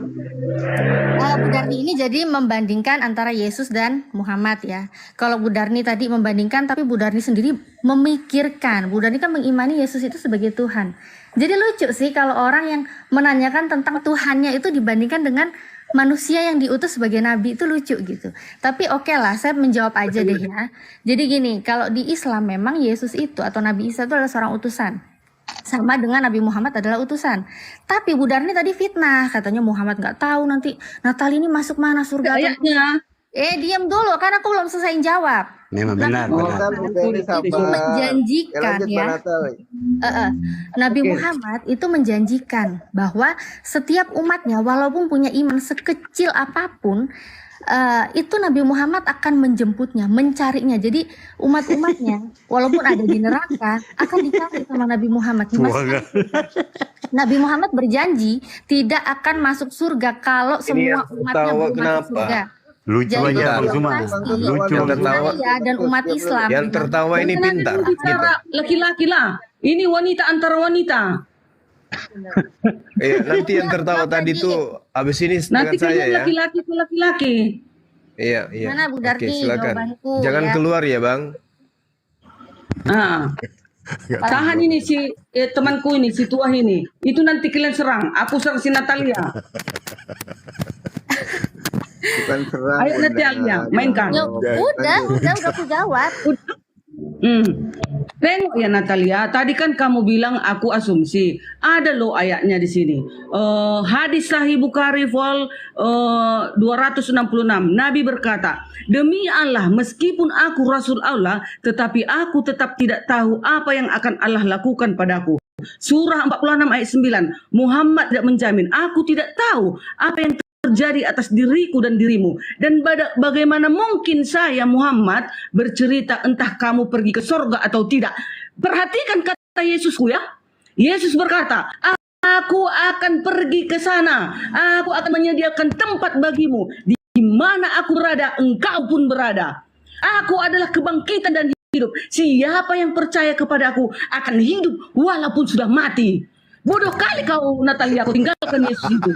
Kamu itu dimaksud Yesus tuh kamu yang siapa nih? Bu Darni atau aku atau siapa nih? Atau jangan-jangan cuma orang Israel nih? Karena kan Yesus cuma diutus untuk orang Israel. Gimana Bu Darni? Nah itu, jadi ngapain ku ikuti yang tak selamat? Bu Darni? Kau ikuti yang tak selamat. Aku yang selamat ku ikuti, yang memberikan tempat. Udah dibilangnya, aku akan menyediakan tempat bagimu. Di mana aku berada, engkau pun berada, katanya. Kau pilih bagimu yang itu bagimu siapa? Yesus bilang bagimu itu bagimu siapa? Kamunya itu dimaksud siapa? Aduh, nggak usah dipelintir-pelintir lah sayang. Loh, kok dipelintir? Yang tadi ayat yang tadi Bu Darni bilang itu dia kan datangnya dari bagimu. Dan dia akan datang kembali ke bumi ini untuk menyediakan tempat bagimu dan bagiku. Nah, bagimu itu untuk siapa? Bagimu untuk tuh manusia yang mempercayai dia dan mengikuti pelajaran-pelajarannya dan mengikuti hukum-hukumnya. Itulah yang akan dijemput. Iya, mempercayai Yesus. Aku tuh percaya sama Yesus, makanya aku nggak berani ngelawan Yesus. Yesus bilang dia utusan, aku percaya dia utusan. Nah sekarang Bu Darni ini bilang percaya Yesus tuh percaya gimana maksudnya? Percaya Yesus sebagai juru selamat. Jadi bilang Tuhannya itu Allah gitu loh. Bukan dengarlah hai orang Israel, Tuhan Allah kita, Tuhan Allah kalian itu aku. Dia nggak bilang gitu. Dia malah bilang Tuhan Allah kita. Tuhan itu Esa. Kita itu siapa? Apa itu nggak termasuk Yesus yang ngomong? Itu manusianya, Ukti. Apalagi nih? Itu manusianya yang ngomong. Ya memang manusia yang ngomong. Masa hantu yang ngomong gimana sih? Jadi Bu Darni, kalau kira-kira nih pendeta, penginjil atau pengkhotbah ini yang makan babi sebelum dia mati itu masuk kemana tuh Bu Darni? Dia mati. Bukan saya yang bilang ya. Tadi Bu Darni bilang yang makan babi itu masuk neraka. Jadi ada pendeta, pengkhotbah atau penginjil dia makan babi semasa hidupnya terus dia mati sebelum dia bertobat seperti Bu Darni tidak makan babi itu masuk kemana nanti dia? Ya kan sesuai dengan firman Tuhan loh Pak. Dia pengkhotbah Bu Darni, dia pengkhotbah. Dia membawa firman Tuhan setiap harinya, setiap minggu. Itu gimana tuh coba? Ayo. Nah itulah yang dikatakan orang-orang Farisi tadi. Dulu biar yang jawab ini si yang tadi yang ketawa. Boleh juga itu dia yang menjawab. Ya, silakan. Oke. Pertanyaannya, tadi kata Bu Darni mengklaim dia kan tidak makan babi, dia seorang Advent ya, tidak makan babi. Nah, jadi bagaimana seorang pendeta, pengkhotbah atau penginjil yang dikatakan Bu Darni tadi, dia makan babi semasa hidupnya dan dia mati sebelum bertobat, itu kemana nanti arahnya? Ke neraka kah atau ke surga? Silakan. Silakan Bang Tois, nanti lanjut Bang Juma. Silakan Bang Tois, silakan. Dibuka mic-nya Bang Taus. Bang Anton juga boleh, silakan. Bang Taus tadi ketawa. Silakan Bang. Karena Yesus tidak pernah mengajarkan muridnya makan babi. Ini apa yang dikatakan, apa yang dimani Bu Darni pas itu, dia tidak makan babi, Kristen tidak makan babi. Nah, tadi dia punya statement orang Kristen yang makan babi itu akan masuk neraka. Ini bagaimana dengan nasibnya pendeta, penginjil atau pengkhotbah pada saat semasa hidupnya dia makan babi, nah terus dia mati sebelum bertobat, nah itu kemana arahnya nanti? Surga kah? Apa ke neraka? Silakan.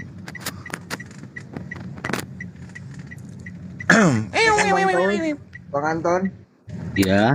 Ya, silakan. Silakan dijawab. Bang Taus itu tadi. Anton Muslim, Anton tadi salam. Muslim ya? Oh, saya Muslim Bang. Oh iya, Bang Taus. Assalamualaikum. Bang Taus di bawah dulu ya. Ayo, kalau nggak Bu Darni lah, Bu Darni aja lah jawab kalau tidak, Bu Darni. Gimana Bu Darni? Saya ketawa. Iya, statement tadi Yesaya 66 ayat 17 ada loh jelas. Mereka yang menguduskan dan mentahirkan dirinya untuk taman-taman dewa dengan mengikuti seseorang yang ada di tengah-tengahnya yang memakan daging babi dan binatang-binatang jijik serta tikus, mereka semuanya akan lenyap sekaligus. Demikianlah firman Tuhan. Bukan kata Darni loh, salah kalian. Ya, artinya walaupun dia seorang pendeta, pengkhotbah atau penginjil, dia melanggar ulangan 66 itu, berarti dia masuk neraka nanti matinya, Bu Darni. Ya, sama juga dengan teman-teman Muslim. Kalian juga termasuk orang-orang Farisi. Sudah dibilang Yesus. Kita tidak makan babi, Bu. Hukum, tunggu, ada lagi. Bukan babi aja. Hukum keempat, menguduskan hari Sabat. 6 hari lamanya engkau bekerja. Tetapi teman-teman tidak mendengarkannya, malah diganti. Katanya gara-gara mengikuti Nabi yang sudah, ya, Nabi terakhir. Jadi digantilah hari Sabat menjadi hari Jumat. Gimana itu? Itu pun harus dimusnahkan katanya. Ya itu kan syariatnya para nabi yang diutus sama orang Israel, sama orang Yahudi. Nah itulah. Syariat Rasulullah kan kita jadi kita ini semua jangan sok-sok membenarkan diri. Sementara ada dosa-dosa, noda-noda yang kita lakukan, yang kita senangi. Kita mengikuti perintah-perintah manusia. Tetapi perintah Allah itu, yang maha besar itu, pencipta langit dan bumi, dengan tangannya dia menulis itu melalui api ke dua loh batu. Dicatat sedemikian rupa. Tetapi kita pandai-pandaian menggantinya menjadi hari Minggu, menjadi hari Senin, menjadi hari Selasa. Sementara hari kudus sudah dikatakan menguduskan hari Sabat. Cobalah. Padahal kita kayak gini banyak ku tengok kita ini apologet di sini di TikTok ini. Teman-teman Kristen semua, banyak kali kita ini ada ribuan. Tetapi satu pun tidak ada mendengarkan menguduskan hari Sabat. Hanya saya. Bayangkan itu. Apa enggak menangis malaikat itu melihat kita seperti itu? Kita berantem di TikTok ini. Tapi mereka mengakui pengikut Kristus, Bu. Mereka mengimani kematian Yesus itu di tiang salib itu untuk menembus dosa mereka. Iya, dosa mereka kan udah diampuni tuh. Bukan gitu. Yesus datang ke dunia ini untuk menebus manusia dari dosa, untuk memperdamaikan manusianya dari dosa, untuk memperdamaikan kepada siapa? Kepada Allah Bapa, itulah kepada Yahweh. Setelah sudah ditebus dengan harga yang cuma-cuma, kita ini sudah layak untuk berhadapan dengan Allah. Udah, setelah itu kita harus tetap juga menuruti perintah-perintahnya. Kalau kita percaya kepada Yesus, tentu kita menuruti perintahnya juga. Enggak seenak jidatku melanggar-langgar hukumnya tadi. Seenak jidatku mengganti-ganti hukumnya tadi. Gitu loh. Dia sejalan itu, sejalan. Ma ini ya Bu Darni ya, jangan seenak-enaknya dong mengganti hukum yang Yesus bilang. Hukum yang terutama ialah dengarlah hai orang Israel, Tuhan Allah kita, Tuhan itu Esa. Masa mau diganti jadi Tuhan itu Trinitas? Aku terangkan, kenapa dengarlah hai orang Israel, Allah kita itu Esa. Tahu apa arti Esa? Bilang tuh, kita itu siapa tuh? Termasuk yang ngomong nggak tuh? Semua manusia di dunia ini. Kita itu semua, tak terkecuali. Nah, Yesus termasuk nggak? Loh, jangan salah, Yesus itu wujud dari Allah. Ibrani 1 ayat 2 dan 3. Yesus itu cahaya kemuliaan Allah. Yesus itu adalah wujud dari Allah. Firman yang menjadi manusia turun ke bumi. Tentang Allahnya, kitanya yang aku tanya. Itu harus diterangkan supaya tahu kau dari mana asalnya Yesus. Kau nggak boleh hanya bicara doang. Yesus berseru di Markus 12:29. Yesus berseru kepada orang Indonesia apa orang Israel, Bu Darni? Iya, orang-orang Israel pada zaman di Israel itu. Ibu orang mana nih sekarang? Israel sembah Tuhan Allah kita Esa katanya. Saya itu Israel rohani yang sudah tersebar ke seluruh bumi. Siap. Israel rohani. Itu ngomong Tuhan Allah kita. Misalnya gini nih Bu Darni. Israel sana aja yang umat Tuhan. Yaudah Bu Darni. Ya udah Bu Darni, Yesusnya ngomong nih sama Bu Darni di depannya Bu Darni. Dengarlah Bu Darni, Tuhan Allah kita. Tuhan itu Esa. Nah, Yesus ngomong Tuhan Allah kita sama Bu Darni. Kitanya itu Tuhan kami memang Esa. Kan sudah kuterangkan sama kalian. Tuhan kami itu Esa. Itulah Elohim. Elohim itu mengutus. Kan nggak nyambung kan? Kitanya termasuk Yesus apa enggak? Itu aja lah. Tunggu dulu kuterangkan. Kenapa Esa? Itu berarti Tuhan dengar dulu. Juga enggak? Udah. Kenapa Esa? Elohim itu menurunkan rohnya ke lemah saya nggak nanya kenapa Esanya ke bumi menjadi Yesus. Tetap satunya Tuhan kami, nggak 4, nggak 3, tetap satu. Cuman kalian tidak mengerti siapa itu, siapa yang Tritunggal itu, kalian nggak tahu. Loh kan? Kalah volume, Ukti Natalia. Bu Darni, yang aku tanyain tuh kitanya itu loh kita. Ya kita semua manusia, seluruh makhluk. Diam dulu. Termasuk Yesus nggak? Yang ngomong Kok nggak paham Yesus sih aja. pertanyaan. Bang Juma jangan Termasuk dulu Yesus ikut bertuhan nggak di situ? perempuan. Nah, Kami perempuan, Bang Enggak, Juma. maksudnya kata kita di situ apakah Yesus mendudukkan dirinya sebagai makhluk yang bertuhan atau tidak? Aku mau lawan mualaf itu, Bang Juma. Bang Juma udah profesor, nggak terlawan ke Bang Juma. Sini Bu Darni. Padahal Bang Zuma tadi. Tapi pertanyaannya nggak dijawab gitu loh. Iya. Kenapa? Kan si Natalia nggak mengerti, kan sudah kuterangkan. Kenapa Esa itu? Yang mana? Si Yesus itu siapa? Jawabanmu tuh nggak nyambung, bukan yang aku tanyain. Nggak nyambung karena kalian membencinya. Nggak nyambung karena kalian tidak itu pelajaran kalian. Loh. Ini justru kita mau tahu. Yesus ketika berkata kita, dia mendudukkan dirinya sebagai makhluk bertuhan atau Tuhan dia di situ. Dia pada saat berbicara itu kan waktu utusan di bumi, Bang Juma. Kan waktu dia berbicara itu di bumi. Waktu utusan di mana? Siapa yang Tuhan pada saat itu? Elohim di surga, Elohim. Yang di bumi itu kan manusia daging Elohim. Berarti Yesus bukan Elohim. Makanya Oke, Yesus itu kenapa parah ini. Lanjut. Kenapa bilangnya Tuhan Allah kita? Kenapa dia nggak bilang Tuhan Allah kalian? Kenapa dia bilang Tuhan Allah kita? Kan dia berbicara sebagai manusia di bumi itu. Ya, Sembahlah Tuhan Allah kita. Tuhan Allah kita itu Esa, kan katanya. Dia menerangkan, mengajar manusia itu supaya menyembah satu Tuhan, kan gitu. Kenapa Yesus menyerupai manusia? Yesus berarti juga punya Tuhan, ya. Kan sudah aku bilang Yesus di bumi ini kan sudah utusan Elohim. Elohim mengutus dari Markus 12 ayat 29 terbukti nggak Yesus punya Tuhan apa enggak? Udah, aku menjawab. Jawab aja. Kalau aku ngomong kau diam ya. Aku ngomong kau diam. Udah ya? Aku terangkan. Nah, Elohim itu tahu kan? Tahu kita semua siapa Elohim kan? Bapa yang di surga. Bapa yang di surga itu mengutus kelemnya, rohnya, firmannya yang menjadi manusia. Itulah Yesus turun ke bumi. Jadi di bumi Yesus ini menerangkan kepada manusia-manusia, manusia, sembahlah Tuhan kita yang Esa itu. Karena dia di bumi kan sebagai manusia. Dia mengajarkan seperti itu karena kelak dia akan kembali ke atas. Kembali ke surga dia. Waktu dia sebagai manusia itu dia punya Tuhan, Bu Darmi. Iyalah. Susah amat jawabnya. Segini ya? Sama kalian. Dan ini sebagai manusia mengajarkan agar menyembah Tuhan yang Esa. Nah itu Yesus mengajarkan nyembah Tuhan yang Esa. Kenapa lu nyembah Yesus? Kan nggak tahu kalian siapa Yesus itu. Kalian kan tidak ada.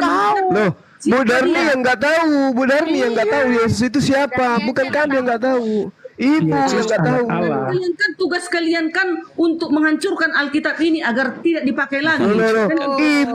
Ibu yang menghancurkan ajaran Yesus. Ayo Bu Darni. Yesus ngomong apa Bu Darni yang Bu Darni coba Bu Darni. Siapa Yesus menurut Yesus? Coba. Kalau Yesus mengatakan dia adalah utusan di muka bumi ini. Nah, ya udah selesai kan? Salah nggak iman kami? Salah nggak iman kami? Salah nggak iman kami? Salah nggak Adinda Natalia? Bukan, iman kalian beda. Kalian hanya pada saat beda kita orang kita mengaku Yesus itu apa utusan Tuhan. Tadi katanya Yesus menurut Yesus dia adalah utusan Tuhan. Nah, Dinda Natalia salah nggak? Tapi kan di keterangan yang lain Bang Juma nggak. Terus kayak gini Bang Juma, Yesus adalah wujud dari Allah. Itu apa pula keterangannya? Itu kata siapa? Ibrani 1 ayat 2. Kata siapa? Ibrani itu kata siapa? Paulus. Paulus. Sekarang ibu percaya Paulus atau ibu percaya Yesus? Mana lebih ku percayai Paulus atau Bang Juma? Harus ibu percaya Yesus, jangan percaya saya. Jangan percaya Bang Suma, jangan percaya siapa-siapa. Percaya Yesus. Saya tanya dulu. Saya tanya lagi. Siapa Yesus menurut Yesus? Jangan menurut saya. Siapa Yesus menurut Yesus? Yesus mengatakan dia sebagai utusan turun ke bumi ini. Udah selesai kan? Ya, betul. Berarti Adinda Natalia menjadi pengikut beliau kan? Dengan mengimani bahwa dia adalah utusan Tuhan. Betul kan? Belum, masih koma. Bang Juma masih koma, belum titik. Di mana titiknya? Anak Allah. Di mana titiknya? Adalah anak-anak. Yesus adalah yang terjadi dari roh kalem dan firman Allah yang menjadi manusia turun ke bumi. Kata Jadi siapa? kalau kalian- Kata siapa? Kata siapa? Yohanes 1 ayat 1 dan 14. Itu kata Yesus atau bukan? Itu kata Yesus atau bukan? Loh, jadi kalian itu semua Loh, Anda katanya ngaku pengikut Yesus atau pengikut Yohanes nih? Ayo. kami Apa, Alkitab Bu? kami ini sudah diilhamkan. Saya Kalau tidak kalian- peduli. Saya nggak peduli dengan itu. Yang saya peduli adalah Yesusnya. Yesus minta dipercayai kan? Yesus minta diimani kan? Yesus minta diyakini sesuai dengan ajarannya kan? Yesus mengajarkan dirinya sebagai apa? Iya, sebagai Iya apa? Sebagai apa? Sebagai apa? Yesus mengajarkan dirinya sebagai apa? Sebagai utusan di atas muka bumi. Itu menurut Yesus. Nah, Dinda Natalia mengikuti itu, mengimani itu. Apakah dia salah? Bang Juma, tapi kalian itu utusan yang bagaimana sekarang? Bukan utusan seperti Yesaya, seperti Nabi Muhammad, seperti nabi-nabi yang lain. Menurut Yesus, utusan menurut Yesus yang mengatakan dirinya, aku tidak dapat berbuat apa-apa dari diriku sendiri. Itulah utusan itu yang datang kepada Bani Israel. Kami percaya Yesus berdasarkan ucapan Yesus tentang dirinya. Kami nggak percaya penyesat-penyesat yang ada di sekelilingnya. Ibu paham?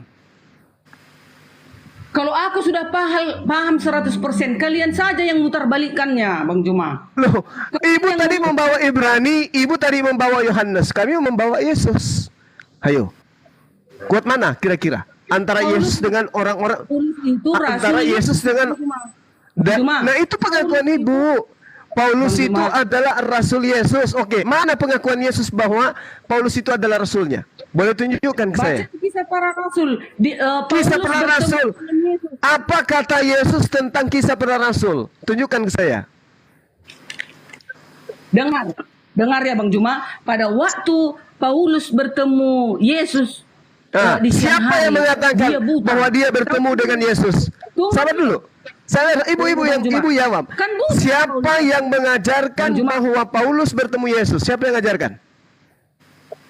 Masa gak didengarkan Rasul? Dia Rasul. Saya tanya, siapa yang mengajarkan Paulus bertemu Yesus?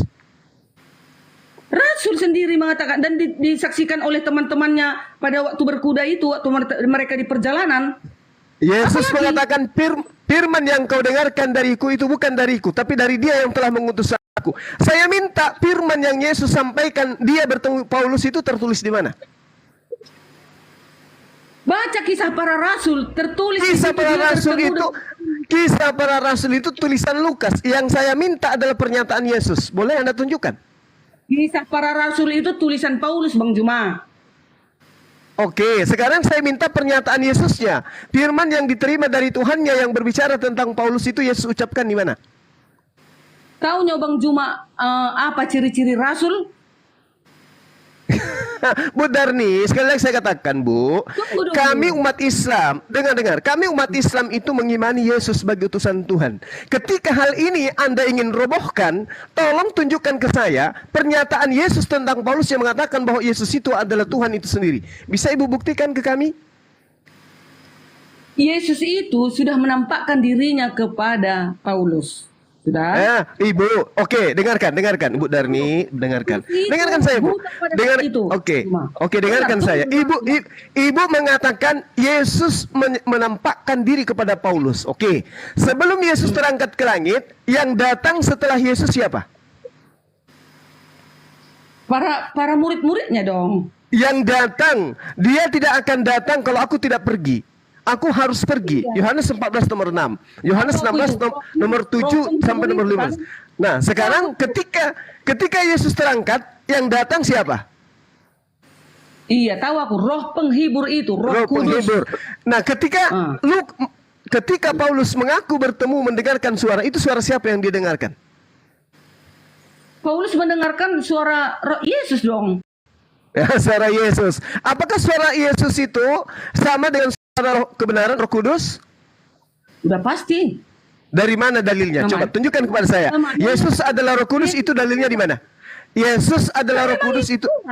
Yesus Roh Kudus itu adalah Yesus itu tertulis di mana? Bang Juma itu jangan memutarbalikkan kata-kata. Ibu Darni, kita berbicara tentang keyakinan kita harus berdata, Bu. Tidak ada yang selamat kecuali mengikuti jalan yang ditunjukkan oleh Yesus, termasuk Islam. Nah, sekarang saya tanya ke Ibu. Ketika Ibu mengatakan Ibu percaya kepada beliau Yesus dibandingkan baginda Rasul Muhammad SAW. Poin ini kemudian Anda berseberangan dengan kami. Anda mengatakan bahwa Yesus itu adalah Tuhan. Sekarang saya minta yang ngajar Anda itu adalah Paulus. Itu menurut Ibu.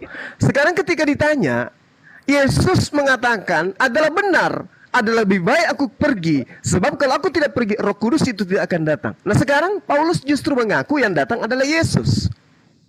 Ini narasinya kayak mana ceritanya? Yang datang setelah Yesus apakah Yesus, atau yang datang setelah Yesus adalah pribadi lain? Jawab Bu dengan jujur. Yang datang itu adalah Roh Kudus. Roh Kudus itu melalui Paulus. Itu pribadi lain. Roh Kudus adalah roh dari Tuhan. Itu pribadi lain atau pribadi Yesus? Rohnya Roh Kudus. Saya tanya itu pribadi lain atau itu pribadi Yesus? Pribadi Yesus. Pribadi lain. Yang satu bilang pribadi Yesus. Rohnya Yesus. Rohnya Yesus. Roh dari Tuhan. Itu Roh Kudus, roh dari Tuhan, Bang. La haula wala quwata illa billah. Yang datang adalah Roh Yesus yang datang. Kenapa Yesus mengatakan kalau aku tidak pergi, roh itu tidak datang? Kenapa? Iya dong. Kan Yesus pergi. Dan murid-muridnya dan kenapa dia harus pergi? Kenapa dia harus pergi? Kenapa dia harus pergi? Kalau yang datang dia sendiri. Dia mengatakan Roh Kudus itu tidak akan datang kalau aku tidak pergi. Maksudnya apa? Aku tahu kemana tembakanmu Bang Juma. Roh Kudus yang penghibur yang datang itu kalian bilang Muhammad kan? Selesaikan dulu di internal Ibu. Nggak usah lari-lari ke Nabi Muhammad. Dengar dulu, Roh Kudus itu menyertai engkau sampai selama-lamanya. Emangnya? Oke. Nggak usah lari ke situ. Emangnya Nabi Muhammad selama-lamanya menyertai kita? Kan nggak usah lari ke situ, Bu Darni. Anda akan berat dengan materi itu. Cukup internal Anda dulu selesaikan. Kata Yesus, Roh Kudus itu tidak akan datang kalau aku tidak pergi. Nah sekarang yang datang kepada Paulus, Saulus. Siapakah engkau Tuhan? Itu Roh Kudus atau itu Yesus? Itu Roh Kudusnya melalui Paulus, makanya mengajarkan semua kebaikan-kebaikan. Kalau mati Paulus, lagi Roh Kudus yang tinggal. Tolong tunjukkan dalilnya bahwa yang menemui Paulus itu adalah Roh Kudus. Silakan. Lucu Bang Juma inilah. Kan itu Rasul Yesus. Bang, bagian dari Yesus. Rasul Yesus. Gak usah ditambah-tambahin dulu. Saya minta data bahwa yang menemui Paulus itu adalah Roh Kudus. Itu tertulis di mana? Gitu. Jangan kayak gitu. Jangan semua Bang Juma Darni. Masa semua di dalam kisah para Rasul 22 ayat 6 di situ Yesus ngaku aku orang Nazaret. Kenapa kau bilang Roh Kudus? Jelas-jelas Yesus di situ ngaku aku orang Nazaret. Coba kamu baca itu kisah para Rasul 22 ayat 8. Coba dibaca. Iya, tahu aku. Iya, katamu Roh Kudus orang. Saulus, mengapakah engkau menganiaya aku? Jawabku, siapakah engkau Tuhan? Akulah Yesus orang Nazaret yang kau aniaya. Sejak kapan Paulus itu menganiaya Roh Kudus? Sejak kapan? Begini, maksudnya gini Bang Juma, Roh Kudus yang datang menghibur itu selama-lamanya, itulah Roh Kudus yang ada di hati semua manusia. Jangan ke situ dulu, itu doktrin. Itu doktrin. Dan saya bisa melumpuhkan doktrin itu semudah aku mencabut kumisku satu lembar. Oke? Sekarang sabar Bu Darni. Sekarang permasalahannya, Yesus mengatakan, aku akan pergi. Dan yang datang setelahku adalah Roh Kudus. Nah sekarang mana dalilnya? Yang datang kepada Paulus itu adalah Roh Kudus. Mana dalilnya? Bukan hanya ke Paulus Bang Juma, kepada semua manusia juga. Ke Paulus yang ditanya yang ke Paulus. Saya minta ke Paulusnya, Bu. Saya minta ke Paulusnya mana? Roh Kudus datang ke Paulus mana? Makanya ada Trinitas Bang Juma, Allah Bapa, Allah Anak, Roh Kudus. Bukan begitu cara belajarnya, Bu. Agama yang benar akan mengantarkan pemeluknya kepada kebenaran absolut. Yesus mengatakan aku pergi. Sebab kalau aku tidak pergi, Roh Kudus itu tidak akan datang. Nah sekarang yang datang setelah Yesus pergi terangkat ke langit, yang datang kepada Paulus ini Roh Kudus apa Yesus?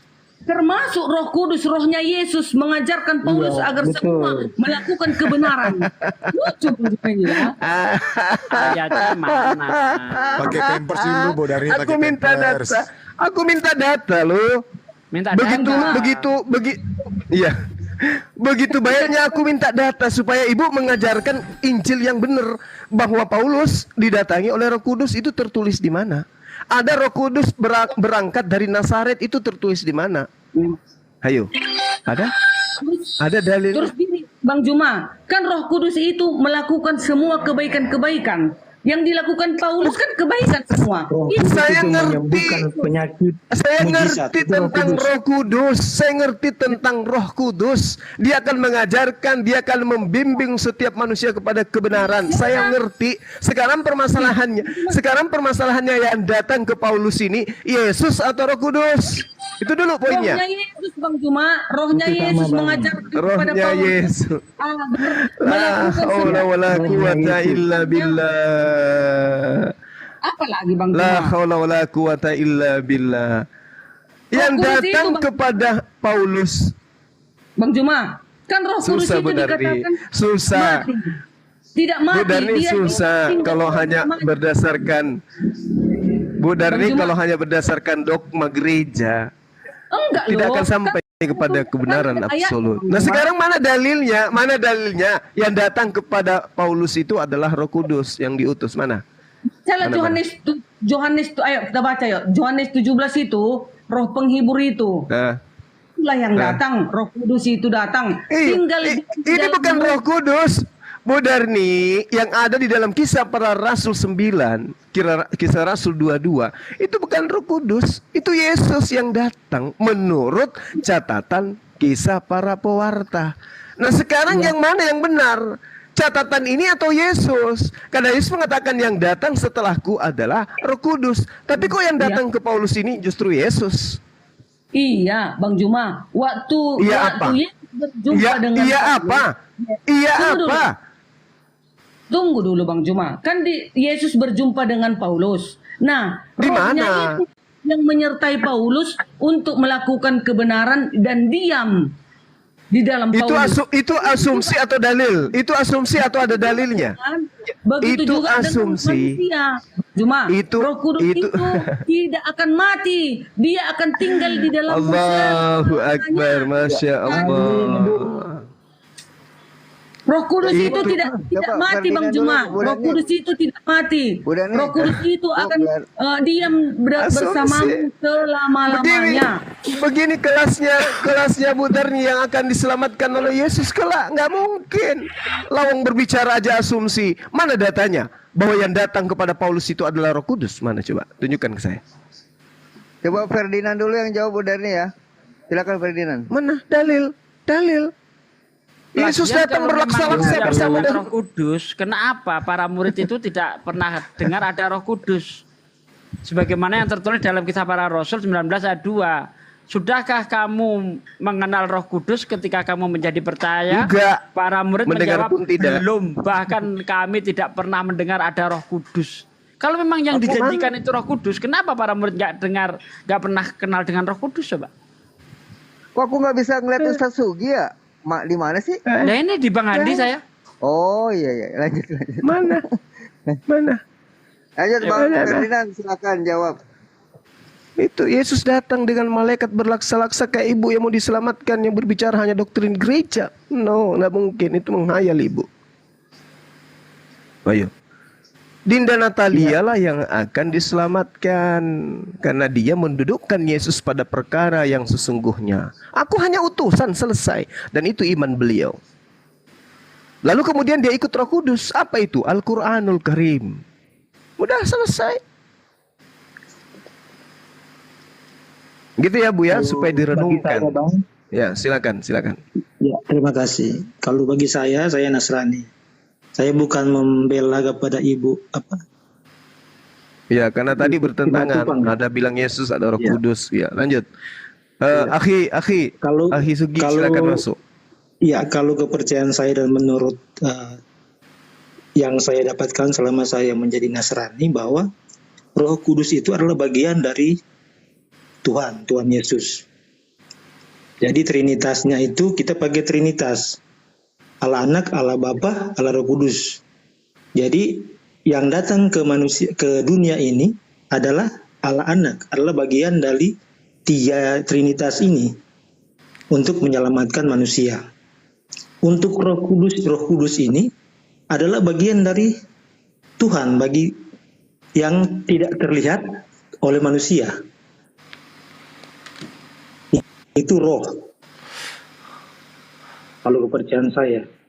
Kenapa dia disebutkan dia anak Allah? Perbedaannya, dia dapat memberikan mujizat. Contoh, dia menyembuhkan orang buta.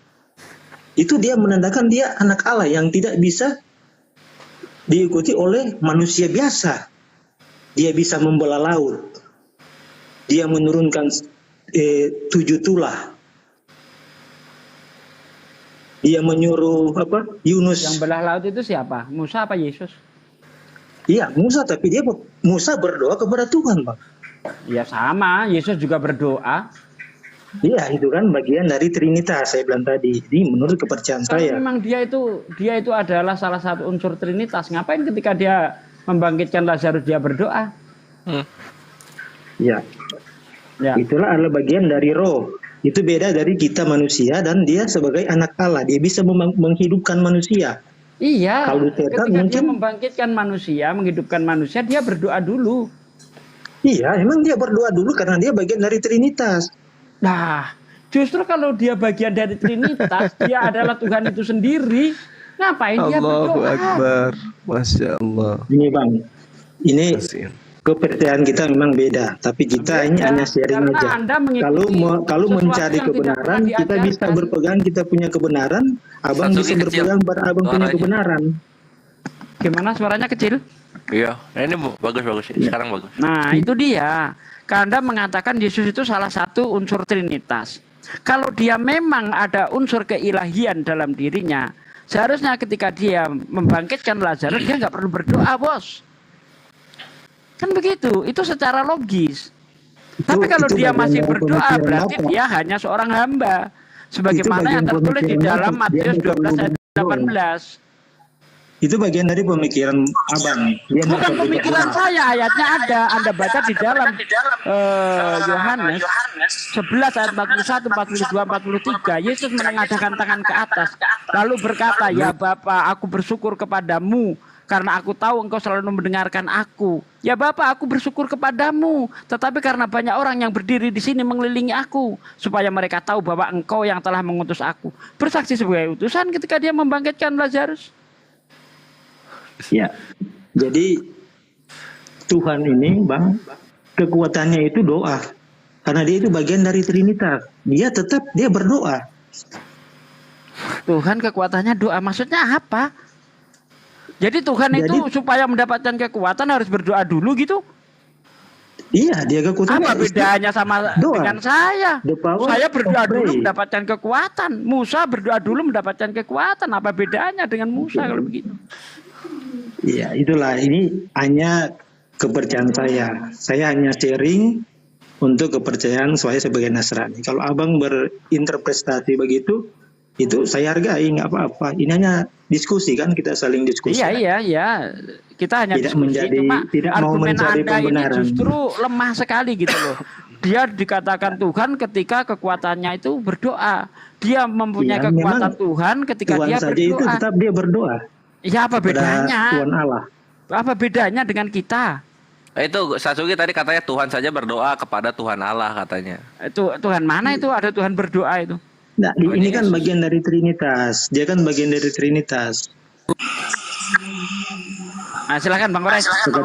Mungkin ibu boleh tambahkan. Halo, selamat malam. Cek. Masih noise. Bebel suaranya. Forest ganteng. Tuh kan. Coba ngomong, coba sekarang. Bang Erik, aku mute dulu ya. Cek. Coba Bang Eden. Enggak dari akhir. Aku aman, kalau aku aman. Iya, 86. Bang Eden turun dulu naik lagi. Bang Eden turun dulu naik lagi. Double suaranya, Bre. Ferdian Ngalo mungkin bisa menjawab yang aku pengen tahu gitu. Itu kan Yesus nebus dosa, ya, nebus dosa. Kenapa nggak pas zaman Adam nebus dosanya?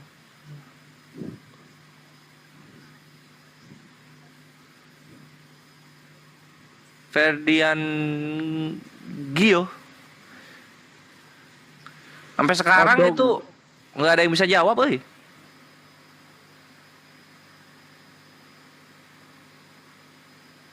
Oi, Ferdian. Oi. Sebelum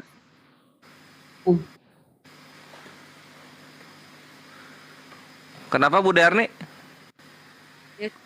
hadir pada saat itu. Nah, itu kenapa belum hadir? Hadir aja. Kan Maha Kuasa udah Jadi kok yang ngatur-ngatur? Kok jadi kalian yang ngatur-ngatur? Kenapa Bu Dari tiap gua yang nanya emosi? Kenapa? Kenapa sih? Bukan. Aneh banget. Karena pertanyaannya lain daripada yang lain, membuat supaya yang menjawab itu bingung. Loh, ya harus bisa jawab gitu kan?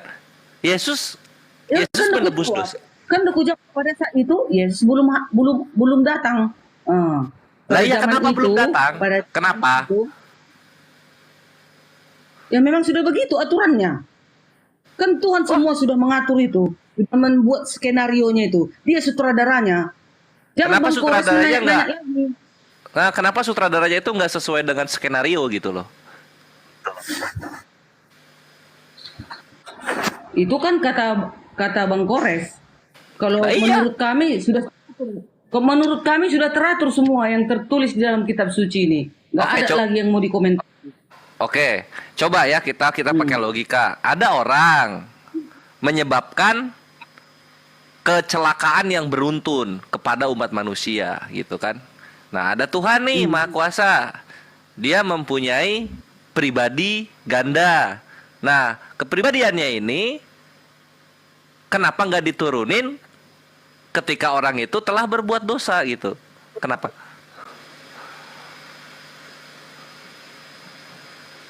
Udah.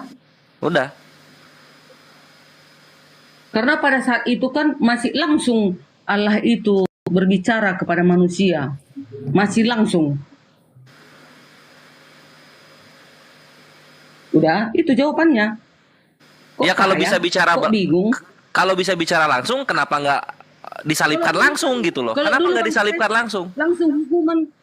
Langsung hukuman datang pada saat itu, pada zaman Adam dan Hawa itu. Cepat datang hukuman itu.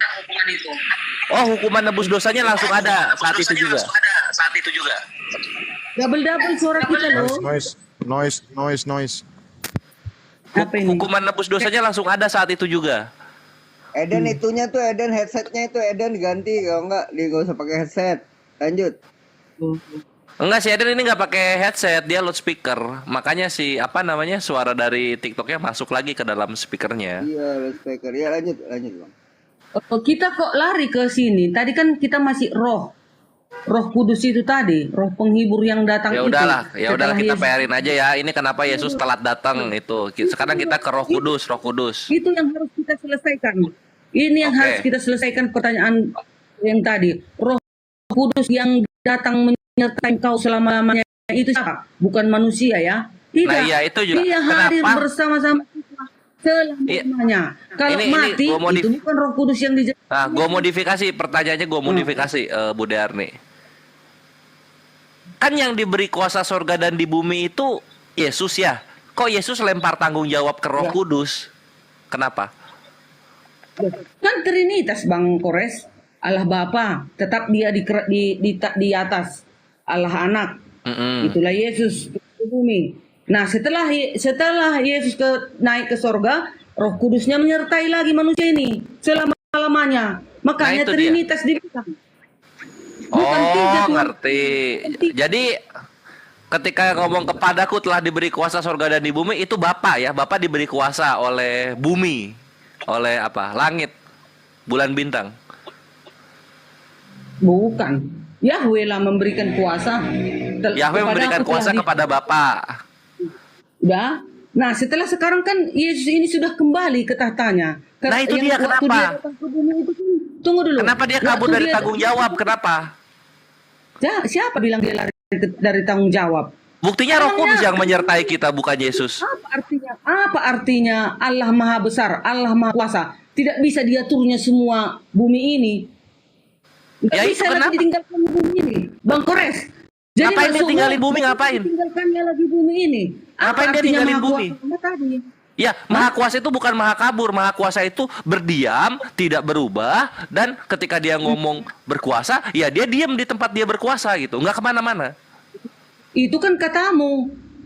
Itu kan katamu. Kalau Yesus naik ke surga itu kembali ke tahtanya. Udah, makanya dibilang itu dia ngapain kembali ke tahtanya, ngapain?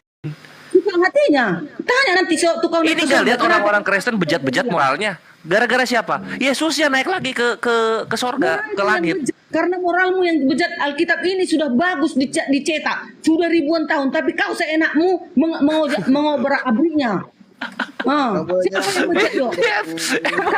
Sabar. Bude Hari lihat. Orang Kristen makan babi, ya kan? Orang Kristen makan babi. Orang Kristen banyak yang LGBT, kan alfabet banyak. Gitu. Kenapa? Karena Yesusnya malah cabut ke langit. Udah dikasih kuasa, dia malah cabut ke langit. Nggak ada yang jagain. Bang Kores, kenapa nggak ada yang jagain? Apa artinya dia Maha Kuasa, nggak bisa diaturnya bumi ini? Dia suruh siapa dia ke langit, coba nggak diam di bumi? Gini jadinya. Loh, suka hatinya, itu kan tahtanya. Dia ngapain dia di tahta gitu? Tahu gitu? Kembali dia ke tahtanya. Kan dia yang mengatur bumi. Ya kenapa dia nggak disalib di tahtanya aja gitu? Ngapain turun ke bumi? Oh, itu lagi pertanyaanmu itu. Masa disalib di tahtanya? Masa disalib Allah di tahtanya? Aneh kan pertanyaanmu. Masuk akal. Lah iya, kalau ujung-ujungnya dia balik lagi ke tahtanya, salib aja di tahtanya, nggak perlu turun-turun ke bumi. Berarti nggak berkuasa dong kalau tahta aja pun disalib. Ya tetap berkuasa dong. Daripada mana ada turun, naik. Tahta kerajaan itu naik, turun, terus naik lagi. Ngapain coba? Jangan lo gitu bertanya. Bertanya itu yang bagus lah, yang hormat. Masa gitu? Masa tahta Allah mau disalib? Bukan tahtanya disalib. Dia di tahtanya aja disalib dia gitu loh. Jadi nggak perlu turun-turun ke bumi. Nah itu. Apa sih? Mau Bang Kores mengatur Bang Kores mau mengatur Yesus. Bang Kores mengatur Tuhan itu mau turun ke bumi. Ya karena ujung-ujungnya dia balik lagi ke tahtanya gitu. Ngapain sih Tuhan bolak-balik? Memang harus kembali dia ke tahtanya. Orang memang nggak bumi ini tempatnya. Dia hanya sekejapnya di sini untuk menolong kita, untuk menyelamatkan kita, mengajari kita, melakukan. Buktinya itu nenek moyang Bude Hari masih pada meninggal. Itu mana yang tangannya? Kami ditolong. Kami ditolong. Bude Hari menua itu. Menua, ya semua manusia akan menua. Tapi ya, nanti berarti gagal pertolongannya. Tidak, masih koma. Tetapi setelah nanti aku dibawa ke kerajaannya, maka aku akan hidup selama-lamanya. Wah, tuh janji caleg lagi kan. Kita ngomongin yang sekarang-sekarang aja. Oh, sekarang beda dong. Ini di bumi. Di sini masih banyak penderitaan, kesusahan, kesedihan. Nah itu dia gagal penyaliban karena orang Kristen masih merasakan penderitaan. Gagal itu penyaliban. Tidak, itu katamu gagal. Masih banyak penderitaan tadi ngaku. Pelajaran kami tidak gagal. Memang dia penyaliban. Masih banyak penderitaan nggak? Orang Kristen masih banyak yang menderita nggak? Semua manusia ini menderita. Apalagi gagal penyaliban. Tidak ada yang terselamatkan dari penderitaan. Kalau dia tidak berbuat dosa, Bang Kores. Nah, itu Tuhan itu masih menunggu kita agar kita itu kembali bertobat. Nah, setelah kita sudah kembali bertobat, jika nanti kita mati, akan hidup kembali. Kita akan diselamatkan. Makanya kita nanti dibawa ke kerajaannya. Karena sudah dijanjikan, aku akan menyediakan tempat bagimu, Bang Kores, katanya. Mana dia? Kok lari? Ya, Bentar Bu Dani, selamat malam Gurunda. Gurunda nih. Bang Kores kenapa? Diringkuk dia. Oh, kena mental kali. Kena. Oh. Bentar ya Bu Dani. Ya malam Gurunda. Enggak apa-apa. Yuk. Bang Kores tiba-tiba lah hilang dia. Adakah dosanya? Saya bangkit lagi di menit ketiga. Tenang, banyak yang emosi di bawah ternyata ya. Ini kan cuma pertanyaan gitu loh. Jangan emosi, santai. Nggak usah direpot-repot gitulah. Pribadi gua banyak, lebih dari 3 pribadi gua. Hakikatnya 1, Kores. Teman-teman, usahlah direpot, biarkan aja. Nah, aku kuat kok, sebagai Kristen aku kuat. Tenang saja, aku tidak akan goyang. Aku adalah laskar Yesus. Tidak akan goyangkan. Itu dia. Nah, ini pertanyaan berikutnya. Ketika Yesus disalib, laskarnya kok belum ada gitu. Kenapa laskarnya baru ada 200-an tahun? Mau lindungin apaan? Yesusnya udah di langit. Apa yang mau dilindungin? Apa tuh? Bang Kores gak perlu dilindungi Tuhan, Bang Kores. Terus ngapain ada laskar? Harusnya manusia yang harus dilindungi. Ngapain ada laskar kalau kayak gitu? Laskar itu kan pelindung artinya. Tentara pelindung. Maksudnya saya adalah para pejuangnya akan menyelamatkan teman-teman. Pejuangnya kemana ketika Yesus mau disalib? Kemana dia? Siapa kemana dia? Kemana pejuang-pejuang Yesus ketika Yesus mau disalib? Ini susah ini. Kemana laskarnya? Ya Gurunda gas. Gurunda mau ketemu Gurunda nih. Budar nih emosi mulu kalau sama aku. Lanjut. Bentar Bu Dani. Bukan emosi, memang suara punya kayak gitu Iya betul.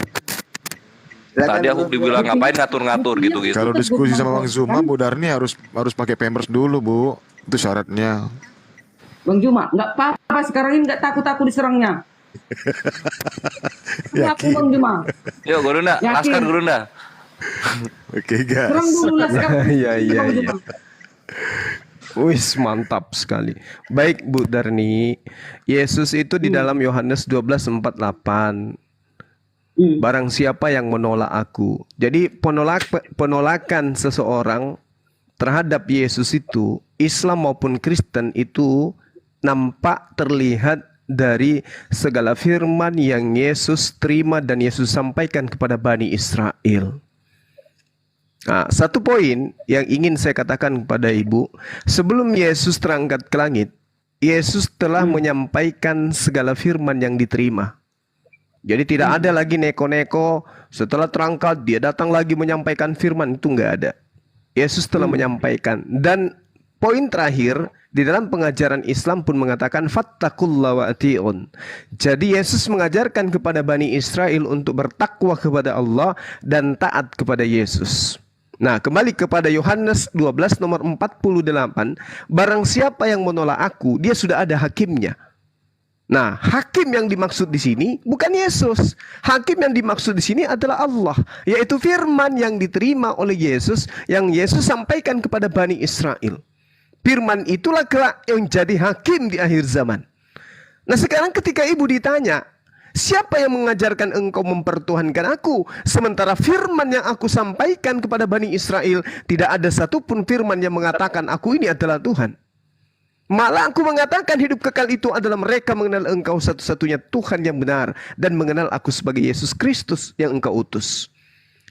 Nah, hakimnya kemudian ketika menemukan Yesus dipertuhankan, poin mana di dalam segala firman yang Yesus sampaikan sebelum terangkat yang menyebabkan Ibu mempertuhankan dirinya? Ibu boleh jawab dengan benar? Waktu dan tempat boleh. Saya persilahkan. Kenapa kami mempertuhankan Yesus itu? Karena dia adalah hakim yang adil. Di dalam Al-Quran dan di dalam Alkitab dikatakan hanya Allah hakim yang adil. Yesus dicatat di dalam Al-Quran. Isa Al-Masih akan turun di tengah-tengahmu sebagai hakim yang adil. Di dalam Alkitab juga dicatat di dalam Yohanes 9 ayat 39. Aku akan datang ke dunia untuk menghakimi. Di dalam Matius 25 ayat 31 dan 32 mengatakan Yesus akan membalas setiap perbuatan orang dan dia akan mengumpulkan segala bangsa di hadapannya. Apalagi?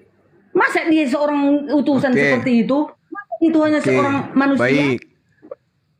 Oke, baik. Mari saya arahkan ibu kepada pengajaran Yesus. Jangan ibu membawa Al-Quran. Karena yang menjadi hakim kelak menurut Yesus itu bukan Quran. Tetapi segala firman yang Yesus terima ketika Yesus itu datang kepada Bani Israel dan belum terangkat ke langit. Itu poinnya. Nah, kita lihat di dalam Yohanes 8, Ibu. Terkait dengan hakim. Yesus mengatakan dalam Yohanes 8 bahwa aku tidak menghakimi seorang pun. Itu pengakuan Yesus. Aku tidak menghakimi seorang pun. Kata Yesus loh ya.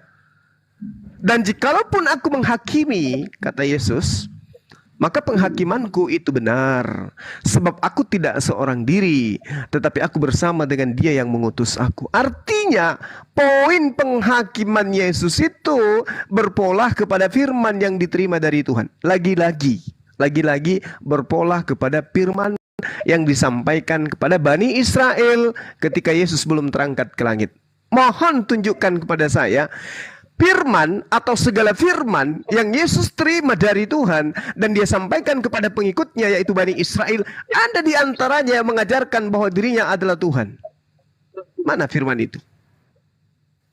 Iya. Udah, aku kan Bang Juma. Iya, silakan. Aku kan. Iya. Memang tidak ada ditulis di dalam Alkitab. Kata Yesus, akulah Tuhan, sembahlah aku. Hanya iblis yang tertulis. Hanya iblis yang mengatakan, aku adalah yang memberikan kuasa, sembahlah aku. Kata iblis, kalau Yesus tak perlu dicatat pun, Dia adalah Tuhan, Dia sembahlah aku katanya. Dari sewaktu kehidupannya di muka bumi ini, dan cara kedatangannya juga kita tahu, Dia adalah Tuhan. Sewaktu di bumi juga, para muridnya juga menyembah Dia. Tidak ada dibilang Yesus, jangan sembah aku, jangan sembah aku. Enggak ada. Dibiarkannya mereka menyembah Yesus. Nah, Ibu menyampaikan ini kan tidak berpola kepada firman yang diterima oleh Yesus. Ibu hanya berasumsi. Sedangkan yang menjadi hakim adalah firman yang diterima oleh Yesus. Maka wajarlah kemudian ketika Yesus mengusir sang pembuat kejahatan. Kenapa? Karena mereka tidak melakukan kehendak Tuhan yang mengutus dirinya. Barang siapa yang menolak aku, saya ulang, barang siapa yang menolak aku, dia sudah ada hakimnya. Apa yang menjadi sandaran hakim pada akhir zaman adalah segala firman yang Yesus sampaikan kepada Bani Israel. Pertanyaan saya, mana di antara firman yang Yesus sampaikan yang menghantarkan ibu sampai mempertuhankan dirinya? Mana firman itu? Silakan.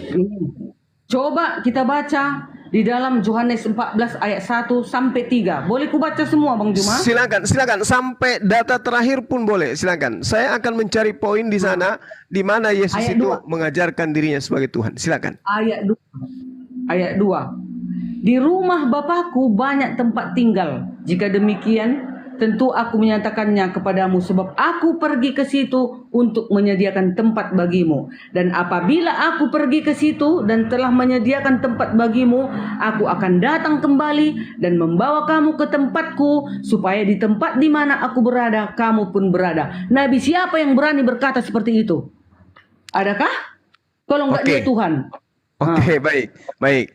Sebenarnya firman yang Yesus sampaikan ini adalah firman yang akan menjatuhkan ibu ke dalam api neraka yang menyala-nyala dan kekal lagi di dalamnya. Apa itu? Di rumah Bapakku banyak tempat tinggal. Bapak sama dengan Tuhan. Di rumah Tuhanku banyak tempat tinggal. Lalu, kalau Yesus mengatakan di data pertama, jangan engkau gelisah, percayalah kepada Allah, percaya juga kepadaku. Di rumah Bapakku, di rumah Tuhanku banyak tempat tinggal. Jika tidak demikian, tentu aku akan mengatakan kepadamu. Dan ingat, Yesus sedang berbicara kepada Bani Israel, bukan kepada kita. Bukan, tapi kepada Bani Israel. Makanya dia mengatakan, tidak percaya ke engkau bahwa aku di dalam Tuhan dan Tuhan di dalam aku. Apa yang aku katakan kepadamu tidak aku katakan dari diriku sendiri, tetapi Bapa yang diam di dalam aku, dialah sang Bapa yang melakukan pekerjaannya. Salah enggak umat Islam ini? Ketika mengatakan bahwa apa yang dilakoni Yesus Apa yang dilakukan, mujizat yang diterima, kekuatan yang diterima, lalu kemudian tanda-tanda kenabian dan kerasulan yang diterima, semua itu berdasarkan apa yang diinstruksikan oleh Tuhan kepada dia. Nggak salah umat Islam. Nah sekarang permasalahannya adalah ketika hanya poin di rumah bapakku banyak tempat. Jika tidak demikian tentu aku mengatakannya kepadamu, sebab aku pergi ke situ untuk menyediakan tempat bagimu. Lantas kemudian dia dianggap sebagai Tuhan? Tidak. Kenapa tidak? Karena Yesus sendiri menerangkan dengan lisannya sendiri. Dia mengaku di dalam kitab yang ibu pegang bahwa dia tidak berhak untuk menentukan siapa yang ada duduk di sebelah kanannya, siapa yang ada duduk di sebelah kirinya di surga. Markus 10:40, Matius 20 nomor 23.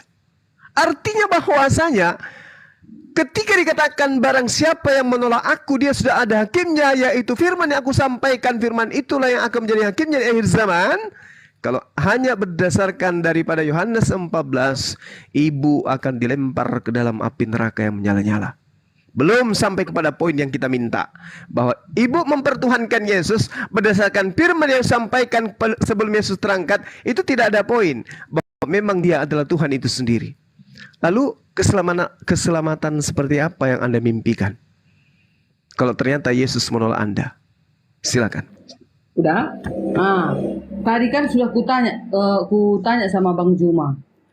Di mana ada seorang nabi yang berani berkata, aku akan mengumpulkan segala bangsa di hadapanku, dan aku akan membalas setiap perbuatan orang. Dan mengatakan tadi, aku akan menyediakan tempat bagimu. Di mana aku berada, engkau pun berada. Coba Bang Juma tunjukkan sama aku satu orang saja nabi yang berani berkata seperti Yesus. Dan katanya lagi, aku adalah kebangkitan dan hidup. Siapa yang percaya kepada aku tidak akan mati. Ada lagi? Siapa nabi yang berkata seperti ada Yesus? Lagi? Ada yang lebih hebat dari itu? Oh, itu udah luar biasa Bang Juma. Oke. Bagaimana dengan pengakuan Yesus tentang dirinya? Aku tidak dapat berbuat apa-apa dari diriku sendiri. Itu pada waktu berkata di bumi. Ini dia masalahnya. Ini dia masalahnya. Tidak ada Tuhan di atas muka bumi ini yang disembah oleh manusia yang pernah mengatakan aku tidak dapat berbuat apa-apa dari diriku sendiri kecuali Tuhan yang Darni lantik sendiri. Coba. Anda mengatakan tak ada nabi yang bisa melakukan seperti itu. Tapi saya membalikkan kepada ibu. Tidak ada Tuhan yang mengaku dengan mulutnya sendiri. Aku Tuhan tidak dapat berbuat apa-apa dari diriku sendiri. Ini Tuhan apa ini? Tuhan KW berapa ini yang mengatakan seperti itu? Anda kemudian mengatakan bahwa itu sebagai manusia. Lah, dia mengatakan seperti itu. Derajat pengakuannya itu sama seperti pengakuan Nabi Musa alaihissalam. Innani anallah, la ilaha illa ana. Ehye esir ehye. Sama. Lalu kemudian lebih hebat baginda Rasulullah Muhammad sallallahu alaihi wasallam. Apa yang dikatakan? Qul in kuntum tuhibbunallah fattabi'uni yuhibbukumullah wa yaghfir lakum dzunubakum wallahu ghafurur rahim. Sama dengan data yang ibu tunjukkan tadi, Al-Quran Al-Ahqaf ayat 9, sama. Qul man kuntu bid'a minar rusuli wa ma adri ma yuf'alu bi wala bikum in attabi'u illa ma yuha ilayya wa ma ana illa nadhirum mubin. Sama. Katakan kepada mereka, wahai nabiku Muhammad, aku bukanlah rasul yang pertama di antara rasul-rasul, dan aku tidak tahu apa yang akan diperbuat terhadapku dan terhadapmu. Aku hanyalah mengikuti apa yang diwahyukan kepada aku, dan aku hanyalah pemberi peringatan dan yang menjelaskan. Aku tidak dapat berbuat apa-apa dari diriku sendiri. Apa yang aku katakan adalah apa yang diperintahkan oleh Tuhanku untuk aku katakan, aku sampaikan. Lalu kemudian Rasul Muhammad SAW mengatakan, kulla amliku li nafsi naf'an wala darra illa ma sya Allah walau kuntu a'lamul ghaiba lastakthartu minal khair wa ma massani al-su' in ana illa nathiru wa bashir liqaumi yu'minun. Katakanlah wahai Nabi Muhammad, kul, Aku tidak berkuasa mendatangkan manfaat maupun menolak mudarat bagi diriku kecuali apa yang dikehendaki oleh Allah. Sekiranya aku mengetahui yang gaib, niscaya aku membuat kebajikan sebanyak-banyaknya dan tidak akan ditimpa bahaya. Aku hanya memberi peringatan kepada manusia dan pembawa berita gembira kepada orang-orang yang beriman. Sama seperti Yesus. Barang siapa yang menolak aku, dia sudah ada hakimnya, yaitu firman yang aku katakan kepada mereka. Firman itulah yang kelak menjadi hakimnya di akhir zaman. Sama. Jadi tataran ini tidak bisa kemudian Anda jadikan sebagai sandaran Yesus itu Tuhan.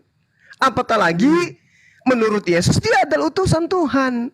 Yang Anda katakan Yesus itu Tuhan, itu menurut Anda, menurut orang-orang yang menginginkan Yesus yang manusia itu menjadi Tuhan. Tapi saya lebih percaya kepada Yesus daripada orang-orang tersebut. Silakan Bu Darni. Udah. Tadi kan kita bilang kenapa Yesus Tuhan. Udah.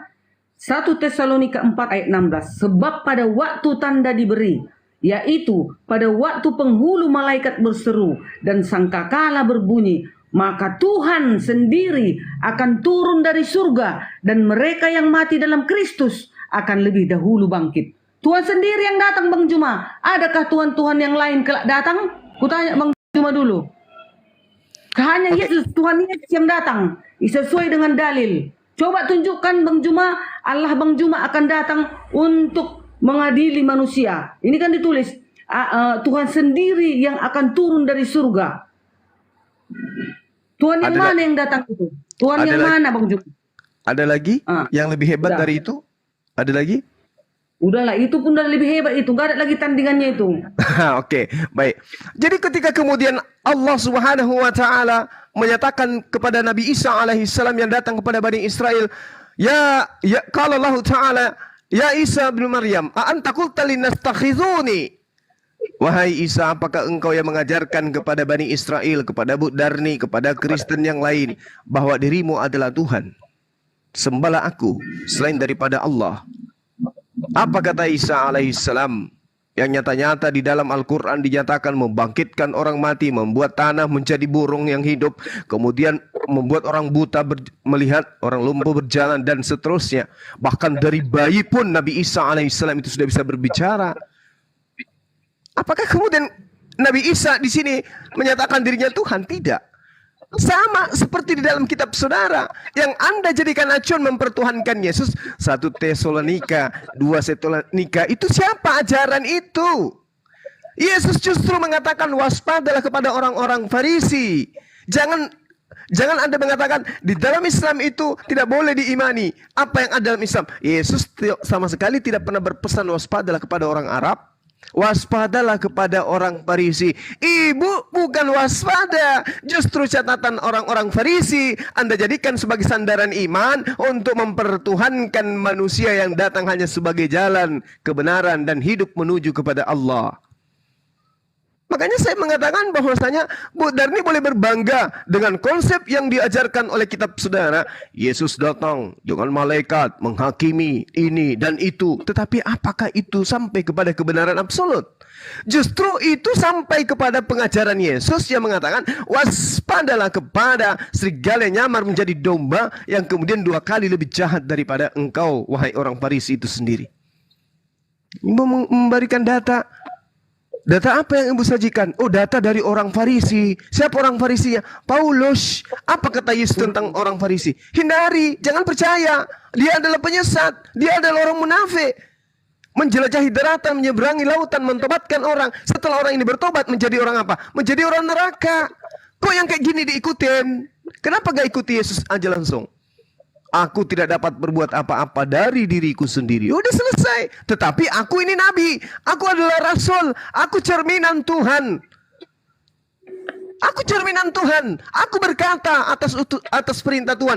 Aku melakukan pekerjaan atas perintah Tuhan. Aku melakukan pekerjaan itu bukan dari diriku, tetapi karena melihat Bapa melakukan pekerjaan itu.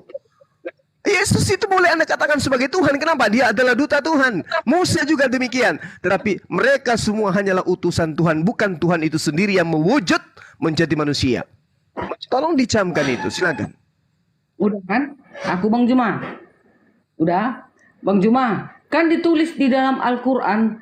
orang Islam itu harus mengimani Taurat, Zabur, dan Injil, iya kan?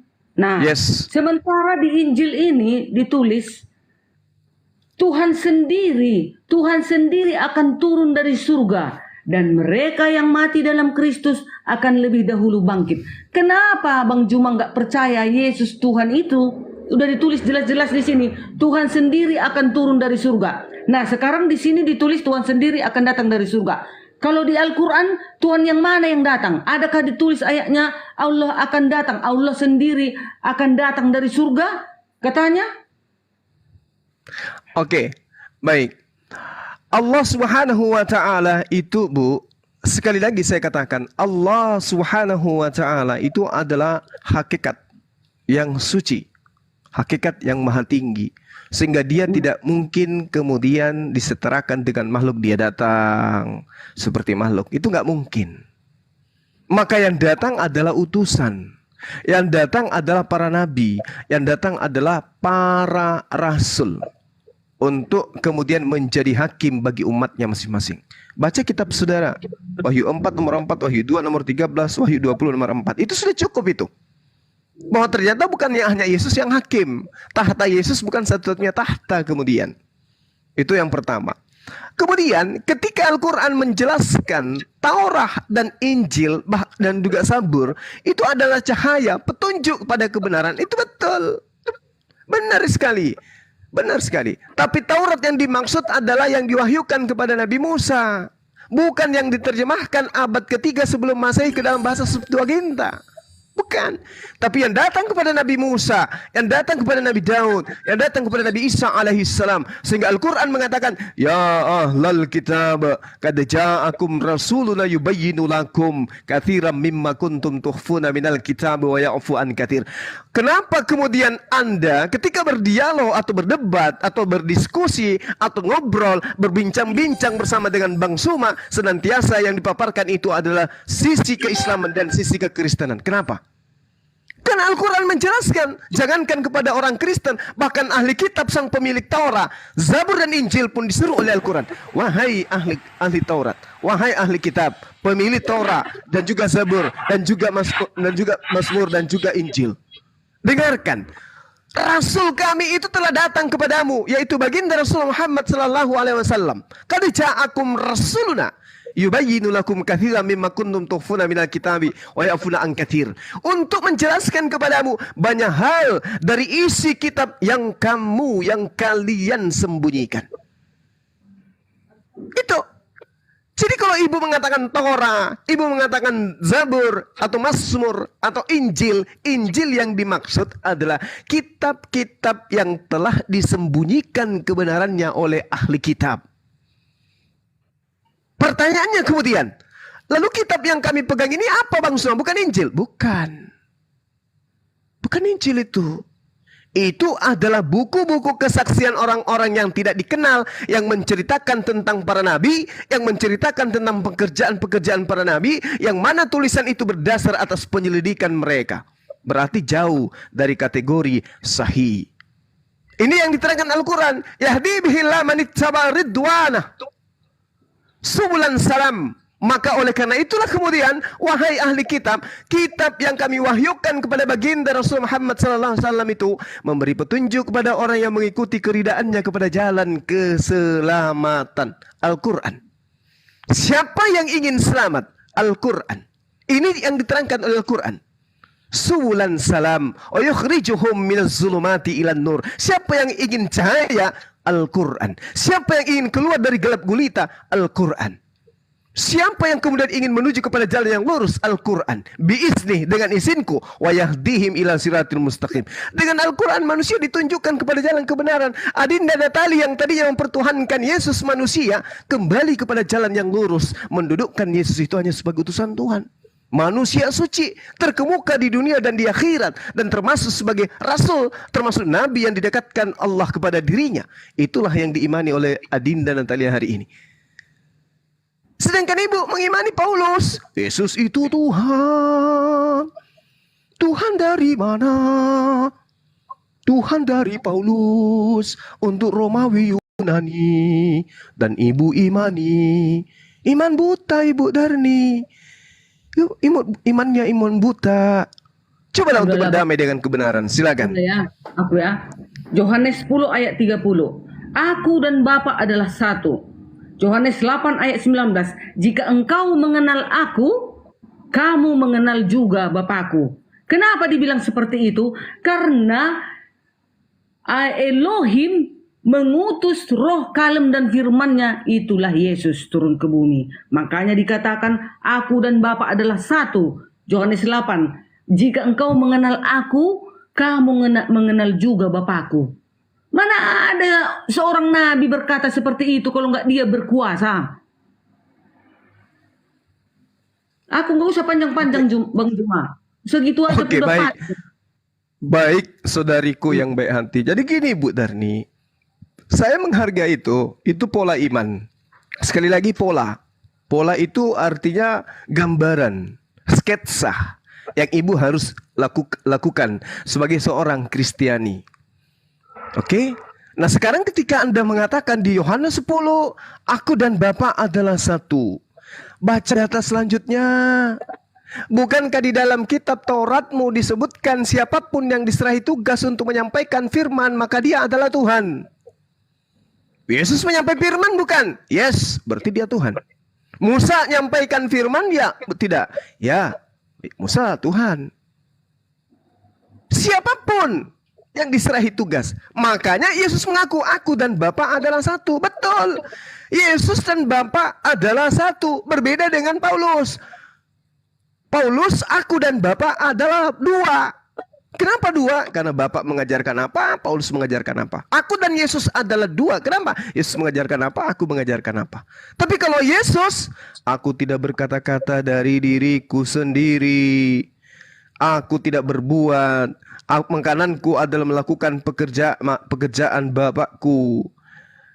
Artinya bahwasanya ketika Yesus mengatakan aku dan Bapa adalah satu, Yesus itu seorang Muslim.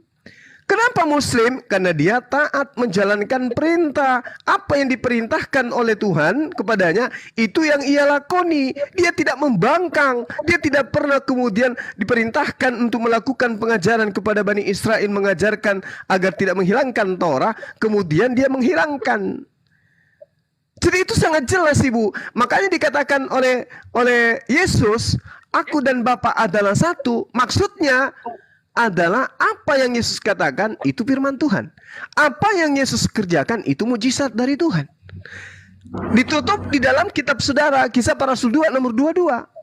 Orang-orang Israel semua harus tahu bahwa Yesus Kristus dari Nazaret adalah telah dijadikan oleh Tuhan, telah ditentukan oleh Tuhan untuk menjadi perantara, melakukan mukjizat, tanda-tanda, kekuatan-kekuatan di tengah-tengah kamu seperti yang kamu lihat, seperti yang kamu tahu.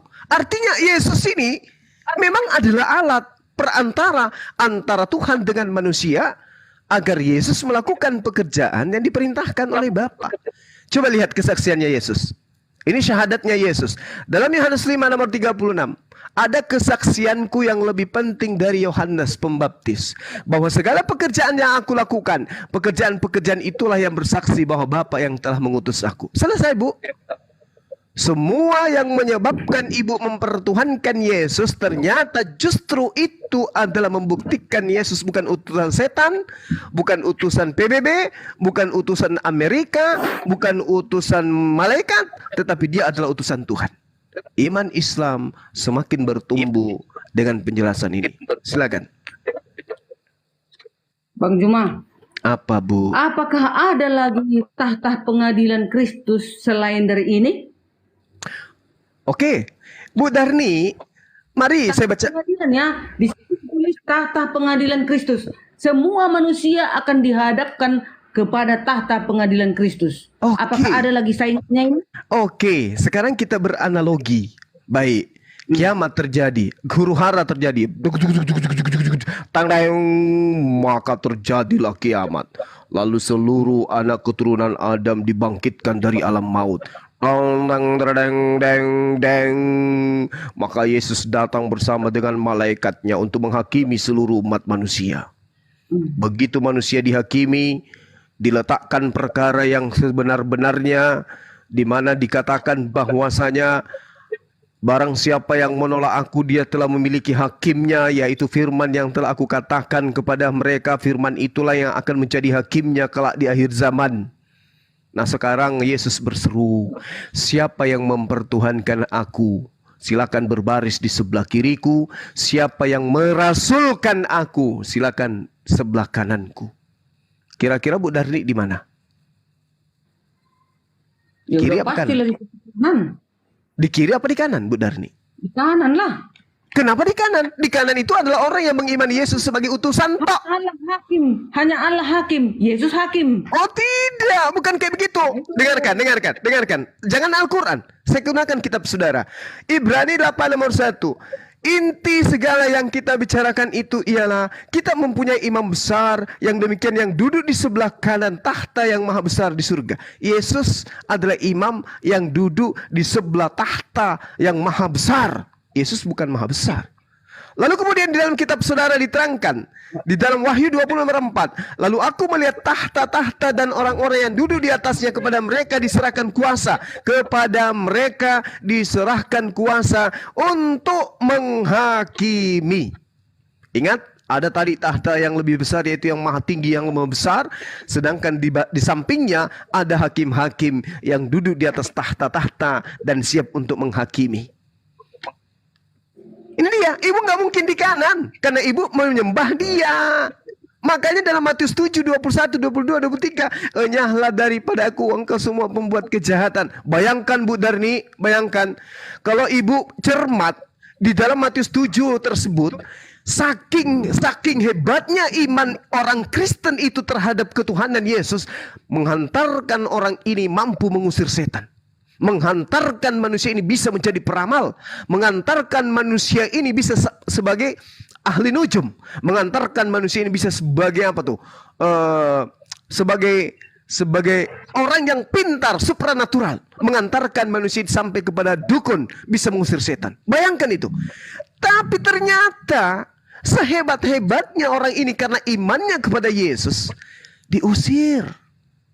Kenapa diusir? Hanya sederhana sebabnya. Mereka tidak melakukan kehendak Bapakku yang ada di surga. Kecil itu persoalannya sebenarnya, kecil. Apa itu? Tidak melakukan kehendak Bapak. Nah sekarang mana kehendak Bapak? Agar supaya dia digantikan untuk dituhankan. Yaitu gantikan mempertuhankan diriku. Buat ilah baru bernama Yesus yang adalah utusanku sendiri. Mana kehendak Bapak itu? Ibu tidak akan bisa nunjukkan. Aku Bang Cuma. Silakan. Mazmur 50 ayat 6. Langit memberitakan keadilannya, sebab Allah sendirilah hakim. Sementara Yesus jelas-jelas tertulis, aku akan datang ke dunia untuk menghakimi. Mana ada dua hakim Bang Juma? Satunya hakim paling tertinggi.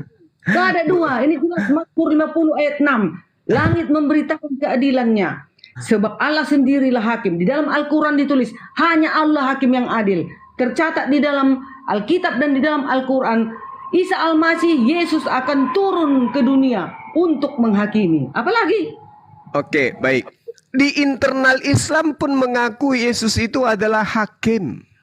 Kami mengakui dia hakim. Dia datang untuk yang kedua kalinya justru untuk menjadi hakim. Itu dulu poinnya.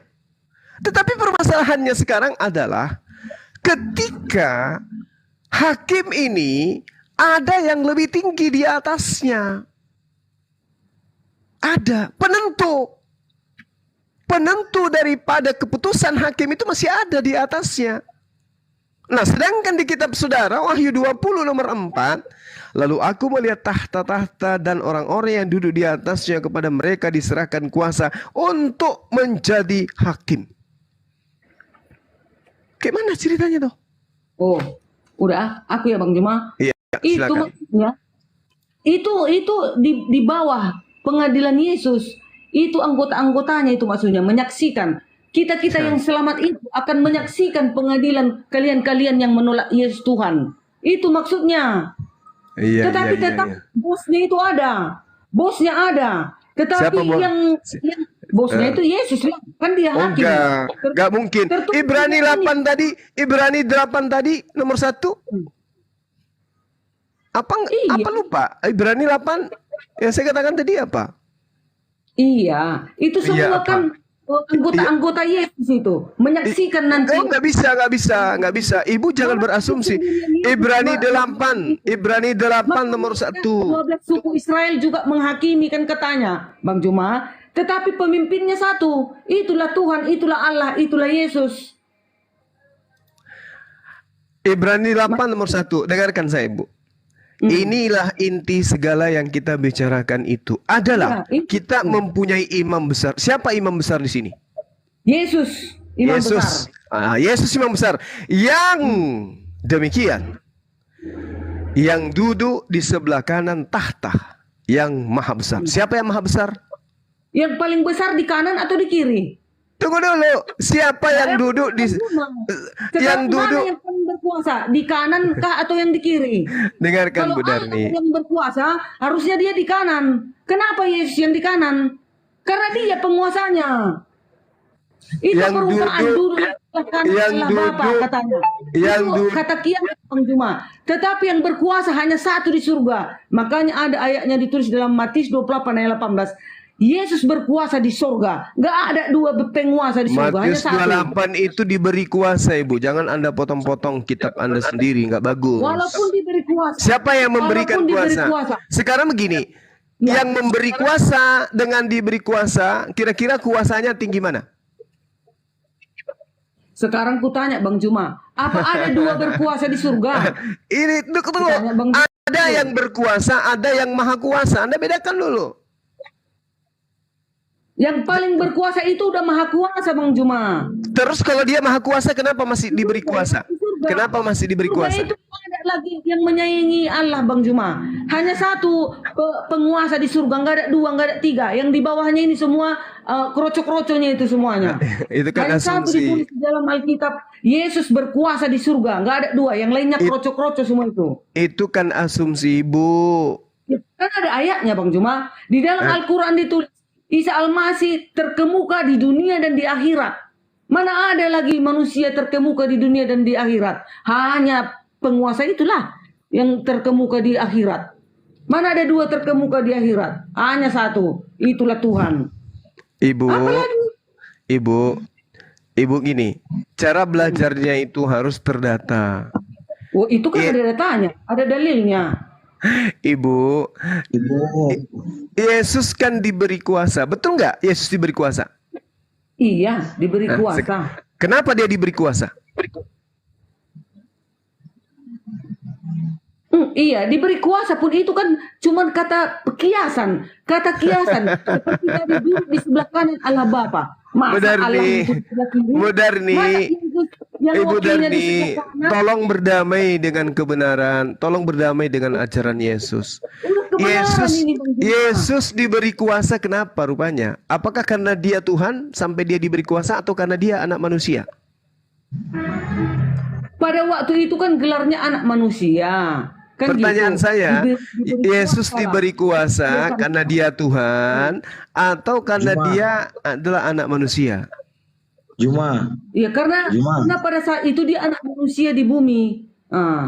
Terus kenapa dikatakan bahwa dia maha kuasa? Kalau begitu, ternyata dia masih diberi kuasa. Itu kan kata kiasannya Bang Juma. Aku kata kiasan pula. Bu, Yohanes 5 nomor 27. Dan ia telah memberikan kuasa kepada Yesus untuk menghakimi. Karena Yesus adalah anak manusia. Karena Yesus anak manusia, makanya diberi kuasa. Yang namanya Tuhan itu tidak diberi kuasa. Juma, yang turun ke dunia siapa Juma? Yang turun ke dunia, yang turun ke dunia itu adalah utusan Tuhan, Yesus. Siapa? Yesus. Ya udah. Jawab sendiri kita loh. Nah, terus apa masalahnya? Yesus datang untuk apa? Masalahnya lo nggak paham. Oh, nggak paham. Kenapa Yesus datang? Kenapa Yesus datang? Coba kenapa dia datang? Dia datang karena banyak manusia yang mempertuhankan dirinya. Dia malu di hadapan Tuhannya. Kenapa bisa? Kenapa bisa? Kenapa bisa Anda mengatakan saya salah? Asumsi, sorry. Kenapa bisa? Kenapa bisa? Asumsi kamu karena kamu asumsi. Yang diusir itu Karena siapa? dia berkuasa, cuy. Yang diusir siapa? Karena dia berkuasa, nggak ada yang diusir. Kuasa. Ya Allah ya Karim. Matius, Yohanes 5 nomor 27. Tuhan memberikan kuasa kepada Yesus menghakimi. Sebab dia anak manusia. Tulis orang kafir akan ditinggalkan, tahu kamu. Yang Iya kafir betul. itu kamu. Yang kafir itu Galatia 2 nomor 14. Yang kafir itu adalah orang yang hidup tidak bersunat. Di surat lo di Al-Maidah ada, bro. Iya. Yang kafir itu siapa? Laqad kafara alladziina qalu. Yang kafir siapa menurut Al-Quran? Yang kafir menurut Al-Quran itu yang mempertuhankan Yesus atau bukan? Kamu yang kafir. Gimana? Kamu yang kafir. La haula wala quwata illa Kalau kamu itu kafir. Bawain alang kabut ayat 17 Gurunda. Innama ta'buduna min dunillahi autsana. Sesungguhnya yang menyembah selain Allah hanyalah menyembah berhala-berhala. Yesus lu itu berhala gitu. Kalau Yesus lu sembah jadi berhala. Kalau Yesus lu ikuti ya jadi orang yang baik Yesus itu. Lu nggak usah cari-cari yang namanya berhala. Yesus lu berhala. Alang kabut ayat 17. Itu lu pikir itu Mekah itu bukannya berhala itu. Belok kan dia kan langsung kan. Seenggaknya bukan manusia. Lu bayangin nyembah manusia. Coba. Udah sama manusia, julukannya semua benda-benda yang ada di rumah tangga. Ada pintu, ada batu, ada apa lagi? Anak binatang apa? Domba, ada domba juga. Penyembah batu. Lu penyembah batu penjuru. Kisah para apostol 4 nomor 11. Yesus adalah batu yang dibuang oleh kuli-kuli bangunan. Batu dibuang kuli disembah. Enak gak? Enak gak? Enak gak? Batu penjuru yang lu sembah itu manusia. Mau batu berhala, mau manusia juga berhala. Lu ini ada datanya, lihat sini, gua kasih lihat. Gedein, open cam. Ini sini lihat sini. Enggak bermutu kamu. Sini lihat ini. Kamu itu penyembah batu. Ini lu penyembah batu, lu lihat ini penyembah batu. Nggak nurut penyembah batu. Apa? Buktinya mana? Gua nggak nyembah batu sampai sekarang, bro. Ini apa ini? Mana? Ini apa? Nih. Tuh, gua pegangin. Ini batu ini. Mana batu itu? Ini. Emang ada pesembah itu batu itu? Ini batu penjuru ini. Ini lu penyembah berhala yang disalib. Ini batu penjuru namanya ini. Ini batu ini. Bodoh banget. Ini lu penyembah manusia batu ini. Ini lu lihat. Ini ada lagi fotonya nih. Gua buka. Nih, sini lihat ya. Masa yang kayak gini lu sembah? Nah, ini. Nah, ya batu lu batu Eropa. Batu lu batu Eropa nih. Ini lu lihat. Host gedein dong, host. Enggak akan turun. Enggak akan. Karena gua pegangin ini kelaminnya, gua pegangin supaya enggak kelihatan TikTok. Tuh, gue pegangin gini nih. Ini gue turunin tangannya, gue geser tangannya kelihatan tuh. Tuh, apa tuh? Ini lu sembah. Lu kalah nggak usah ngomong, bro. Lu jelas bro batu hitam itu, bro. Ini sesembahan lu kan? Ya. Gue geser tangannya ini kelihatan nih. Ini kelamin Kristus.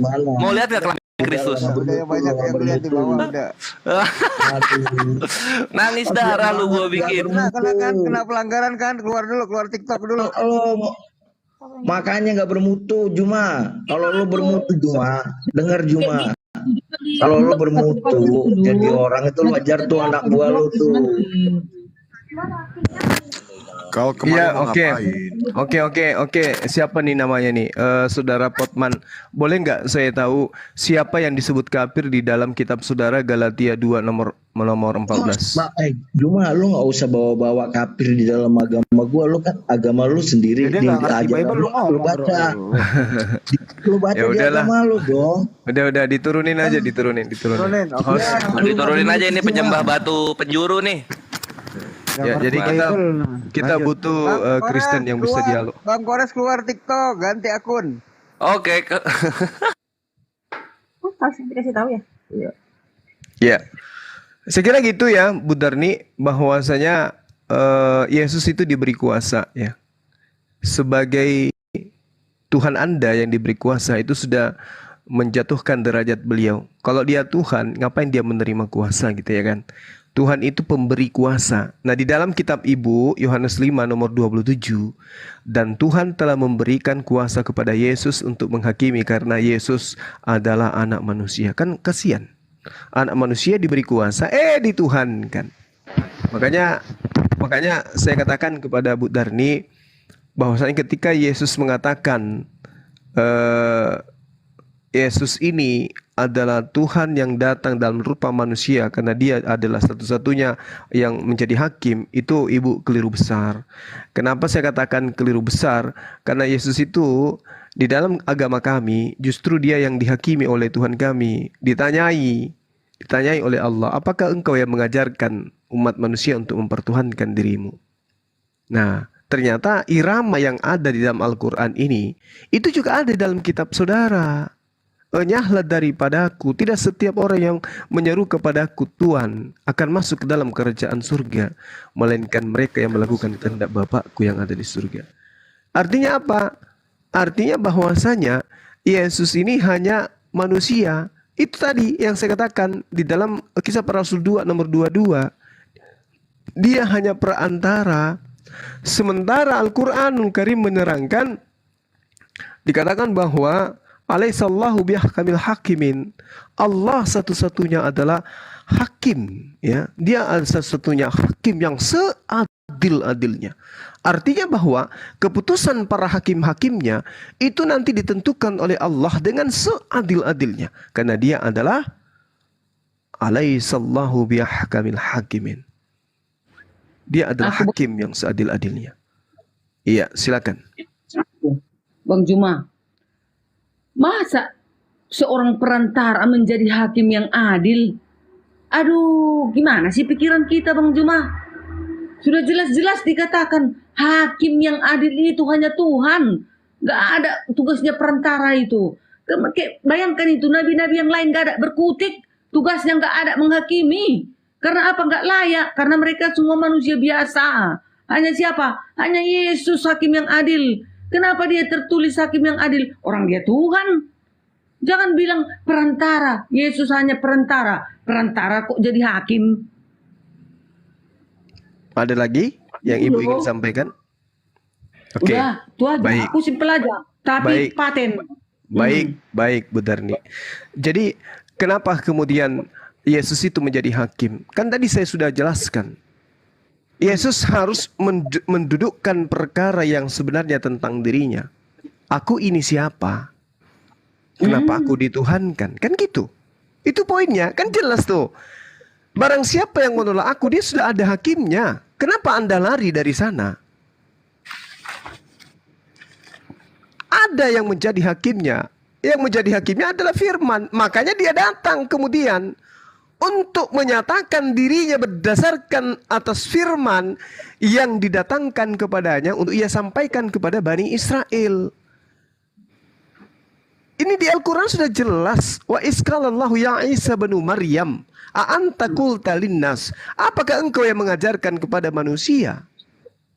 Maka Nabi Isa alaihissalam, Yesus itu kemudian datang untuk menyatakan dirinya yang sesungguhnya tentang dirinya berdasarkan firman yang diterima dari Tuhan. Aku adalah utusan Tuhan yang mempertuhankan diriku. Itu dilemparkan ke neraka. Kan ada dalilnya. Matius 7 itu kan udah sangat jelas itu, Bu. Lantas kemudian kalau hanya jatuh cinta karena dia menghakimi, justru karena itulah dia menghakimi, karena dia dimintai pertanggungjawaban oleh Allah.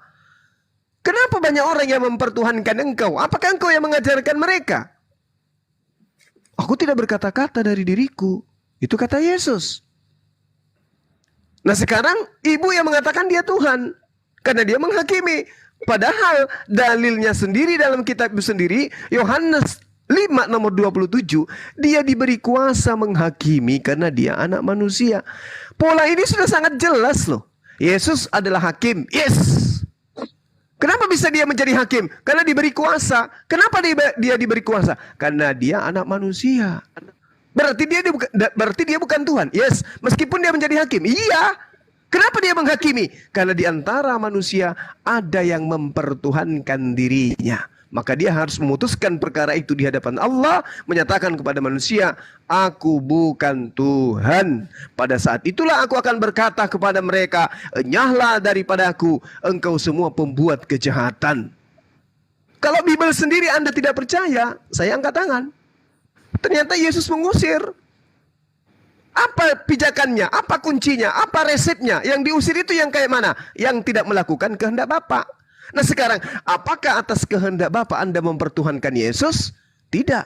Kalau iya, mana dalilnya? Bapa meminta agar manusia mempertuhankan anaknya. Mana dalilnya? Gak ada. Berarti Anda diusir.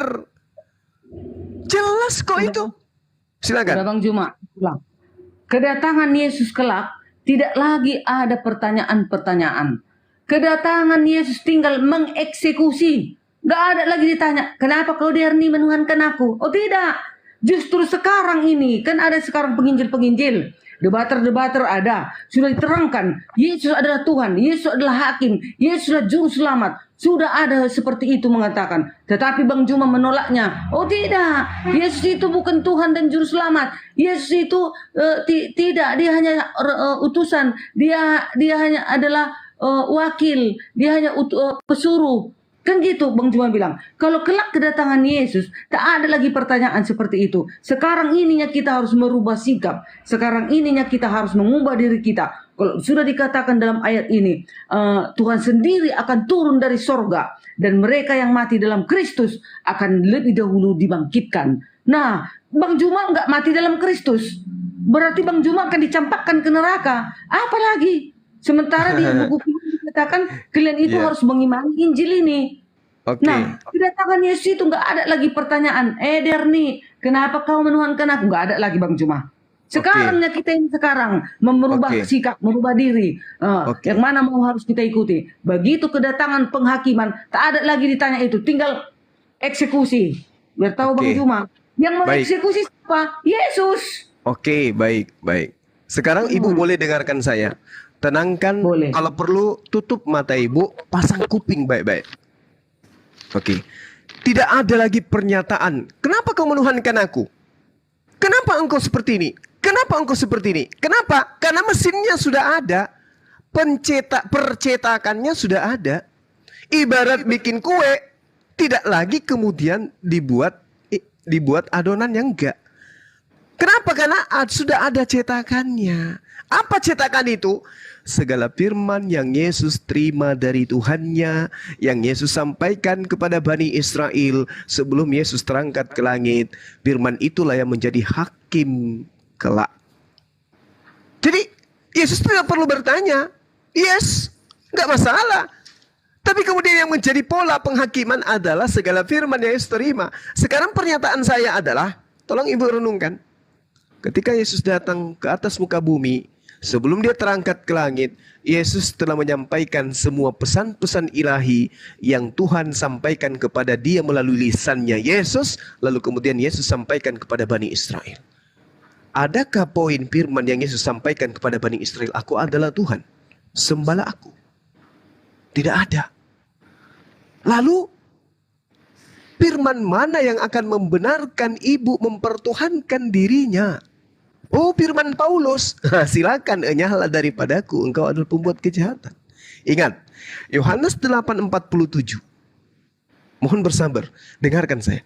Barang siapa berasal dari Allah, yang mendengarkan firman Allah, itulah sebabnya kamu tidak mendengarkannya, karena kamu tidak berasal dari Allah.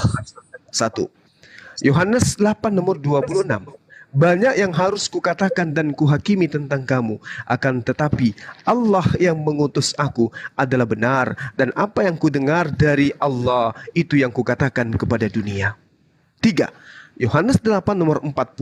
Tetapi yang kamu kerjakan ialah berusaha membunuh aku. Aku seorang yang mengatakan kebenaran kepadamu, yaitu kebenaran yang kudengar dari Allah.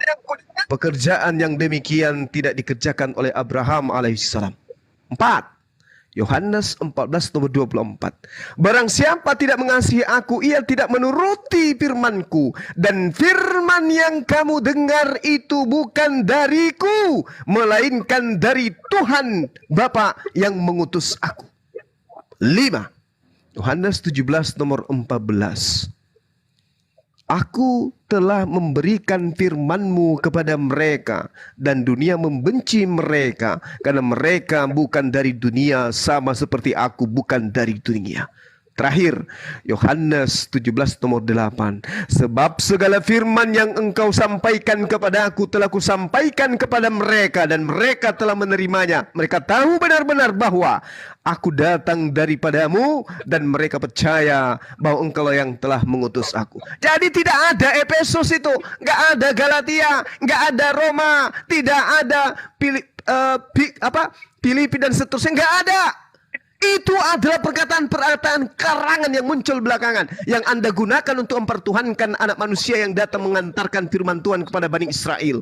Segala firman yang kau berikan kepadaku telah aku sampaikan, dan firman yang kau dengarkan itu bukan daripadaku, tetapi dari Bapa yang telah mengutus aku. Jadi saudara-saudara, Paulus itu tertolak. Karena segala firman yang porsi Yesus itu telah Yesus sampaikan kepada Bani Israel, dan tidak ada satupun firman yang disampaikan untuk menyampaikan kepada Bani Israel agar mendudukkan Yesus sebagai sembahan. Tidak ada. Jadi orang belakangan yang mempertuhankan Yesus itulah yang akan dihakimi. Siapa yang mengajarkan engkau mempertuhankan aku, sementara segala firman yang aku sampaikan kepada Bani Israel, tidak ada satupun yang menghantarkan Bani Israel mempertuhankan diriku. Barang siapa yang menolak aku, dia sudah ada hakimnya, yaitu firman yang telah kukatakan kepada mereka. Firman itulah yang akan menjadi hakimnya di akhir zaman. Jadi tidak perlu lagi ditanya, kenapa kau menuhankan aku? Kenapa? Enggak perlu. Karena memang secara otomatis orang yang mempertuhankan Yesus, enyahlah daripada aku, engkau semua pembuat kejahatan. Demikian, silakan. Dan aku Bang Juma. Nah, sekarang coba Bang Juma, kan tadi Bang Juma bilang hanya Allah hakim yang paling benar, kan gitu. Nah, sekarang coba tunjukkan sama aku ayat seperti ayat kami ini. Tuhan sendiri akan turun dari surga yang akan menghakimi. Itulah Tuhan Yesus. Ada ayatnya, Yohanes 9 ayat 39. Coba tunjukkan kepada aku ayat di dalam Al-Quran yang mengatakan Allah sendiri akan turun untuk menghakimi.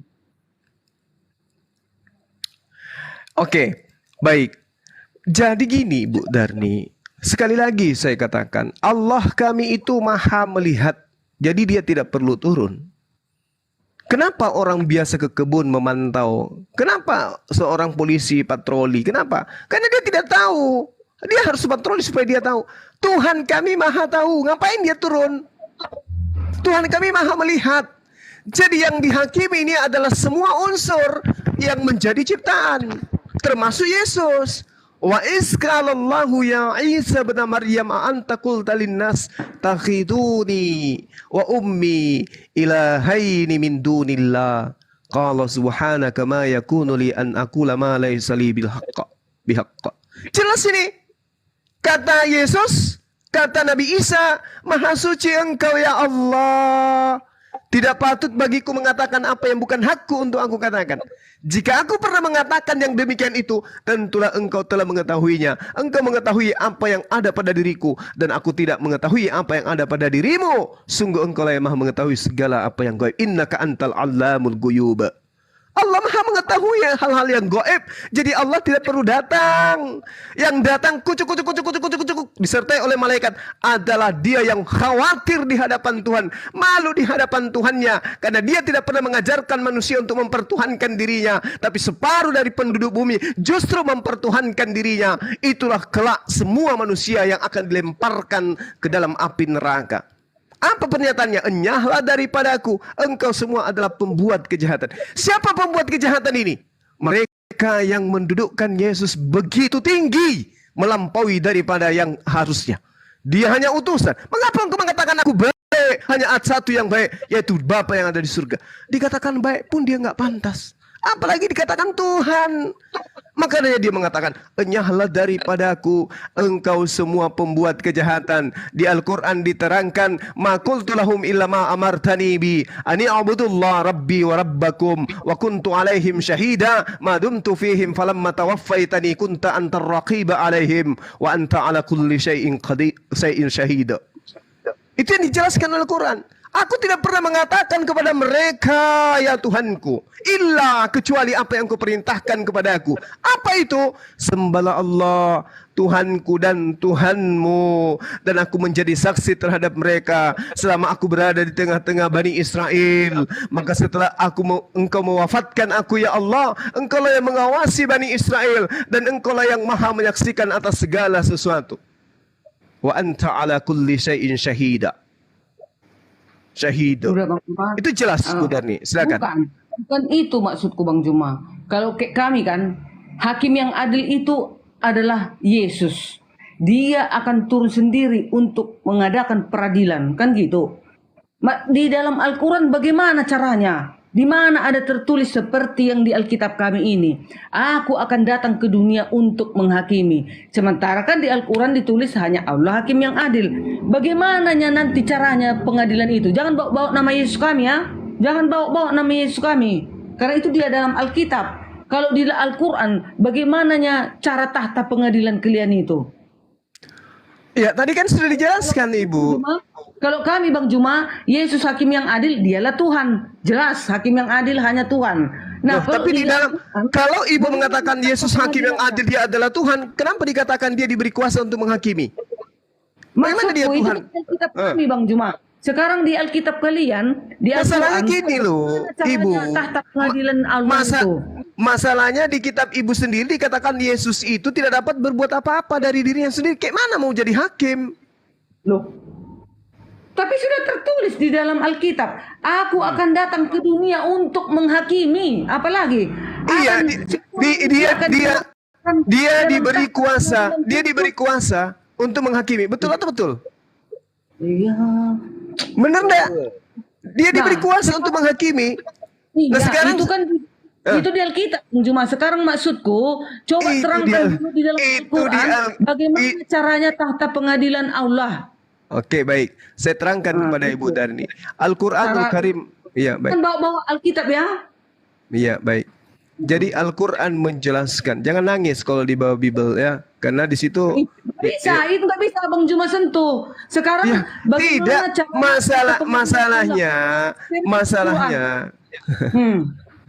masalahnya Ibu mengangkat manusia sebagai hakim dan dia adalah Tuhan, sementara manusia ini adalah diberi kuasa. Selesai kita di situ. Oke, masuk ke Al-Qur'an. Wattabi' ma yuha ilaika wasbir hatta yahkumallah wa huwa khairul hakimin. Dan ikutilah apa yang diwahyukan kepadamu dan bersabarlah hingga Allah memberi keputusan. Dialah Allah hakim yang terbaik. Itu Al-Quran menjelaskan itu.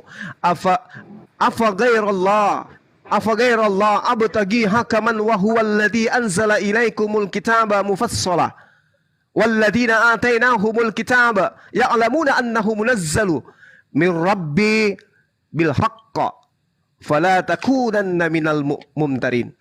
Pantaskah aku mencari hakim selain Allah, padahal dialah yang menurunkan Al-Quranul Karim kepadamu secara rinci. Orang-orang yang telah kami beri kitab mengetahui benar bahwa Al-Quran itu diturunkan dari Tuhanmu yang benar. Maka janganlah kamu termasuk orang-orang yang ragu. Allah dikatakan sebagai hakim. Ya, dia dikatakan sebagai hakim, hakaman. Abtaghi hakaman. Pantaskah mencari hakim selain daripada Allah?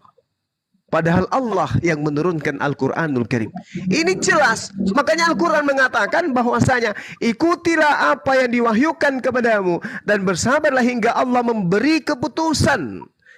Allah yang memberi keputusan, bukan Yesus yang memberi keputusan. Mana buktinya bukan Yesus memberi keputusan? Baca kitab Ibu sendiri di mana Yesus mengatakan, "Tetapi aku tidak berhak menentukan siapa yang duduk di sebelah kananku atau di sebelah kiriku. Bapakku, Tuhanku yang akan memberikan kedua tempat itu kepada siapa Tuhan berikan."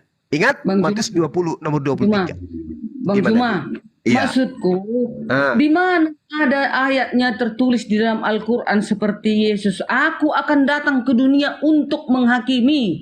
Di mana ada ditulis dalam Al-Quran kata Allah, aku akan datang ke dunia untuk menghakimi. Jangan menceritakan. Kalau menceritakan bisa aja itu kalian ambil dari Alkitab.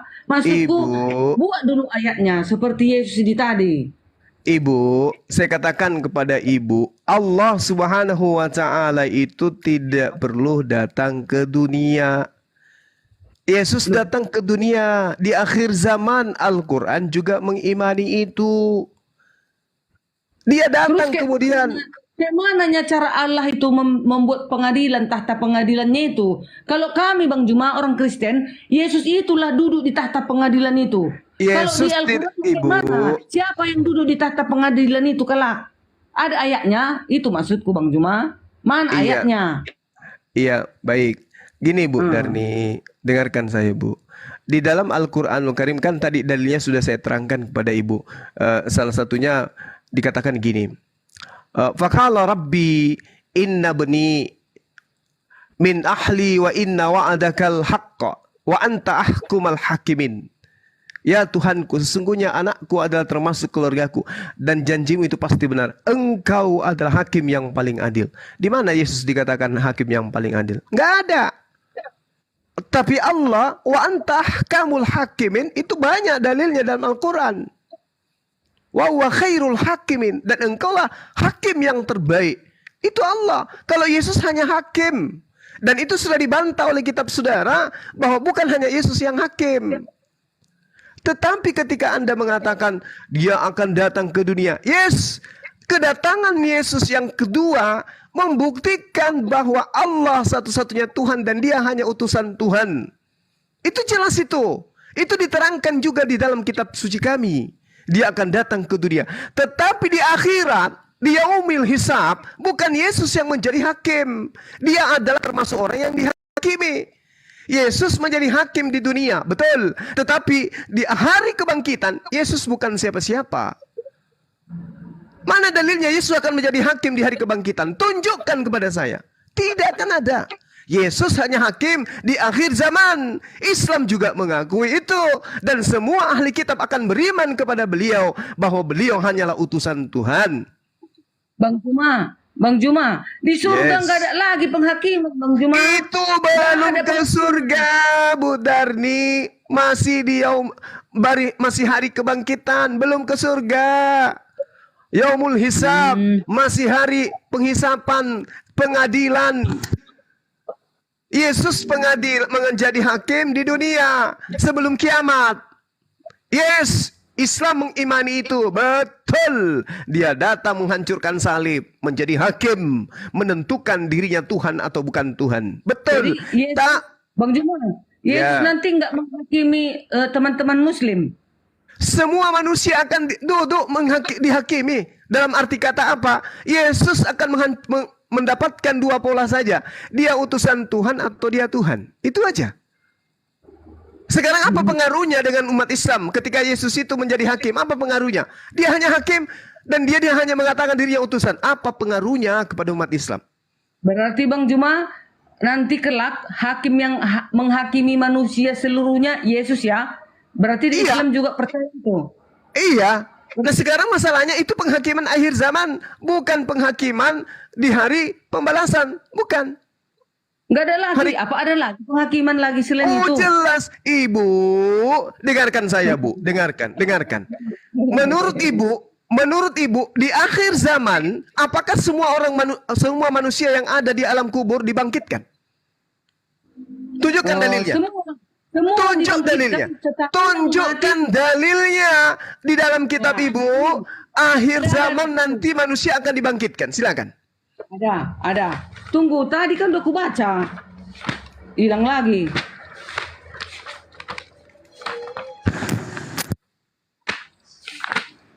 Buat PR, Bu. Buat PR. Wahyu ada yang barusan kubaca tadi kan kubaca. 15. Bang Zuma, izinkan saya baca satu data Bang Zuma di Al-Quran, Bang Zuma. Silakan. Bu Darni, sambil Ibu mencari data, dengarkan saya Bu Darni. Bismillahirrahmanirrahim. Walamma ja'a Isa bil bayyinati qala qad ji'tukum bil hikmati wa li ubayyin lakum ba'dallazi tahtalifuna fi fattaqullaha wa ati'un. Artinya, dan ketika Isa datang membawa keterangan, dia berkata, sungguh aku datang kepadamu dengan membawa hikmah dan untuk menjelaskan kepadamu sebagian dari apa yang kamu perselisihkan. Maka bertakwalah kepada Allah dan taatlah kepadaku. Artinya di sini Nabi Isa alaihissalam turun ke dunia kedua kali untuk mengklarifikasi apakah dia seorang nabi atau Tuhan. Lalu dikatakan lagi di ayat selanjutnya, innallaha, sesungguhnya Allah, huwa rabbi, dia Tuhanku, wa rabbukum, dan Tuhanmu, maka sembahlah, fa'budu, hadza siratum mustaqim. Ya, ini adalah jalan yang lurus. Ada di surat Az-Zukhruf ayat 63 64. Jadi dia datang bukan sebagai Tuhan, Bu Darni. Dia datang untuk mengklarifikasi dirinya bahwasanya dia adalah utusan Tuhan. Silakan Bu Darni. Makasih ya, Fi. Udah ada ini. Tadi kan sudah kubaca juga ini. Sebab pada waktu tanda diberi, yaitu pada waktu penghulu malaikat berseru dan sangkakala Allah berbunyi, maka Tuhan sendiri akan turun dari surga dan mereka yang mati dalam Kristus, yang mati dalam Kristus akan lebih dahulu bangkit. Nah, itu apa tuh? Jadi yang mati dalam Kristus yang lebih dahulu dibawa. Nah, coba itu data di mana Ibu baca? 1 Tesalonika 4 ayat 16.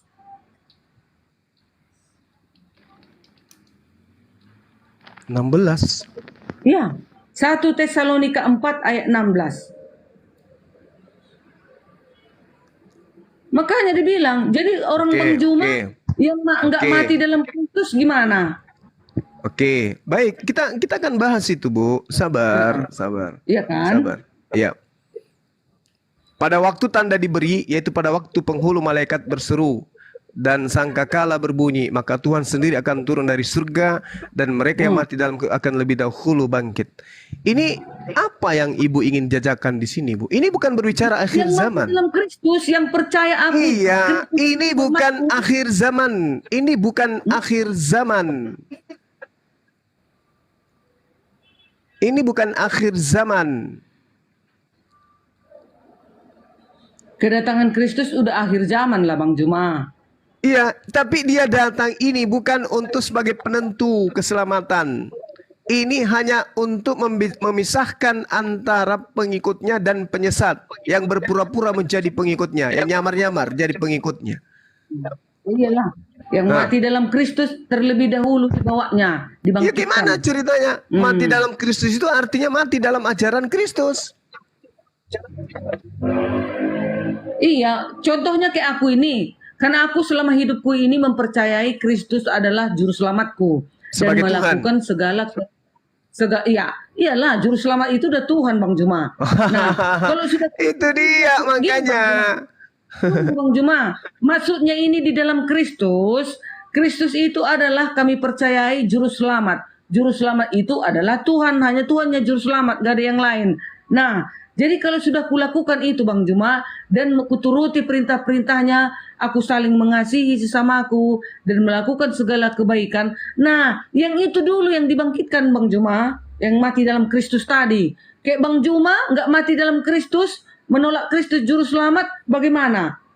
Saya tidak menolak Yesus sebagai juru selamat. Dia adalah juru selamat, tapi untuk Bani Israel. Ya Ibu ini siapa gitu loh? Untuk dunia Bang Juma, juru selamat. Enggak ada itu, enggak ada. Ibu salahnya di situ.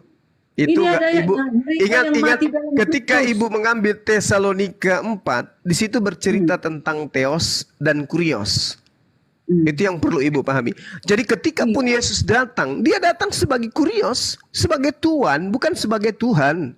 Sebagai Tuhan. Namanya itu terjemahan. Situ Kurios. Kristus itu kan Tuhan. Ini kan udah ada ditulis di atas Bang Juma. Maka Tuhan sendiri akan turun dari surga. Tuhan yang dimaksud di situ Tuhan. Kristus. Tuhan yang dimaksud di sini. Tuhan yang dimaksud bukan Theos, Tuhan. Itu Kurios. Beda antara Theos dengan Kurios. Alkitab ini udah diakui dunia loh Bang Juma. Beda. Menurut Ibu beda nggak Theos dengan Kurios? Beda nggak? Ya Tuhan dan Kurios serupanya itu abang adik. Abang adik. Abang adik. Walah, Ibu ini melucu ini aja. Ada ayatnya loh Bang Juma yang mati dalam Kristus. Kan sudah kuterangkan tadi yang mati dalam Kristus itu artinya mereka yang mati di dalam memegang perintah Yesus untuk mendudukkan dirinya sebagai utusan. Hidup Bang Juma di atas sudah dibilang dia Tuhan sendiri. Yang datang itu, yang turun dari surga itu Tuhan sendiri. Tuhan yang dimaksud di sini adalah Yesus. Sebentar. Masa Yesus sudah dari surga Tuhan dibilang Bang Juma. Aduh ada aja Bang Juma ini. Original Ibu Darni, jangan mau disesatkan oleh lembaga Anda. Di situ Kurios, bukan Theos, Ibu. Datang dari surga Bang Juma. Yesus itu tidak dikatakan turun dari surga, turun dari langit. Di situ adalah Auranos. Islam pun mengakui Yesus terangkat ke langit dan turun dari langit. Auranos. La haula wala quwata illa billah. Bang Juma itulah, Bang Juma selalu. Brunda aku masuk dikit ya. Iya. Tunggu dulu. Bu Darni, Roma 10 nomor 9 bunyinya apa? Roma 10 nomor 9. Barang siapa? Dulu sama Bang Juma. Apa Gurunda isinya? Siapa yang berkata bahwa Yesus dengan mulutnya dan apa yang dikatakan oleh mulutnya itu dipercaya sepenuh hati bahwa Yesus adalah Tuhan, maka dia akan selamat. Oke, kita lihat di sini. Gurunda salah ini. Kita lihat ya. Saya ini Bang Juma. Salah Gurunda. Coba langit. digedein aku dong. Nanti dulu Kores. Ini Bu Darni lihat sini Roma 10 nomor 9, tunggu dikit. Nah, ini ya. Enggak. Ini lihat ini Roma 10 nomor 9. Bu Darni harus ngikutin ini Bu Darni.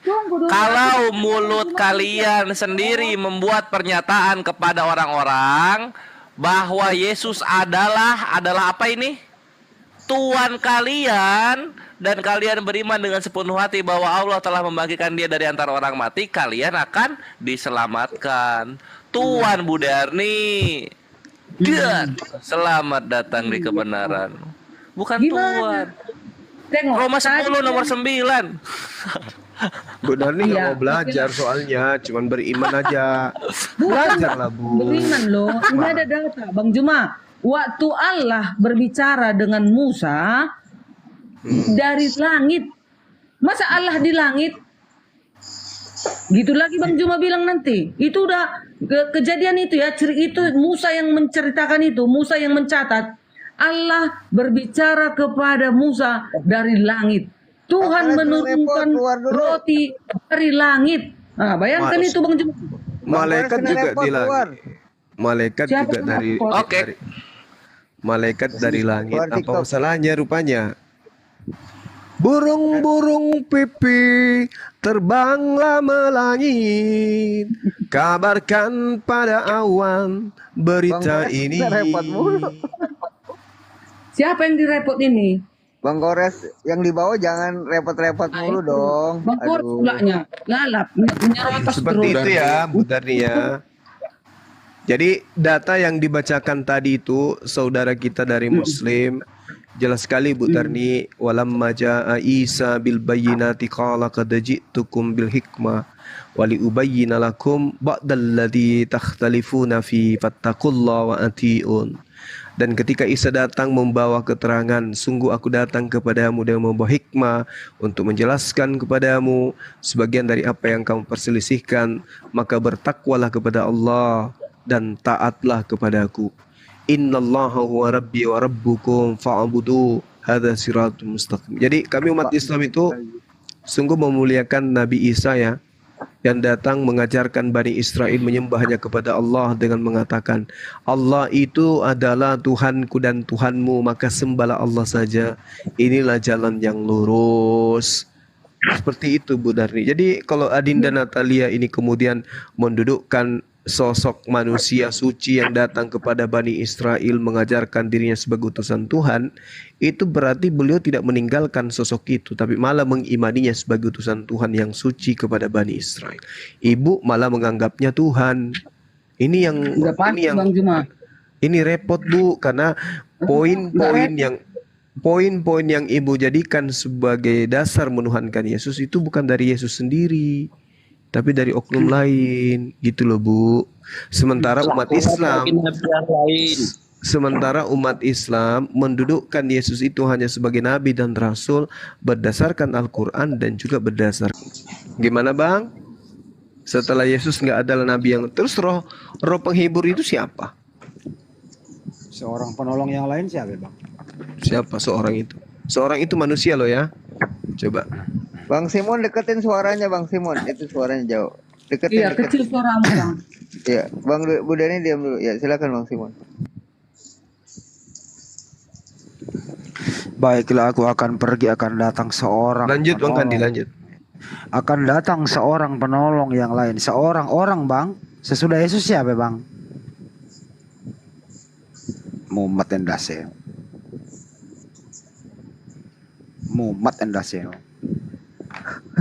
Bang Kores kena berapa akunya? 3 ya? Ada 12 lagi ini. Mana Bang Simon? Jawab Bang Simon. Karena Bang Simon yang ditanya. Ya, kalau aku gampang kali menjawabnya. Ya, kasih clue-nya aja Bu Darni biar bisa dijawab. Aku. Ya, silakan. Bang Simon. Iya. Bang Simon. Iya. Jawab Bang Simon. Ditanya Bang apa tadi? Bang Kores atau Bang Juma? Siapa roh penghibur itu katanya Bang Simon? Bukan roh penghibur. Siapa orang? Ada orang di situ benar nih. Orang. Seorang penolong yang lain. Orang. Bukan wayang. Iya, bukan orangan sawah ya, orang beneran. Kasih datanya Bang Kores biar dibacanya. Bang Handi. Bang Handi ini hari itu Bang Handi bilang aku jadi tukang cuci piring, bukan Bang Handi? Sekarang tengok semalam yang di foto itu, apa pantas itu cuci piring? Di mana sih Bu? Nggak pernah ngomong kan gitu. Kan pernah Bang Kores bilang, aku mau melamar tapi jadi pembantuku ya, tukang cuci piringku ya, kan Bang Andi bilang. Udah Bang Andi lihat wajahku kan, gak mungkin itu bisa nyuci piring. Namun tiada mendengar. Pasti malam-malam kau Bang Andi datang dari belakang. Kalau pembantuku aku Bang Andi datang kau dari belakang, pasti kau boy aku. Kalau aku yang tuli kesombongannya sehingga tiada melihat tanda kebesaran Tuhan, sehingga tiada mendengar peringatan dari Tuhan. Hai, adanya diri ini bukti adanya Tuhan. Adanya alam ini bukti adanya Tuhan. Yang buta, yang buta mata hatinya, yang tuli kesombongannya. Datang Romai Rama palsu. Oke, kita istirahat dulu. Teman-teman sekalian, di tempat ini, iya, di tempat ini udah 1:30, pingin istirahat dulu sejenak.